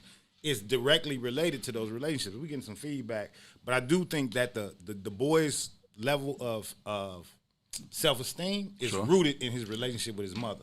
I think the daughter's relationship with self-esteem is rooted in her relationship with father. It's those two energies that drive and build that level of confidence. But it's the opposing energies. So if you're a mother and you got a problem with this nigga daddy, 9 times out of 10, that's gonna reflect on him, right? And it's gonna dim his light in some way. Sure. Vice versa with the father and you got a problem with her mom, it's gonna reflect on that daughter. So I think that shit, we don't internalize it in that way, but not to say, this lady I'm dealing with is making me feel some kind. I don't give a shit about that. But if we get to the deep-rooted traumas that we deal with, it's those opposite sex, those opposite frequencies, and those opposite energies that build us to be the people we're supposed to be. Ladies? If my daddy a cheater, I'm going to think all men cheaters. Or you're going to think cheating is acceptable. I couldn't hear you, Kat. What'd you say? I said, or you could think cheating is acceptable. It's just like watching your mother get beat up for your whole life and stay with your dad. You think that a little aggression, that aggression is not it's normal. We normalize those things. And it is based off of our upbringing. I agree with you. 100%. You made a very good point right there, sir. I told you I'm smart. I agree with you. But listen, though, y'all both said cheating, right? So look, this just basic math again, right? Men produce 400 billion sperm cells over their lifetime. Women produce 400 eggs. Maybe the narrative ain't supposed to be we supposed to be together forever. I think monogamy is a lie at a lot of levels. Oh, Lord. Wait, what? Now y'all holding your face and shit. Don't nobody want to talk Who about. said, oh Lord? I did. Why? I don't. I want to know why, Kish. Monogamy is a lie on certain levels. Why would you say it's a lie though? Because the math don't add up. And we're not really monogamous people, right? So when you think about the concept of monogamy, it's being with one person and one partner forever. We ain't really that. What we do is we taste the motherfucking appetizers until we find the main course. So we even lie about the construct of what it means to be monogamous. We date, sleep with, do whatever for however long we want to do this shit, and then we find the motherfucker that we like for this amount of time, and then we're in a singular relationship with that one person for that amount of time. But it ain't really, the concept of monogamy ain't real. You've been with, I don't want to say how many people you've been with, I don't know, but the average motherfucker at least have been with 4 or 5 people at least. So you're not monogamous. I don't think that has anything to do with monogamy. And I want to know why every time men talk about monogamy, they talk about it depending on them. Wait, what you mean? Every time a man, in my experience, has negated monogamy, they go to it. It depends upon the male, like the biology of the man. So it's it's more women in the world than it is men. We can't just deal with one. Now you saying we got all these sperm. How we supposed to just So be look, one? Kat, I'm gonna push back though. I said monogamy isn't natural. I didn't say it just because men feel that way. I said here's the math. If I'm gonna be real honest too, I think women are the more sexual of the genders. Y'all just are. Right? So y'all probably crave sex much more than we willing to have sex in reality. But the narrative creates y'all, it keeps y'all in this box because you don't want to look like a hoe. But that's also attached to the same lie narrative. Now let me tell you what our theory is. You all have it a little bit easier than us, okay? Because for most men, you all can nut from a crackhead, from a fat girl, from a skinny girl. Lil Ron, is that true? From a you would know, Lil Ron. From a hairy thing. Hey, come on, man. To a ball thing. We have a little bit more issues than you all. We got size issue. If a man know how to stroke, because some men don't know how to push back. Moisture issues. They both. So it's a little bit harder for us to come than it is you all. Push back. You all can see something on TV and come with no physical contact. Those are puberty boys. That's Who's doing that? Who's watching TV and nutting off visual sites? Who's doing that, Keish? When I saw that they have 13-year-old boys. You didn't set up. Listen, Keish, you didn't set up with a nigga. Y'all didn't watch some porn, and midway through the scene, before y'all ever got active, he nutted. He just bust. Come on, son. Like, what are we talking about? I'm saying a person that's extra sensitive. It's easier for you all. It's easier for you all. I agree. I agree with that. You know what I'm saying? It's harder for us. In general, I agree. But see, I would push back. I would push back, right? Let me say this. So this is why. Unless I'm off the Duce, then we here for a while. This is why we stick to one person, because we know what we have when we're dealing with this one person. We go out there and do some other shit, and that shit be terrible. You just added another body to your count. That shit wasn't even worth it. But see, that's why I'm pushing back, right? But before we push back, let me add this. Okay. A lot of times women are emotional too. So we can have sex with a small thing, with a rickety motion in the ocean, if we are in our feelings with that person and really, liking them. We are emotional. Because you can have sex with somebody terrible. When you go in your mind and you having sex with Idris Elba, baby, that's the best thing you ever had. When you open your eyes and it's Fat Albert, we do that. That's why that's how we take it. That's how we do it, just so y'all know. But see, I'm gonna push back though, and I'm gonna say it's based on the same shit though, right? It's based on them same narratives where it's harder for y'all to embrace y'all truth. We don't live by them same narratives. Those narratives aren't pushed on boy children, right? We encourage to go out there and do whatever we want to do. We encourage to go out there and explore the world. We encourage to go out there and explore. I don't want to say explore sexuality, but then explore. Oh, we are though. The vast varieties of women. Go do you, and it's acceptable. Matter of fact, you become heralded in your community if you're the man. And I'm pushing back because lesbians exist. They busting off rubbing coochie, so that side shit obviously is something there. It's working for them, right? Yeah, but they can equipment. You say what now? That's the key. What she said. I ain't hear. Equipment. They know what shit. First of all, okay, so they can buy the right size equipment is my point. But in addition to that, don't forget that lesbians are still women. That's my point exactly. What I'm saying is, though, I think that the hindrance is less about. I think it's more about not totally being in tune with yourself, not totally being free with the nature of woman. Even what you said about, men always talking about the lack of monogamy from a male perspective. I wasn't. I fully agree that women are the much more sexual of the sexes. I do. But because of ego, because of the narrative, because of all that other shit, I'm going to be real with you. I'm affected by this shit too, right? I ain't going to never deal with no woman that's dealing with everybody. That's for the streets. You can have that shit. But it's some men that love that. It sure is. It's men that love purpose and hoes. They love hoes. In terms of like being like what other people would describe as an active hoe, and I say other people because I don't use the term. I don't really view it that way. I view people. I think community box. No, that's your term too. I understand the community box piece, but I personally just think that people like to have sex. Men, women, people like to have sex, and so they gonna do it regardless. And I'm not finna be like, yo, that's a hoe. No more than I'm gonna be like, if my homie come up and say, yo, I hit 10 chicks this week, I'm gonna be like, bro, you a hoe. I'm not gonna do that to a woman either. It's the same shit, right? As far as I'm concerned. I'm not gonna say it. That being said, I'm not finna like get into no serious relationship with somebody that's doing that thing. However, right? The person that I am in a serious relationship with, I do want her to be very, very talented. And I think that talent comes through experience.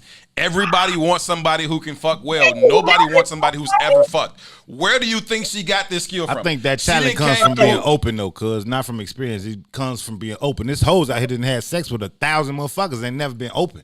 They ain't never been free sexual. Oh, I agree with you. Every hoe is not good at sex, right? I'm not saying that. It ain't the same thing. I'm not saying that, right? You can have 1,000 niggas on your resume and still not be good at this thing. Yeah, trash. You can have 1 or 2 niggas on your resume and be amazing at it. Be Mike Jordan in the room. The practice has been put in. You put some shots up is all I'm saying.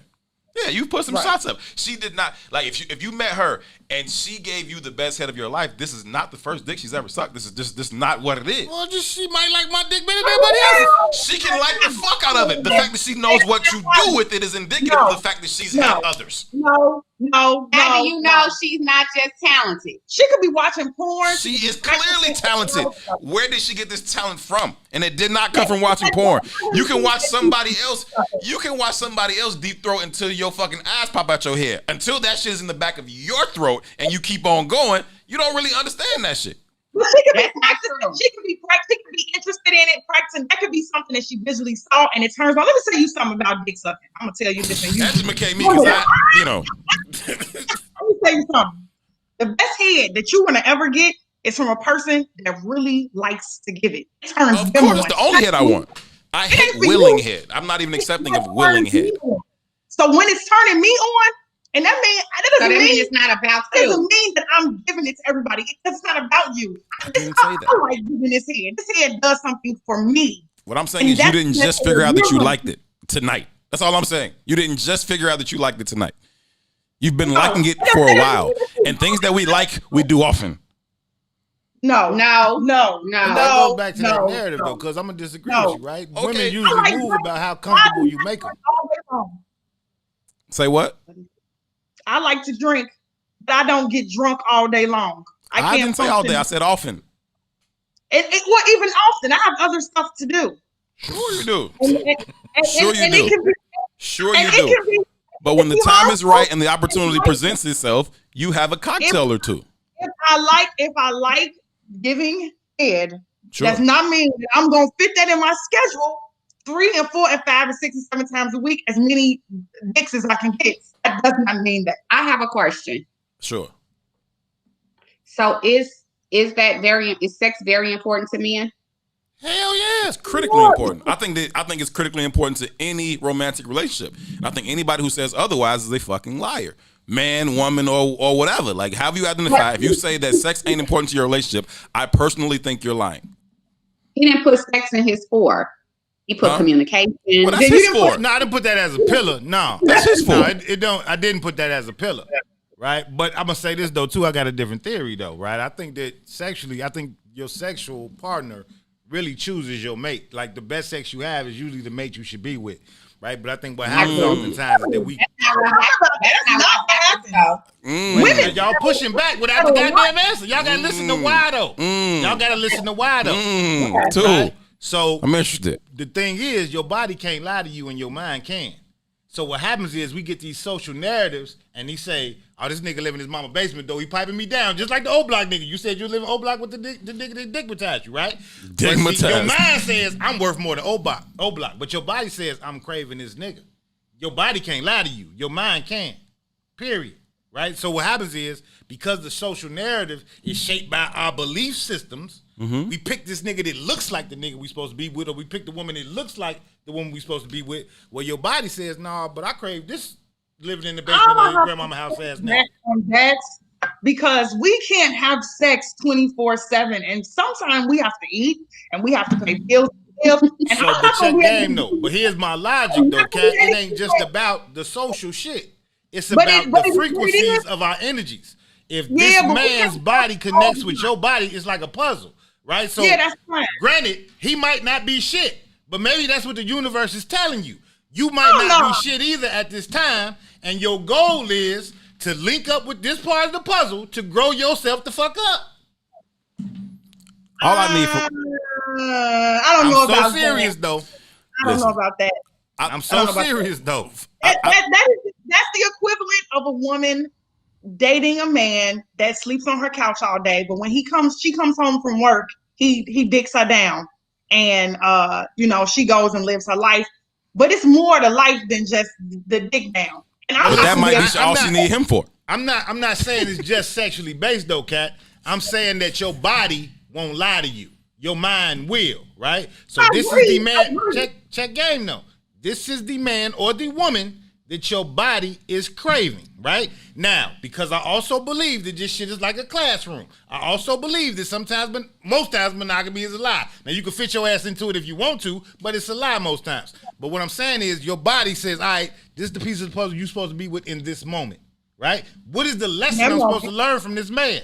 Not to say this motherfucker got it together. He don't fit none of the social standards. But your body says, I want this motherfucker. That's what the universe is telling you. This is where you need to grow at. So he's going to give you a reflection, whatever the ailments is. It might be good, it might be bad. But here's the reflection of what you're supposed to be dealing with in your life in this very moment. Because your body ain't going to lie to you when your mind will. Ladies, hold that response. I know y'all got a response to that. I know you want to clap back, Kat. Sit back in your chair. Relax, G. Relax. I got you. I know you want to respond to that. Can y'all hang on through another break or y'all got to bounce? We good. All right, y'all hang on through this break. We got to take a break right now. When we come back, I will let y'all respond too. I've been waiting to tell you this because I thought it was absolutely fucking hilarious. It's with OG Adrian Anderson. This was probably like 15 minutes ago when you was pushing back about something I said. She said, this is too growing up. He's about to get chastised for something. He's about to get reprimanded for something he did. He's like, wait, but I disagree. Listen, Linda. Linda.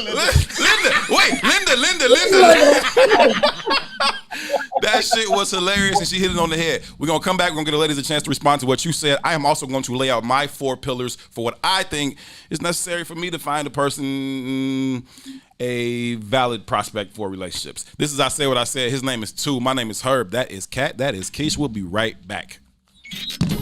WIFTBPM. Introducing your trusted source for high-quality Black emojis, better known as Blackmoji. We believe Black is beautiful, and that beauty should be reflected in the digital market. Now there is an app that does just that, starting with Black Greek letter organizations. Blackmoji D9 offers more than an emoji app. It is a cultural experience of Black excellence. Download the app in the Apple or Google Play Store to access a specially curated catalog of emojis representing the Divine Nine. Use the emojis to celebrate Black Greek events, acknowledge current events, support social causes, and learn about esteemed Black Greek members who blaze the trail of Black history. A portion of every subscription goes toward a scholarship fund specifically for members of Black Greek letter organizations to help keep the legacy alive. Download the Blackmoji app today. Shop at Black-owned and operated Solo Beauty, where you are appreciated and respected. Located at 8158 South Cottage Grove, Solo Beauty can supply all of your Black hair care needs. Solo Beauty is open from 11 a.m. to 8 p.m., Tuesday through Saturday. Take notice, the Entourage DJs are taking over the game. The Midwest invasion is here, and the true Midwest mixtape king is giving it to you. It's DJ G-Spot banging your mixtapes right now. You are now listening to the Mixtape. DJ G-Spot and Mick Lou, Chi-Town's finest. It's definitely representing South Side, West Side.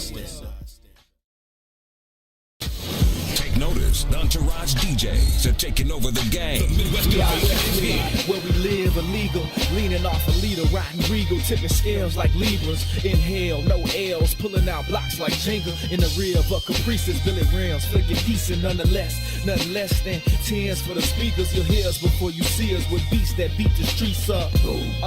Yeah. So try and keep up and keep it low key, cuz police try and treat us and keep us on a leash, cuz that's how they see us, thinking we nuts. Cuz we'll die for the ground beneath us, because this land made us. This land made of players that stay on paper. That's how we came up amongst the mayhem to the day when we display what we made of. The game could never change us, the West Side teaches. On these streets where you find that D before G. We out west with it, back down. Trying to flip a dollar, if you looking then we got it. You just got up in a block. We out west with it, riding clean, wetter than the sea. On the scene with a full tank, blowing AC. We out west with it, I'm posted, let me know what y'all on. Cause if y'all get on something, then just hit my phone. We out west with it, yes sir. Hustle for every penny in the trenches, but we turn struggle into strength. Smell the grind in the air, take a whiff. Only the nose knows the aroma. Just gonna fuck up my son coming home. Holding cold cups, searching for those that got the purple O's for the $4, and we could go nuts and stay. See, Lil Ron, see, that's that bullshit. That's that bullshit right there, bro. Organic, that's organic. That's that bullshit right there, man. That is that bullshit right there. Listen, man, thank y'all so much for being here. This is I Said What I Said. We are live from What's in It for the Black People Media Studios. My name is Herb. His name is Tu. The good brother behind the glass doing all the work. His name is Ron Rilla. We'd love to give him a hard time because he the little bro of the fam. So that's what you do to the little bro of the fam. As soon as we get a family member that's younger than you, I'm on his ass. you can pick on him. He said I'm on his ass. You can pick on him. That's not gonna really stop us from picking on you, but at least you have somebody to pick on then. You know what I'm saying? Take out my frustration. You dig?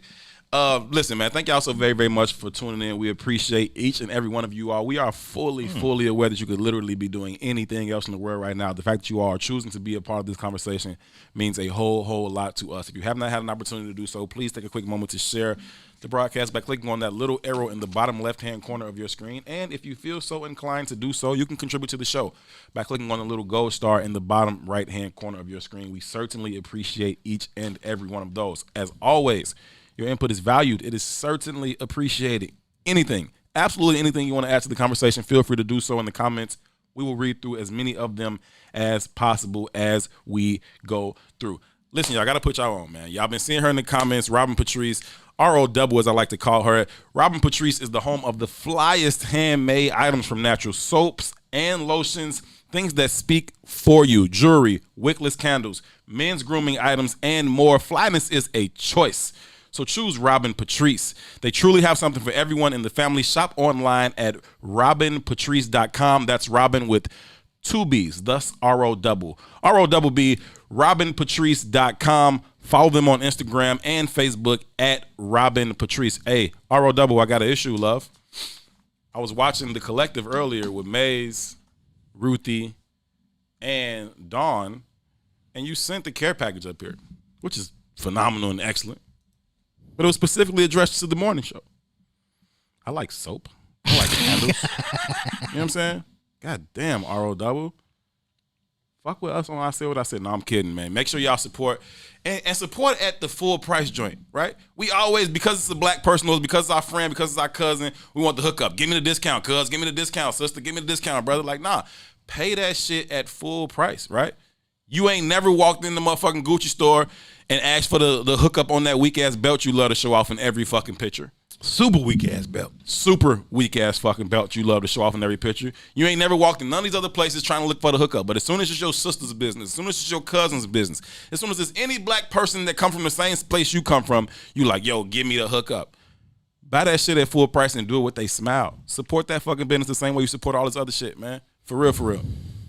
Holla at Robin Patrice for all of the flyest handmade items. She got what you need. She got what you need. Hit her up. RobinPatrice.com. 2. What now? You gave your four pillars of what you are looking for in terms of value in a relationship, right? For a potential partnership with a woman. And I liked them. I forgot what they were. I liked them. I respect it. I like them, right? Mine are, let me give mine. head, head. You are ignorant as fuck. You aren't necessarily wrong, but you're ignorant as fuck. There's nothing wrong with that. Yeah, it's not. No, that's not my 4. Right, it's only one of the 4. My 4 are sense of humor. Right, if we can't laugh and have fun, we can't be together. I don't have any sense. I ain't looking for none. So if we can't laugh, we can't kick it. Sense of humor, gotta have it. Gotta be spiritual. Right, you ain't gotta be religious. I'm not religious, but I am very spiritual. Right, so you gotta have some type of spiritual connection. Right, so give me the sense of humor, give me the spirituality, then you have to be nasty, right? You got to be nasty. Okay, necessary. Like not like, oh yeah, I like sex. That's cool. Yeah, I'm willing to give head. I hate. Way. Huh? In a shitty booty way or sexual way? Dirty, like. I refuse to answer that, and I'm just not even going to entertain that. You like what you like. I'm not even going to entertain it, Kat. You like what you like. Can I give my 4th or no? I'm sorry. Go ahead.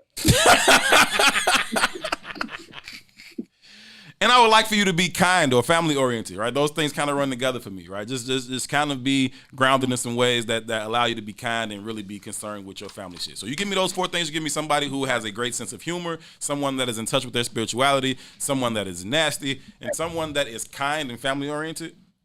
We are on our way to something. I don't know what the fuck that something is, but we're on our way. That's a good 4. Yeah, I'm rocking with it. Like that was the nasty though, G. I'd have had some motherfuckers scare me. I ain't gonna lie to you. Oh, every now and then you run across some shit that's like, yo. You do it too much, bro. You do it too much. It might be a shitty booty. You might be into that. That's nasty. Yo, Kat. Yeah, I wasn't into that. Yo, Kat, if you want to tell if you want to tell the people what you into, feel free to tell the people what you into. Right? I heard a lot about this thing. I heard who was the famous person that they was talking about likes to actually be shitted on. That's the Biggie record. So after I cocked over, you know what I mean? No. Recently, there's this famous dude. I can't remember. It's Odell Beckham Jr. That's too much. It was Odell Beckham Jr., the wide receiver from the Cleveland Browns. The rumor went around that some one of these stripper model chicks put out that he likes to be defecated on. Yeah, that's his thing. That's nasty. It's different. That's nasty. That's his thing. It's different. I've heard of people liking to be urinated on. That's also different. That's people into all different stuff. And what I was gonna say is what a lot of men don't know about. I don't judge people. Like, a lot of them big asses. I'm judging you. I'm not judging you. They dirty. Yeah, that's not the kind of nasty I meant, though, Kat. Okay. You know, we just good. in case somebody wants to know, people might want to know. Inquiring minds might want to know. I prefer that my woman bathe at least daily. At least daily. Just at least, okay. You know what I'm saying? Like, at least daily. If you want to take that second shower, that's awesome too. But at least daily. Jesus Christ, what is wrong with you, Kat? Nothing. You saying nasty. You into some different shit. So you said literally family oriented, nasty. I watch it as the spirit moves spiritual. me. And it moves me more than once usually. But my point is that everybody has things that they like that's specific to them, and I don't want to shame anybody, especially not you. For it's what okay you like. to shame them, Kat. Shame them. I shame them all the time. I can't be shamed, to be honest with you. There's no one here that can shame me. Like I do what I do. I don't feel no kind of way about it. So shaming me would be a tough task. But you can give it a shot though. That's not my goal at all. Oh, okay, that's not cool. my goal at all. I really aiming to make you feel comfortable if you like a shitty room. But you said you don't. So what are you talking about?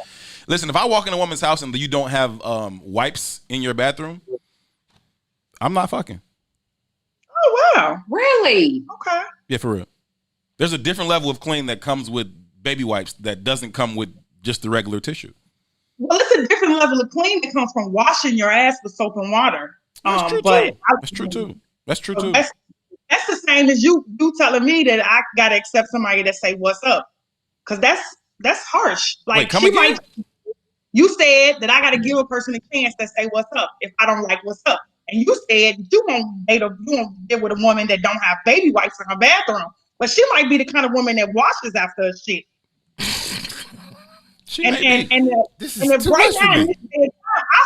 I heard that washing with soap and water is far better. You heard than that? Wipe and sanitizer. That's what I heard. Well, I got wipes and soap and water. Bless your heart. There we Bless your see. heart. See, Bless your heart. keep saying things that I like to hear, man. This is going way left. I don't think it's going left at all. Let's stop talking about shit. Talk about some other shit. So look, quick question, y'all. Like, because a lot of this, at least in my mind, is based around, like, again, solutions, like to healing our households, to healing our families. Like, how do we get there? So the numbers say that black people are not successful at maintaining relationships. That's what the numbers say, right? I agree. We got a lot of single parent households. You know, shit, we see it in our communities ourselves. So how do we provide solutions? What do we think are some of those answers to healing the wounds that keep us in this cycle of not having or being rooted in successful families, or successful relationships, if that matter, let alone successful families? How do we get to some of those solutions? So I have two thought process that I think on that. Social media has glorified black men having multiple kids. What's really? We were just talking about? I haven't seen that. What does that glorification look like? Yeah, I ain't saying that would miss. What does that glorification look like? Where have we seen that? Future has like 9 or 10 kids. And where's that glorified though? But the younger generation feels like baby mamas are like they are the man. Yeah, they don't talk about wives; they talk about baby mamas. Yeah, so I was watching. They glorify because they famous and they got the perception is they got a lot of bread. I don't think it's because they got a lot of baby mamas. But drug dealers have the same ideal. Like they feel like it's just in our community. It's normalized. That is normalized. That's very normalized in our community. Can I ask a question? Yes. They got 8 baby mamas, right? Mm-hmm. Who fucked them 8 times like that?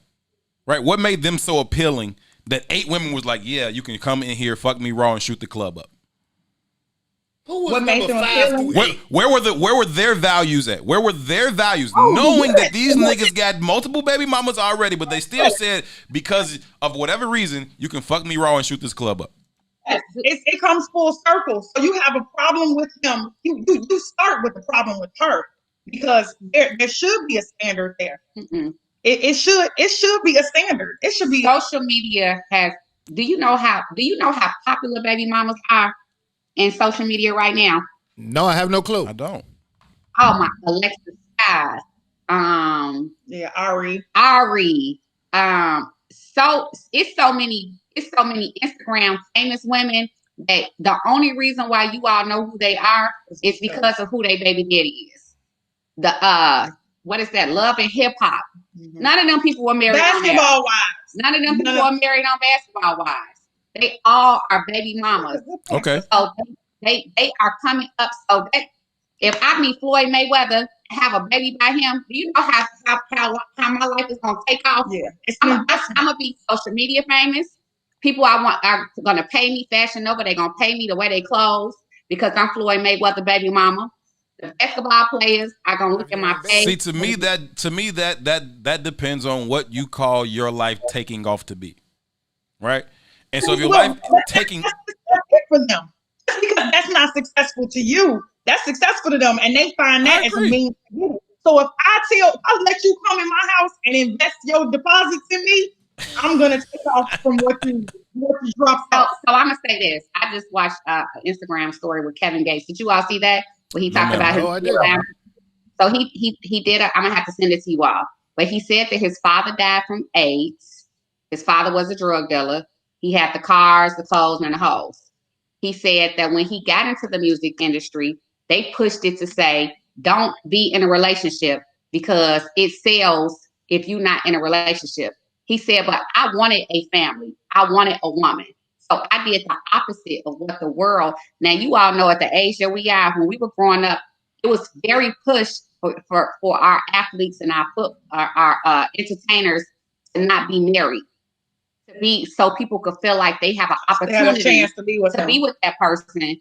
And so they pushed them to not have kids. Like, look at what's the rapper, my girl Cardi B. Her label told her don't have her baby because a pregnant rapper isn't as marketable as not.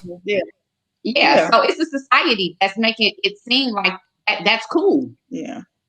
You got your over 30, 35 rappers that now, or entertainers, especially blacks.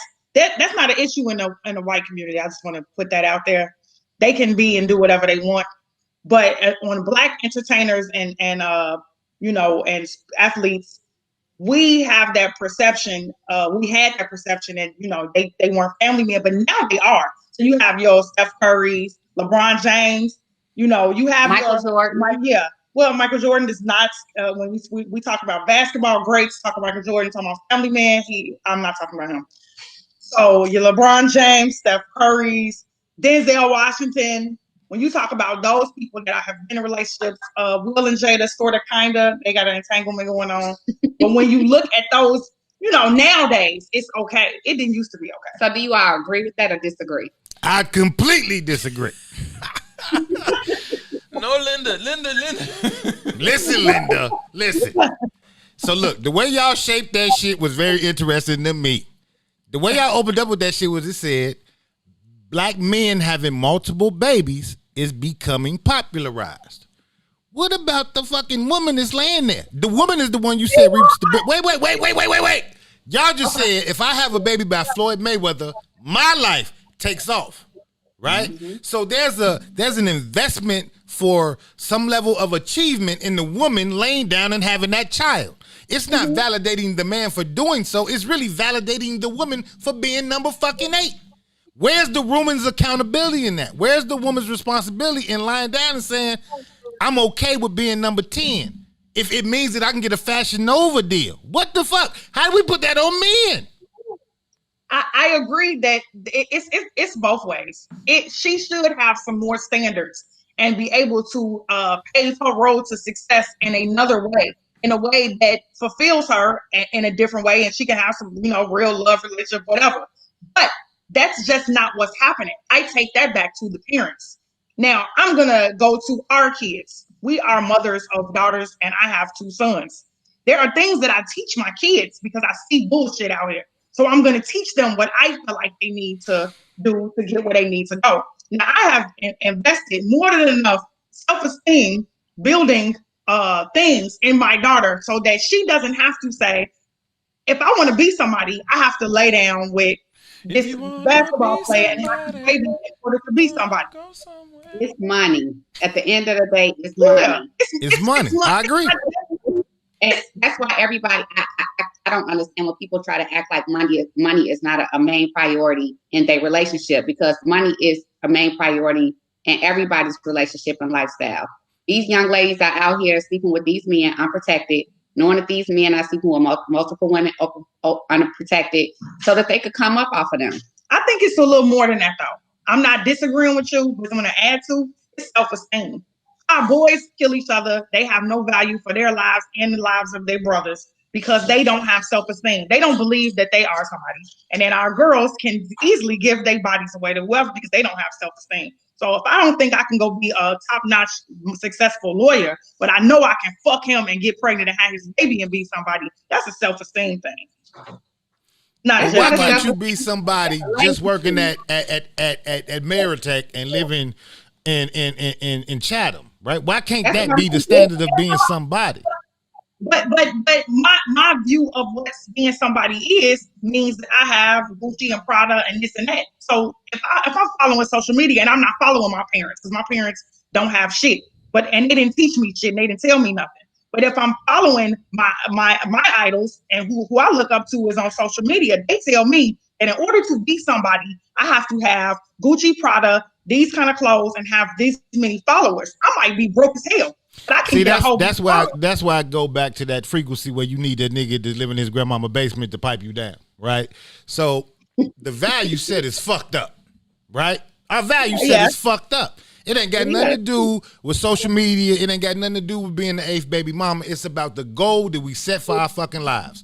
Our goal is not to be whole human beings. It's to be motherfucking poster boys for name brand shit. And that ain't no fucking human goal. That's some dumb shit. So, but if your soul is for sale, somebody's gonna be willing to buy the shit. So whenever you sell your soul, then you are gonna be treated like the slave that you were supposed to be, because that's who the fuck you aspired to be. You aspired to be a fucking slave. So when you get treated like that fucking slave, I have very little empathy for a motherfucker that shows up as a slave, gets bossed as a slave, and then wants somebody to have some empathy for their slave fucking behavior. I agree. Well, listen, it only took us 2 hours and 22 minutes to get to an agreeable point. Didn't even take that long. Look at us. So proud of y'all. We've been agreeing. We agree. And we got to be honest, right? If you for sale, then you a hoe. You're a prostitute. Not even a hoe. You're a prostitute. Oh, shit. No. Well, and you know, we're a prostitute and a female. If you are for sale, you are a prostitute. Us the two. I agree. No. You're getting pimped. No. You're getting pimped. And that makes you a hoe. So let me look up the definition of prostitution.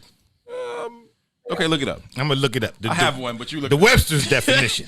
You don't want the Herb definition? Fuck it. No. Look it up. I want the Webster's. We tend to believe white people. My great grandmother used to tell us, the women in our family, that I thought this was going somewhere else. I was going to say, holy shit, your great grandmother did what? My great grandmother hold on. She used to tell the women in our family, I respect a prostitute more than I respect a hoe, because a prostitute is getting paid for what she's done, and a hoe is just getting up with a wet ass. I think it just depends on what you want. So if what y'all would call a hoe is merely a person who likes to have sex, then for her, that is her return. Like, she wanted to go fuck, and so she did that. And then she wanted to go fuck somebody else, and so she did that. And she wasn't doing it to get money. She did it. Right. And so she wasn't doing it to get money. She was doing it to have sex. And she did that. No. Why does she gotta be judged differently? A realer person than the prostitute? Because she doing it, does that make her a realer person, than a prostitute? I'm not labeling realer or less real or better or worse. I'm simply saying that I don't deem it necessary or right to judge either of them. Hoes. I forgot you said you don't judge hoes. I don't believe it's a thing. I didn't say that shit. I don't believe it's a thing. I don't believe it's a thing. Listen, you're gonna put a term on certain behaviors, right? So if a person crack jokes all the time, you're gonna say they silly or a fool. And so if the term that you put on a person being sexually liberated and enjoying to have different and multiple sexual experiences is a hoe, then that's on you. That's the term you've chosen to put on it. I don't choose to put that term on it. I just say that's a sexually liberated person. They know they like to have sex, and they go and they have a lot of sex. Good for them. You need to get Amber Rose. That's what she believes in. Good for Amber Rose. Yeah, she practices from the book of holdism. Yeah, and I mean that's some marketable shit for her. She makes a lot of money off, being a proud whore and all that shit. But even that, I wouldn't use the term to describe her that way. So look, it feel liberated. Sure. Because a lot of that y'all society will tell women that, we are hoes if we're sexually liberated. Don't say y'all society. I literally just told you the opposite. I'm sorry, not you. Everybody but her. I think it's a matter of perspective, though, and I think it's about how it's how it's rolled out, right? So going back to just the definition of prostitution, the definition of prostitution from the Merriam-Webster dictionary says the act or practice of engaging in promiscuous sexual relations, especially for money. That's prostitution. It just is what the fuck it is, right? So going back to and I want this to be clear. I think when Herb said one of my 4 pillars was spirituality, right? Mm-hmm. I'm going to add 5 to my shit because spirituality got to be there too. Okay. Right? And in that vein, man, I think that there's the vast majority of us, and it's not just not gender specific. I think the vast majority of people in America are hoes. And I say that in a sense because capitalism dictates our value set. It's all for fucking sale. And if it's all for fucking sale, then it's a false reality. It can't be all for sale. There has to be some kind of spiritual grounding that means more than capital. I got to have a God that guides me, and it can't be money. Money can't be my guide. Because if money's going to be my guide, then there's going to always be a higher bidder. There's going to always be a bigger booty. There's going to always be a nicer car.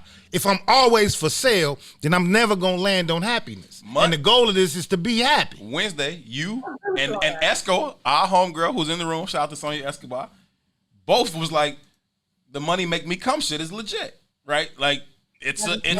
I was not agreeing. I just wouldn't clear that up. You literally, but you know what I'm saying?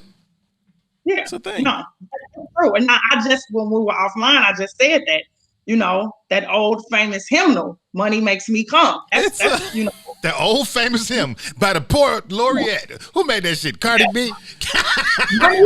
Money makes me come. Money makes me come. Trina shit. Was it Trina?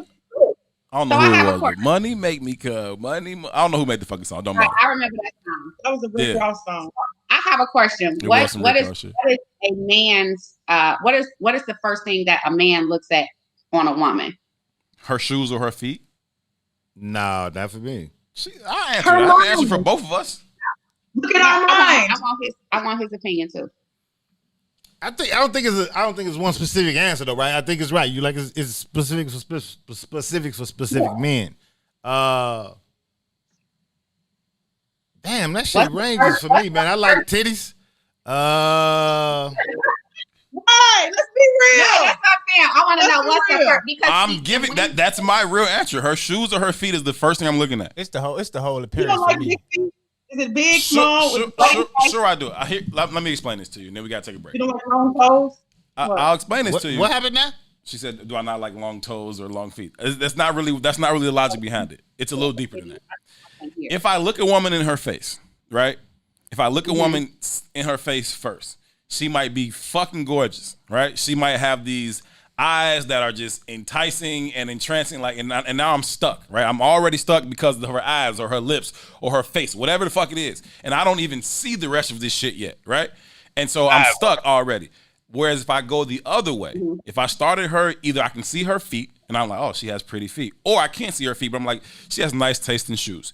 If I'm still interested, then okay, we can move up. What kind of legs do she got? Do I like the way her legs look? Is that something I'm into? Cool. If I'm still interested, let's keep moving up. Does she have a nice ass or not? Like, and then I can evaluate that piece, right? And you just keep going up, midsection, titties, all that shit.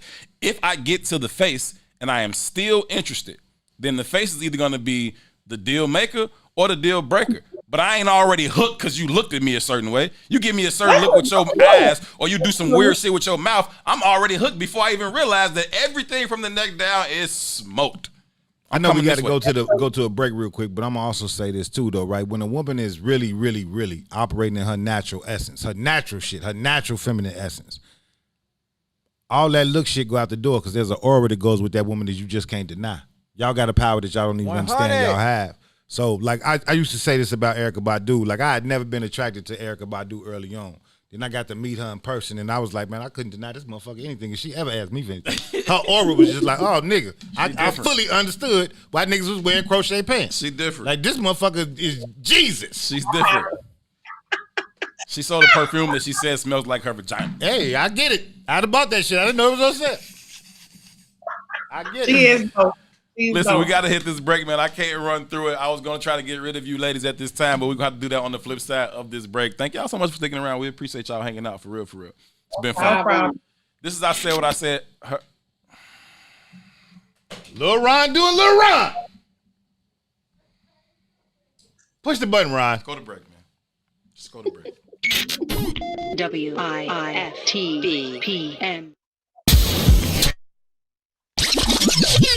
Tune in every Sunday. Don't miss it. Live from the West Center for the Black People Media Studios. It is the Kickoff Kickback. Join the conversation with the brothers, Eugene McIntosh, Herb Howard, and myself, Terrence Tomlin. We got analysis live from the stadium. The brother Joe Lewis will be following through. We got great guests coming in, players, personnel, people. Say what?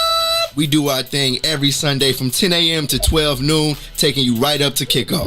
We picking the full slate of NFL games. We talking fantasy football. Gino got you covered on all the bets. It's a kickback. Make sure y'all join the conversation. Smash that like button. Smash that share button. And continue to help us push the culture forward. Don't miss it every Sunday from 10 a.m. to 12 noon, live here from the West Center for the Black People Media Studios. Shop at Black-owned and operated Solo Beauty, where you are appreciated and respected. Located at 8158 South Cottage Grove, Solo Beauty can supply all of your black hair care needs. Solo Beauty is open from 11 a.m. to 8 p.m. Tuesday through Saturday. Notice Entourage DJs are taking over the game. The Midwest invasion is here, and the true Midwest mixtape king is giving it to you. It's DJ G Spot banging your mixtapes right now. You are now listening to Mixtape. DJ G Spot and Mix Blue. Chi-Town's finest. It's definitely representing Southside, Westside, stand up. Yeah, they honor my persona. See my coat of arms, cloaked in armor. Live and die by the code of honor. The honorable, known as Mick the Conqueror. My mantra is that of a monster. Vengeance is endless until you extinct like a condor. What you think I was armed for? I'm knocking at harm's door. Molded by the force, call me the Black Mamba. I'm putting up numbers like Kobe in the garden. My thoughts is thoughtless as I talk shit, and there's nothing as heartless as my heart lies deeper than the darkness that dwells where the sharks live. You sleeping with the fishes, surfing with the marlins. On the surface, I'll unleash the carnage till you surf, till you starving, searching for a market. I'm the pit boss, tally up your losses. Your fate is sealed way before the card flips. You marks ain't shit. Topic of discussion, they ain't talking about nothing. Keep their noses in the sump. Y'all ain't talking about shit. I hear them wolfing in the whispers, snakes in the grass. We ain't thinking about your ass. Y'all ain't talking about shit. Fucking lying, I ain't buying. Ain't nobody even trying to hear that dumb shit you kickin'. Y'all ain't talking about shit. Find yourself some business, get yourself a life, and sit down, motherfucker. Y'all ain't talking about shit. Unlike the players, y'all engage in betrayal. So brave, do anything for the day they can slay you. So devious, even if you can't even see the hate. I don't need to plead my case till you please. I seize the day. Feast off your mistakes from the cleanest of plates. Palate of a pharaoh, it's all seasoned to taste. A vision of perfection, at least 3 in my face. Fanning me with feathers, tease me with grace. I can't conceive defeat, nor will I concede the race to these conceited lames that can't believe my pace. So intrigued by my intriguing display that intrigues the brain, there's nothing left to say. Hands down, I lure them to attack like cash. Is the allure of a champion with my banner in the rafters. Topic of discussion, they ain't talking about nothing. Keep their noses in the sump. Y'all ain't talking about shit. I hear them wolfing in the whispers, snakes in the grass. We ain't thinking about your ass. Y'all ain't talking about shit. Fucking lying, I ain't buying. Ain't nobody even trying to hear that dumb shit you kickin'. Y'all ain't talking about shit. Find yourself some business, get yourself a life, and sit down, motherfucker. Y'all ain't talking about shit.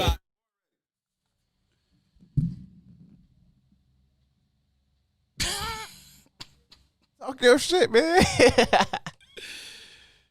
We are having a severe failure to communicate, man. Welcome back. This is I Said What I Said. We are live from the beautiful What's In It for the Black People Media Studios. My name is Herb Howard, alongside my esteemed co-host. His name is Toussaint Warner. This is the Relationship Friday, where we get together and we try and solve some of the issues that are impacting relationships, specifically between black men and black women in our community, because we feel like until we get that situation solved, trying to build on top of that is going to be very, very difficult. ROW is, you are on top of this show. You Herb about to be on Lil Ron ass, ain't you? See? People be knowing when you fuck up. It ain't just me. It's not just me. That's because they can see you looking at me. Don't do that. Good. It's our family. We've come to understand each other quite well. Let's pop the sisters back in here. We lost them for a second, but let's get them back in this particular conversation. We have been joined for the last 2.5 hours by two absolutely phenomenal sisters. They co-host. My mic sounds nice. Kat and Keisha are here with us, and we are absolutely thrilled to be receiving y'all's perspective. Ladies, thank y'all so much for hanging out. We are truly, truly enjoying it. Y'all being honest, y'all being real, and y'all perspective is valued and appreciated. Thank you for having us. Yeah, indeed. We got to do it again sometime soon. When the world opens up, y'all got to come back into the studio. Yes, that would be dope. Yo, Kat, let me ask you this. That T-shirt, is that y'all T-shirt or you got that from somewhere else? This is my T-shirt. This is ours. We both have one. She didn't wear her. I didn't give her the memo. But I could go put mine on right now if you want me to. On camera. If you go if you go to don't threaten me with a good time. We have pictures where we have this on. This is what we do. Do y'all sell those joints? Is what I'm saying. I like the shirt. I can definitely sell somebody one of these if they want one. That wasn't on my agenda, but you just gave me a great idea. Yeah, I like it. I dig it. I appreciate that. I dig it. Let's talk about it. Let's chop it up. Anyway, We've been getting off into a conversation about relationships and what it looks like from both perspectives, what men are looking for, what women are looking for, and why sometimes there is a breakdown between those two expectations and why we don't land at our desired destination in many, many instances. You look at the data about, men being single, women being single, the divorce rate, this, that, and the third. There's a lot of things that go into that say we maybe are approaching this thing a little bit less than optimally. Right. And so we're trying to figure out how we can better approach these things so that we can build and sustain long-term relationships. And I'm not pretending to have the answers, but I think that if we don't find a way to at least be unapologetically honest about ourselves first, I don't think that we have a chance to really get into that space. Do y'all disagree with that, or can we find a phony way to kick it? I agree with you. Okay. Yeah, I agree with that. Good. These breaks are good. When we come out of breaks, y'all be agreeable than the mug. 5 minutes from now, y'all gonna be going off.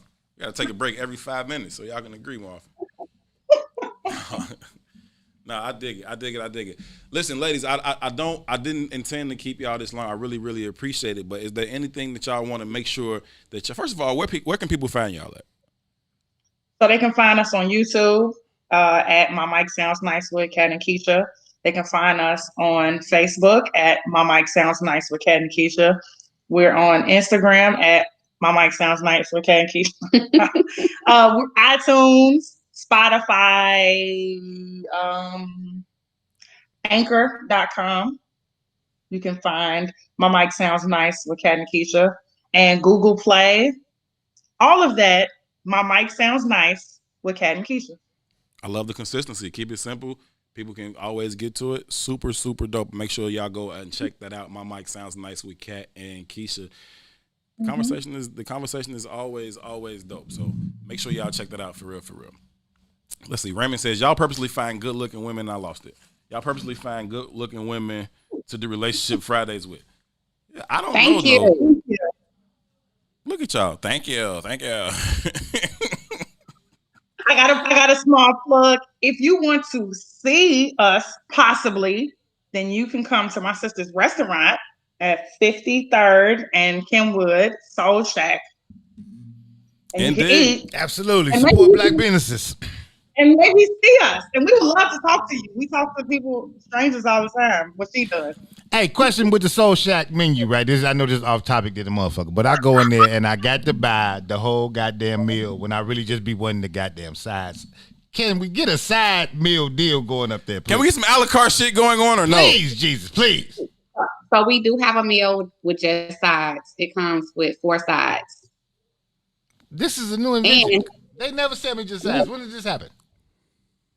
From day one, I've had it. From day one, it's on the menu. You go have I call it a sides dinner, or a la carte is also available. Each item has a price, so you can get like your candy yams on the side, or your greens on the side, or macaroni on the side. So that's already there for you. Because if you get a non-meat meal, that's like a size meal too. You can get that.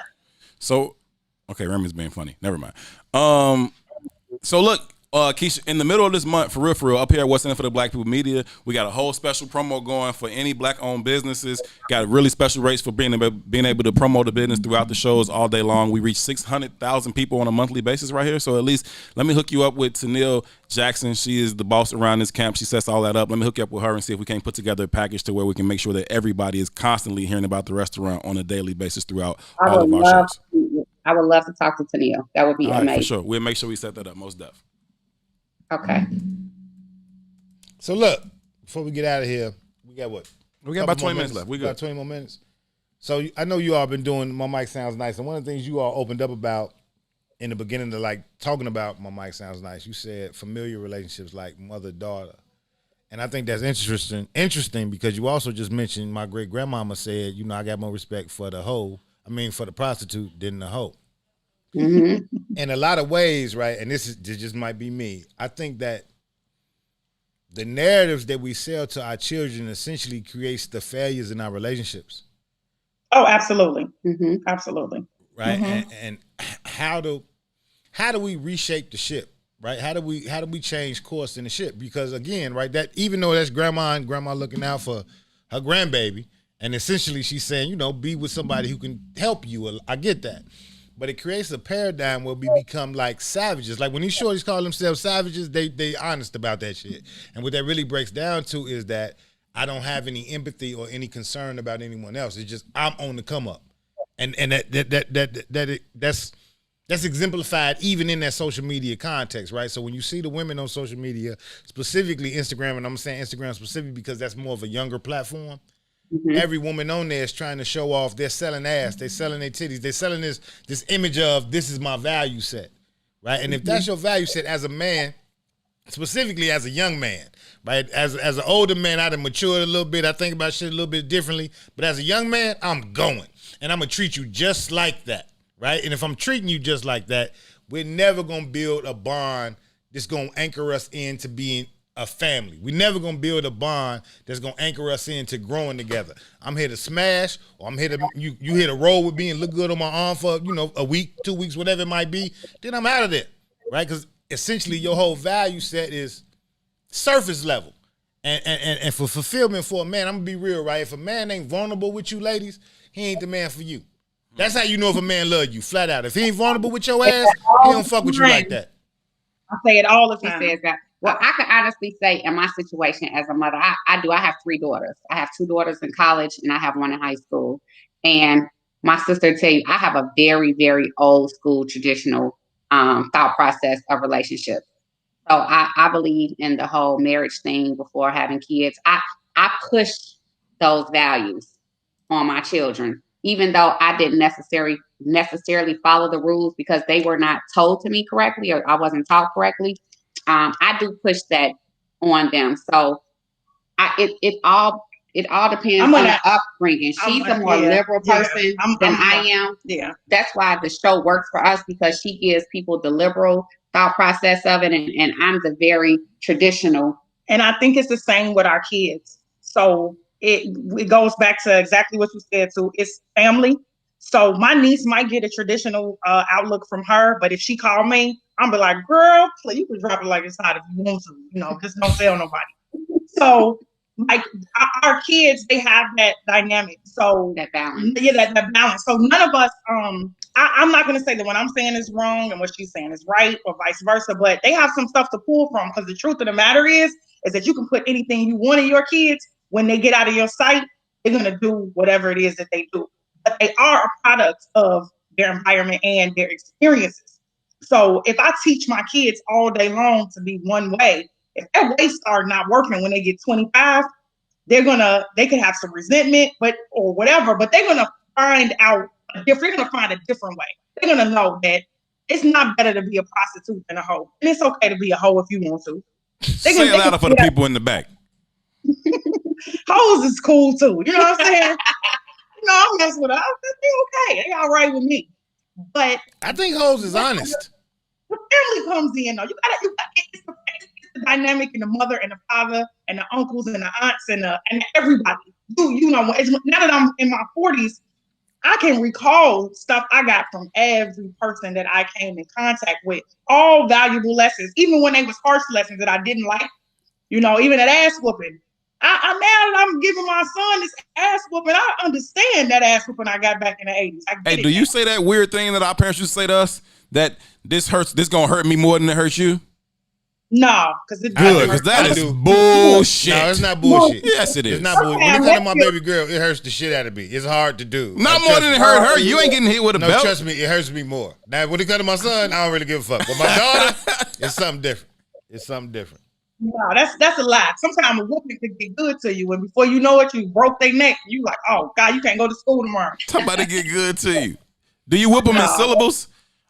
I used to get whipped in syllables. Didn't I tell you not to take look like every syllable? I gotta get another lashing. Like this is off the meat rack. Get your sentence out, lady.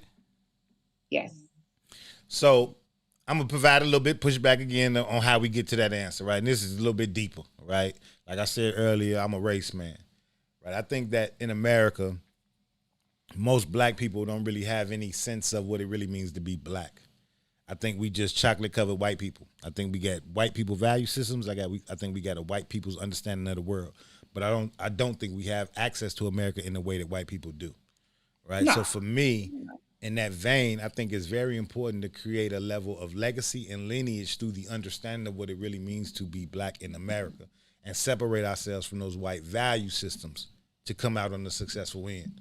So in essence, right, white people have the freedom to leverage their shit into the economic, or their value system into the economic interests of America, because they benefit from all of it, right? Like we just on this conversation, we were telling people to go to specifically to support black business.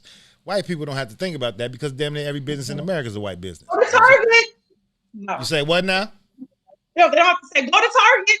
Yeah, and it's a white business, and that dollar is gonna circulate back into their community, and they're gonna, I got in trouble when I was a little bit younger, and I had to move to Cedar Rapids, Iowa for a little while, and one of the things I started to understand there was that the vast majority of these people wasn't no different than the people in my neighborhood, but they had cushions to fall down on. There wasn't no expectation for them people after 18 years old, but after 18 years old, they could go to work at the local factory, make $100,000 a year in a community that only takes $25,000 to $30,000 a year to survive in. So they're gonna have a nice house, they're gonna have a big truck, the shit that they desire. Right. But they're not necessarily educated, they're not necessarily work harder, they don't do none of that shit. But they have safety nets to fall down on. When I look at our community, we have the same kind of mindset that they have, thinking we have safety nets. But we don't. And we don't. Right, and then our desires become different because of that lack of self-worth. We aspire to brands to make us feel as if we are valuable, right? And that's also wrapped up into that same warped ass value system. So when I think about what makes us healthy, or how do we get to healthy, it's a rejection of all of that shit, and a more of a desire to get back or to create what it really means to be black in America, like to have some value in that shit. And I don't think we value it at all. Can I ask a quick question before y'all wrap it up? Absolutely. Go ahead. Specifically for Tucson, why was light-skinned people always talking about what it means to be black? Man, we had that conversation the other day though, right? You laughing and shit, but look at the history. Look at the history though, right? Farrakhan, Malcolm, all of them was yellow niggas, right? But I'm gonna give you the reason why, and I said this the other day, right? Like it's probably the pushback. It's based on that same racial construct. Do they not hear us unless it's through y'all? I couldn't hear you. Say no, we hear y'all. Do they not hear us unless it comes through your light skin? See, I don't think it's that though. I think what happens when you in that light skin kind of, I don't want to say energy, but when you in that light skin position, there's a level of, I'm gonna say specifically for men, right? I was telling this story the other day with her. Like out of my group, motherfuckers would pull it with me because I was light-skinned, thinking shit was sweet just because I was light-skinned. I ain't had nothing to do with being light-skinned, but I'll beat your ass. You have to understand that. I beat your ass. Right? But because of that same racial context, the neighborhood assumption is, oh, this nigga sweet. Right? Just you don't know shit about me. But because of the narrative, oh, this nigga sweet. Right? And it goes vice versa. And because of that, maybe I have a different rooting and I wasn't even conscious of it. Like because of this, maybe I dug deeper into understanding what it meant to be black. What does it mean to me to be black? Where do I find value in this shit? Because there was this level of rejection at some levels. You know what I mean? Yeah. So that might be what, and I can't say specifically that's why, but when you think about, when you look through recent history, Malcolm X, you know what I mean? You go down the line, Elijah Muhammad, Farah Muhammad, all these is very like niggas.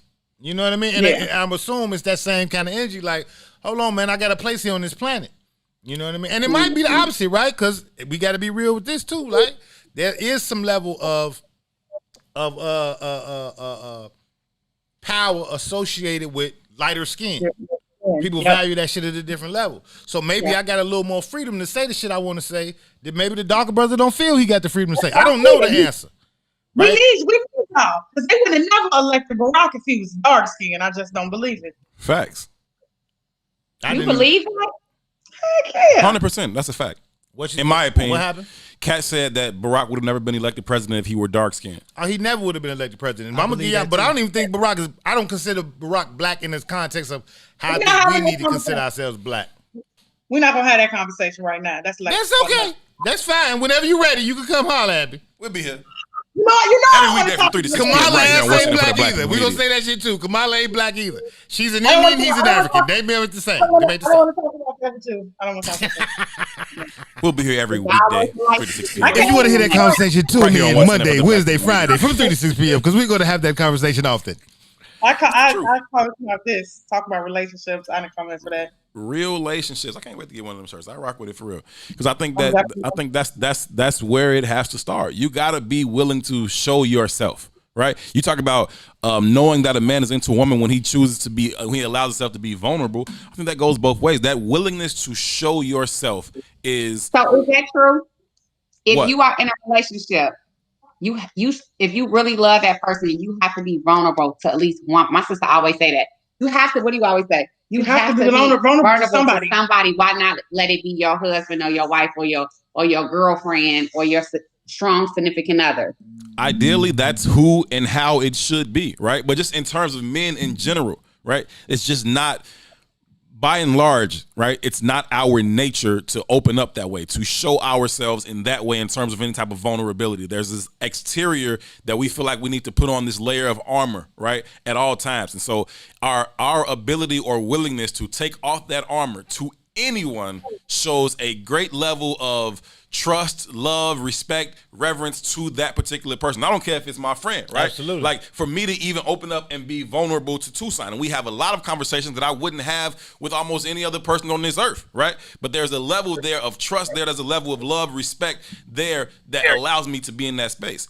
The same is true when you're in a relationship with somebody, a romantic relationship with somebody. Like you have to feel a certain way about them for a man to be like, yo, this is where I'm at right now. Yeah, I had a bad day. Yeah, my shit was rough. I'm fucked up. I'm feeling bad about this. I'm feeling bad about that. I'm feeling inadequate here. I'm feeling inadequate there. That is a very, very tough space for a man to be in. If a man is, especially a black man, is open and honest with you in a way that opens himself up to some sort of like, you know, vulnerability, that is as big a compliment as a black man will give you ever. Hey, Herb, let me see them tears. It's okay. No, I don't cry. I'm not that kind of nigga. You know what I'm saying? My armor is still over my eyelids. You know what I'm saying? Does that mean that he does not truly love you if he's not vulnerable with you? I don't think it necessarily goes back and forth that way. Yes. Who does? Yes, flat out. I agree with you. The very narrative of America, right? Specifically, right? Women look for security, safety, and security. Men look for a place to be vulnerable. And it's just to the point that Herb said, like I'm a fairly well-known dude in Chicago, and a lot of motherfuckers assume themselves to be my friends. I hate to tell y'all, but y'all really ain't my friends. Right. It's three of us. We know each other. You know what I'm saying? I just know your ass, dog. It's a different thing. You know what I mean? Right. Sometimes you don't know them. They just know you. Yeah, that's real shit too. You know, that happens too. You know what I mean? It is what it is.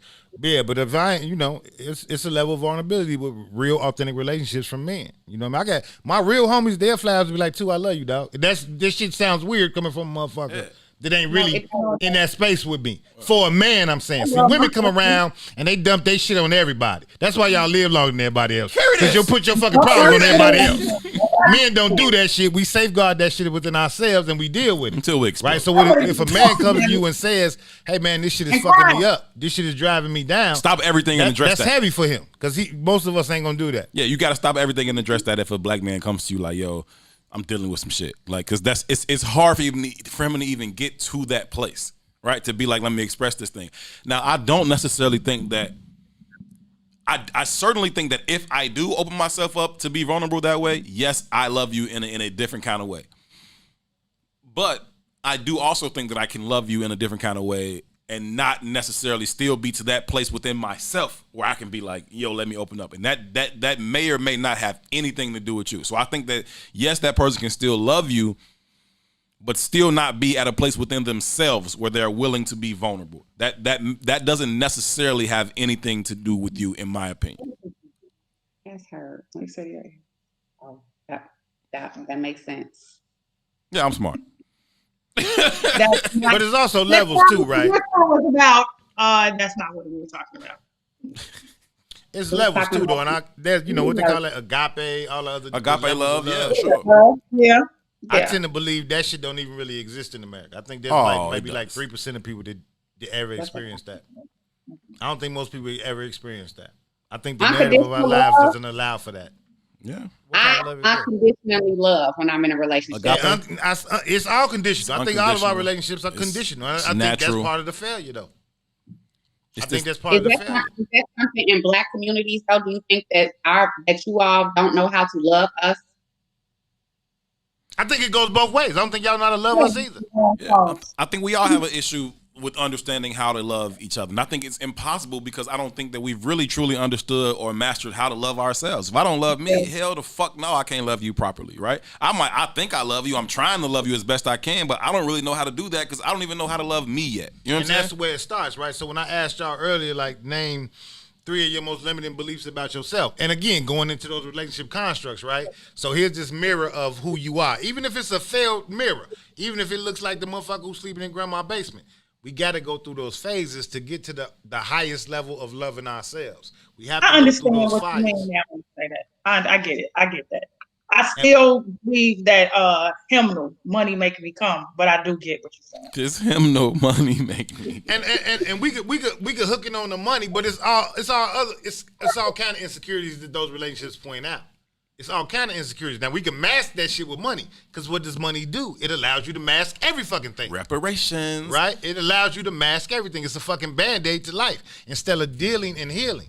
Most of us don't want to deal and heal. So money makes it look better, right? You can put a whole bunch of glitter on a pile of shit. It's still a pile of shit. Listen, y'all, I gotta start to wrap up this conversation, and let's put a bow on it. We are just about out of time. Ladies, I want to say thank y'all again for coming on. We truly appreciate y'all. it. Any closing remarks from y'all before we get up out of here? Any closing remarks from you, ladies? No, check us out. We're going to check you out. We appreciate you having us. This conversation has been awesome. I love to talk. So that's it. Well, love y'all. We appreciate y'all coming through. We got to do it again soon. Hopefully next time we can do it in the studio. I do want to say, Keith, that our big brother, our friend and mentor, Salim Muwakkil'S, says he frequents Soul Shack quite often. You may even recognize his name because it's a little different. It's Salim Muwakkil'. He's there all the time. So next time you see his name on the order come through, give him some extra napkins or something like that. He's super, super dope. He is super, super dope, brother. But again, thank y'all so very, very much for coming through. We appreciate it. Definitely. Let's do it again soon. Kat, I want one of those t-shirts, so let's stay in touch. Keisha, I'm going to get in touch with you. Make sure you and Tennille can get on the same page so we can set that up as well. I want to thank each and every one of you guys for tuning in. Thank y'all so very, very much. Tool, you got about 30 seconds. Anything you want before we bounce? No, not really. Again, I say this all the time, man. Relationship is the foundation for us to overcome any oppressions, right? And I think we have a warped value system oftentimes, and I think we got to grow through that, right? And oftentimes, growth comes through pain. Growth comes through discomfort, right? When you go to the gym and you work out that muscle, you got to explode the muscle that was there before that to get to the other side of the new growth. 100%. Sometimes, pain is your friend. Sometimes we got to embrace it. I agree with you wholeheartedly. I will leave it right there. We will be back here Monday at 3 p.m. Y'all make sure y'all have a good weekend. Thank y'all so very, very much for being here. We, as always, certainly appreciate each and every one of you for Ron Rilla doing all of the hard work behind the glass in the production studio. Rilla, it's Lil Ron. It's Ron Rilla. It's Lil Ron. When I'm saying Lil Ron, stop talking right now. When I'm doing when I'm doing his intro or saying goodbye, it's Ron Rilla. Otherwise, when we just tell Lil Ron, be cool. Ron, we appreciate you, brother, for real, for doing all the hard work. For Toussaint Warner and for me, my name is Herb Howard. We will see y'all back here Monday at 3 p.m. Until then, y'all be good to each other. Peace. Assalamu alaikum.